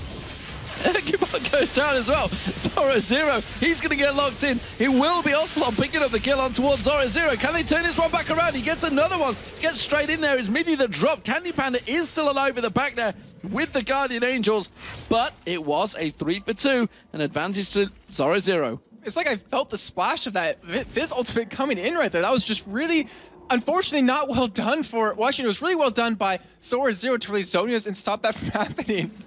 He dodged it. But Fortunately for us, he did die, but it looks like they might be able to get Dragon off this. However, Dexter's coming from the side. They do know he's there currently, and so comes Tabs. He is going to get caught. Is he going to be the Guardian Angel's pop? That's the question. Will he be able to get away? Hercubot, oh, he's gone the wrong direction. He needs to walk towards him. And now we see Tabs actually backing away from this one. Guardian Angels, he's not too worried about wasting that one. They're going to get towards Tabs. Tabs taken very low now. He should get dropped off by Hercubot, but the rest of his team are going to come and support him. There's going to be the Hawk shot. It will be Tabs going down, and the GA is still available. There's the slow on towards Dexter. There's the audacious charge. The 3-talent strike will follow. He's going to get knocked up in the air. Ooh, will he? No! Oh, he tried to get onto the golems. Didn't quite mistime it right. And Hercubot picks up the kill. Great little fight, but it's SK that come out on top. I want to know who killed the big golem, because the small one's there. The big one's not, and he didn't know that, so he would have lived, I think, if he kept running, but instead, he tried to Q to it, didn't get away, and SK are still going to get Dragon off, and they got 2 kills as well. Fantastic play out of them. Great little fights, and this is actually a really close engagement, considering Lemondogs are 3-0 up against SK Gaming. That's the second Dragon they picked up. And Ocelot, he finally gets himself the blue buff. Nukeduck's taken it away a number of times. You can see he's got his own one on him right now. The red buff is back up as well, where Candy Panda's heading. So both teams are going to be at full strength into the next fight. And we have to take a second, because we're going to have a little bit of a lull before this next fight breaks out. Look at items. So we have the Zoni's done for Zoro Zero, as we saw that last fight, how effective, how strong it can be. We have the Abyssal Scepter done for him as well, so he's going to have that extra match resist. He's going to survive really a lot longer against the lineup that SK has. Haunting guys behind that, so it's a really high penetration build. You look over at Dexter, picked up the Runic Bulwark to get the extra magic resist against the double AP composition. Zoro Zero is actually sitting at 104, or actually 89 match resist right now, so when he gets extra, Dexter's obviously going to go up a little bit more. We look at the mid lane, Nukeduck. Last Whisper, Brutalizer, Hex Drinker, and Blade of the Rune King, so he has the potential to burst someone down from 100% to 0. However, also has Zonia's. Kenny Panda has GA. Kevin has a Frozen Heart coming in. And we saw earlier on today just how strong building armor is against that Zed. Top there, and we're going to see how strong it does work out. Saracen Brace has been using this effectively. Popped him. That's how quick the death mark is. Now Ocelot, though, he's going to use that Playful Trickster. Throws out the Shark. It will find his target. He manages to get into the bush, but he is going to get taken down. Ocelot gets revenge and the shutdown bonus. Great, and he gets another blue buff. He refreshes the timer on his. It looks like they're actually not going to go for Baron off this, but they do catch Mithy right here. This could be very bad for Lemondog. Ace in the hole on towards Candy Panda, but he's got that Guardian Angels in there. Stranglethorns will bounce Dexter up in the air. He's going to get caught out. The audacious charge kicks him back. It's not going to be enough. The arrow comes in. Candy Panda finds himself another kill. Mithy taken low. Ocelot smells blood, goes in, gets it, uses that Zonia's, turns it back around, slicing Maelstrom from Zoro Zero. It's going to be enough to take him down. Tabs picks up the kill there, but they straight away go back in. Zoro Zero got the kill back on, actually popped the Guardian Angels on Candy Panda, but quickly comes back. Are they going to get any objectives from this one? That's the question. Well, all those kills, a 4-for-2 fight. They have to take something from it. I wonder if Tabs can actually pull this one off right now. He's in a 1v3 situation. Is he just going to push, or is he going to try to stop this Baron? And right now, it looks like he's just going to go for that push.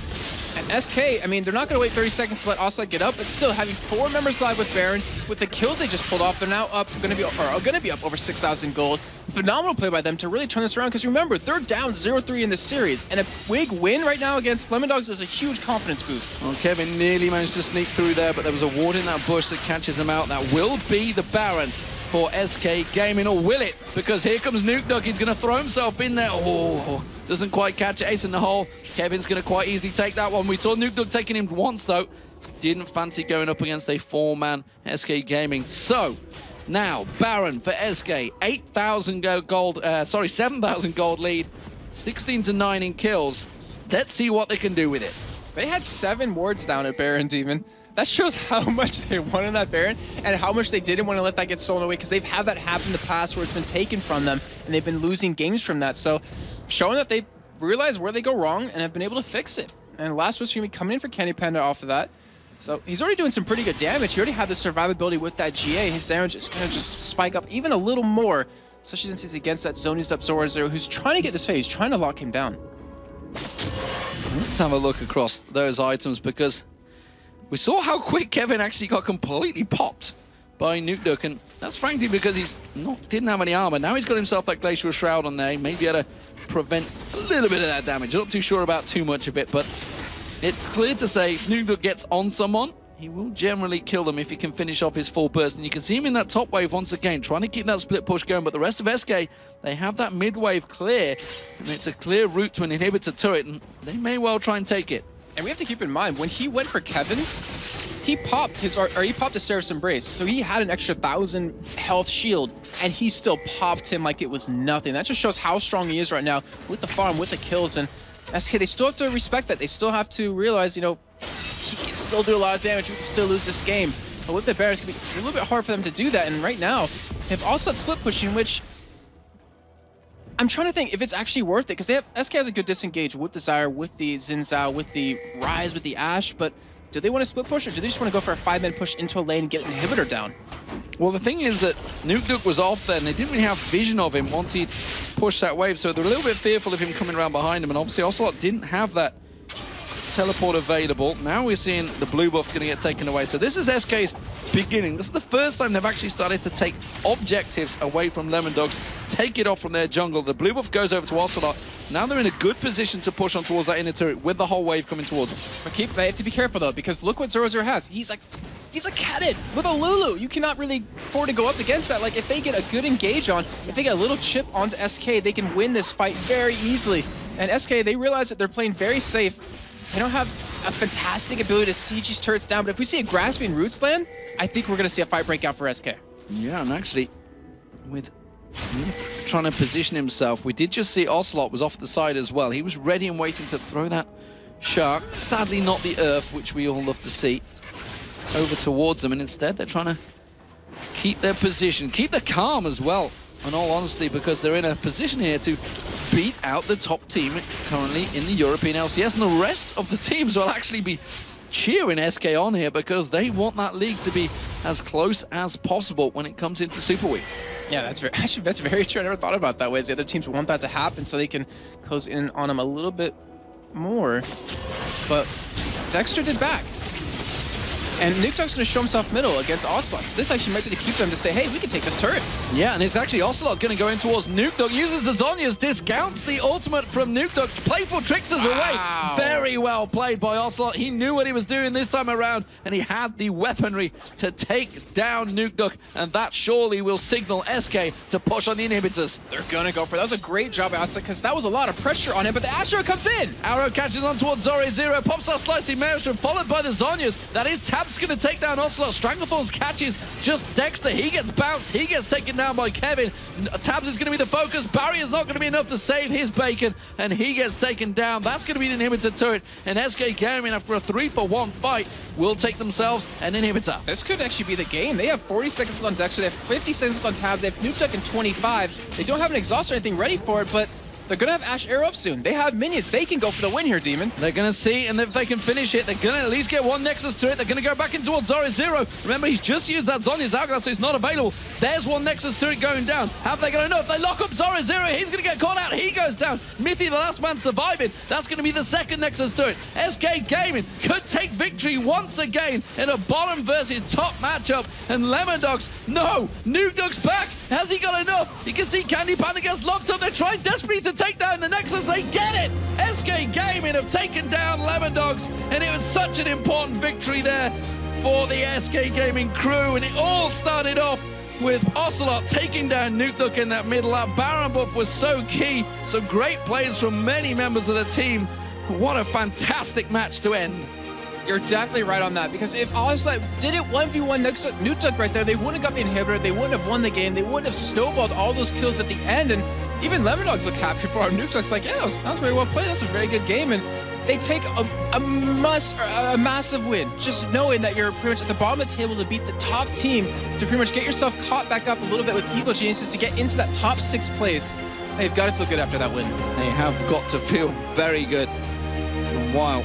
Interesting matchup, and we weren't sure for a while how that one would play out, because obviously you're seeing the Ashe in there, who 6-0-10 Candy Panda on your screen there. You cannot deny how well he played there up against Tabs on Caitlyn, who's honestly been his bread and butter, and he's got about 66% win ratio before that match happened. That's definitely took a bit of a dive now. Yeah, and Candy Panda, for me, the real key is that he's shown for weeks now that his Vayne is phenomenal. Yes. And we looked at him last week saying, he's got to bring another 80 champion to the table if he wants to keep carrying SK like he's been doing. He did it today with that Ashe, and that might be another ban that they might want to go at him with to keep him out of the game, because 6-0 and 10 is a really good score, and the fact that he can do that with another 80 carry so quickly shows his strength. And again, Hercubot 3-0-11 from the jungle. Fantastic play from him. Didn't get caught out. Kevin, honestly, he just kept himself farming in that top then. Kept the multipliers, 2-4-6, went with the even numbers. Yeah, 2-4-6. And the consecutive even numbers too. Yes. And also what SK did so much better this time was they killed Nuke right away, and they were able to punish him a little bit more. Not as much as you'd like to see, but the fact that they were able to do something about it this time instead of letting the person they kill right off the bat just free farm and catch back up in the game, it shows they've been really improving, really looking at their games and really analyzing what's been going wrong. Improving, actually, all you got to do against Zed is get single damage item, then get yourself as on your Hourglass. And play Fizz. And play Fizz. Play Fizz is another good counter. Let's go over to Joe and Quickshot to break down the last match. Thanks a lot, guys, and a brilliant performance there, Quickshot, coming out of SK Gaming, a win that they really needed. Yeah, there's no other word for it. At this point in time, they're sitting right down at the bottom of the table. The fact they picked that win up means they're now 7th place, so they are ahead of MYM. But what it also means, taking a victory away from Lemon Dogs, it's accelerated, I believe, Alternate back into the first place position after their 2-0 today. Yeah, RNA was pretty happy about that one when he visited earlier on and then stole all our drinks backstage. Thanks, RNA. So let's go a little bit through and deeper into that game there. I mean, that whole new bottom lane coming out of the Zyra Ashe combo, it's not the first time we've seen Canyon Prime play an Ashe before, but we've seen it work in North America really well, and it did the same trick today. Yeah, that's actually the winning combination that Cloud9 had been running for weeks 5, 6, and 7. And only just recently have they started changing that up a little bit because it's either being stolen or banned away. And basically, the control and utility it gives you is unsurpassed in the game. And when you look at the rest of the composition, they didn't have too much CC coming out. You had Fizz in the mid lane, so to make up for that lack of crowd control, that's where Ashe and Zyra come into play. And they played it perfectly. 0 deaths on Ashe, and we said 0 deaths for Hercubot Sinzao as well. His engagements were perfect time and time again. Yeah, and Hercubot, for me, it's been a little bit patchy throughout this summer split. I'm sure he won't mind me saying that either as well, that he's had some brilliant games like that, but also some pretty rough ones where he really should have been doing better. Now, for SK's sake, that needs to be the return to form from Hercubot. And that Xin for me, is his kind of jungler as well. I completely agree. And when you compare Hercubot this split to Hercubot from the spring split, he was making such big impacts in the early game, in each of the lanes. He was able to basically find and secure a kill within the first 10 minutes in every single game. And he simply hasn't quite found the jungler for him yet. But if he continues this type of performance, especially coming into Super Week and, you know, with a couple more games, it's definitely going to help them out. Well, let's talk a little bit about Ocelot there at the end as well. You know, bringing the Fizz to the table in this one. What were your opinions of that? I think he played his Fizz particularly well. And you got to remember, he was, I don't want to use the word camped, but he was focused and singled out by the Lemon Dogs a number of times throughout that game. They kept sticking to him in the lane. And I know that Ocelot's a fan of Fizz in solo queue and online, and he managed to play it out. Part of the reason they were able to close the game out there was because he was able to 1v1 Nuke Duck. He was able to drop him down, pick the kill up, and allowed SK the 5v4 on the inhibitor, which then allowed the game win. So, well played, and I think it was a good choice. Well, very solid victory from SK Gaming. And speaking of Ocelot, he's waiting on the couch with Shox. Thanks, guys. Yeah, Ocelot, congratulations. And let's talk some more about that Fizz pick. And earlier in the day, the Zed pick, very clear. Do I detect a pattern here that you are opting for Assassins more? Until now, since LCS started, even spring season, I've been playing these Orianas, Karus, and all the stuff that is very defensive. And I mean, let's be honest, I've never played that before, you know? I mean, I just got used to play it in this season because I thought my team is what we needed. But I realized probably too late that Assassins is the real meta, and it's actually what I love. So actually, I would have been so much happier playing those kind of champions before. And tell me a little bit about that Zed that you used versus Alternate, as it didn't turn out that well in the end. Well, I know that Fizz against Zed is especially a hard matchup early game because you get poked pretty easily. And I know it's really tough, but afterwards, when you get the Lich Bane plus Zhonya's build, you can 1v1 him. I didn't count with Lee Sin coming bottom that many times, so I wasn't able to split push that much. They actually played that perfect, you know. They caught me like 2 or 3 times. Lee Sin was waiting there like a lot of time. It was really, really painful, and I couldn't get fed earlier. But still, I managed to get some kills here and there with TP, so it was all right. And talk us also a little bit about the Ashe Zyra pick. As said, something we see a lot over in NA, and Candy also play Ashe, but why did you opt for that combination here, and how well did it work? We don't necessarily thought about Cloud9 in this case. We watch every game, obviously, of NA LCS, but it wasn't about Cloud9. It was more like in this setup, it really fit, because we had this good engage with Zyra, which is good counter engage and follow-up as well. So it really fit, nothing to do with Cloud9.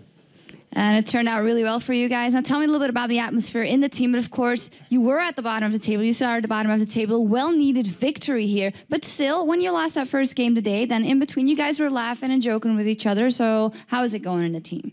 We are very good friends, and our relationship can't be better. So we are very happy being with each other. And right now, we are kind of... we are not worried. I want to make it clear. We are not worried about dropping from LCS. We are kind of worried about the fact that reaching LA is going to be hard, very hard. But we never give up. We train more than anybody else, probably. We are putting ourselves in the best mindset situation. Slowly, we are playing more like YOLO, like today. Even though we lost the first game, we are playing YOLO, going in and dying. I don't care anymore. I just want to, win games. Nobody cares about career, nobody cares about anything. We just want to win and go to LA. It's possible. It's very, very hard, not going to lie to you. But still 6 games to go. And I just want to tell to the fans, keep faith in us. So finally, tomorrow, rematch versus EG from last week. Full YOLO? We are 1-2 against them. And we have to make 2-2 because it's really needed if we are tied with them in the ladder. So tomorrow against EG is going to be a really interesting game. All right. Thank you very much, Ocelot. Thank you. Now it's time to check in one last time with D-Man and Jason for a look back at all of today's action. Thank you very much, Shock. So let's check out what exactly happened today, because we've had 6 games in all, and it's definitely adjusted the table a little bit, shook things up, and ironically actually got things a little closer again. Yeah, we always seem to come back to that fact that we want everyone close together, because the last week is going to be ridiculous to watch. Just imagine, every team playing 5 games, every team is within 5 games to be in first place. I can't tell you who's going to be in top 6. So let's go through what you missed today. If you did miss the matches, of course, you can get over to lolesports.com and check it all out. You can see it at the bottom of your screen there. Gambit, well, they went up against Evil Geniuses, and now it is 3-0 for EG in that matchup. And EG looked very strong in that match, honestly. Alternate, of course, they did take down SK at the start of the day. That has actually taken them joint top as well. Great win for them. The first of many it was, it seems. Meteor Makers, well, they held out against the Lemon Dogs for a short period of time, but Lemon Dogs were too strong in the end for them. It took them a long time to finally close out the game, but they got the win. That's all that matters, Demon, just getting that win. And then, of course, Fnatic versus NIP, another longer game, but it ended in style with Fnatic picking up that victory. And Alternate versus Meteor Makers, now Alternate 4-0 up against Meteor Makers, which kind of, it really hurts them. It's not exactly where they wanted to be, but maybe it'll give them a little bit more motivation coming into tomorrow. And then, of course, as you just saw, Lemon Dogs did take that loss versus SK with phenomenal play out of Ocelot and the whole team overall. And that was the first victory for SK against the Lemon Dogs. That would have also gone 4-0 if Lemon Dogs would have won that. But let's check out what that means for the table overall. Of course, it does mean that Lemon Dogs and Alternate, they are now joint top, 13-9. Not exactly running away with it. Lemon Dogs would have been looking to try and stretch that gap. They wanted that 14-8, but it's not happened for them. Fnatic, of course, with their victory today, that's 12-9 now for them. And Gambit, after that loss, they've slipped down to 11-10. And IP with their loss and EG's win today, they're both tied for joint 5th place now. And you look at SK going to be in 7th place technically, and then Meteor Makers down at 8th. So that is the table. As you can see, it's still very, very tight. Of course, the top 6 are going through to the playoffs and the bottom 2 to relegation. Nobody really wants to be in those spots, so don't forget to join us tomorrow. That is about it for us, myself, Jason. We're going to go over to Shocks, though, for some final thoughts.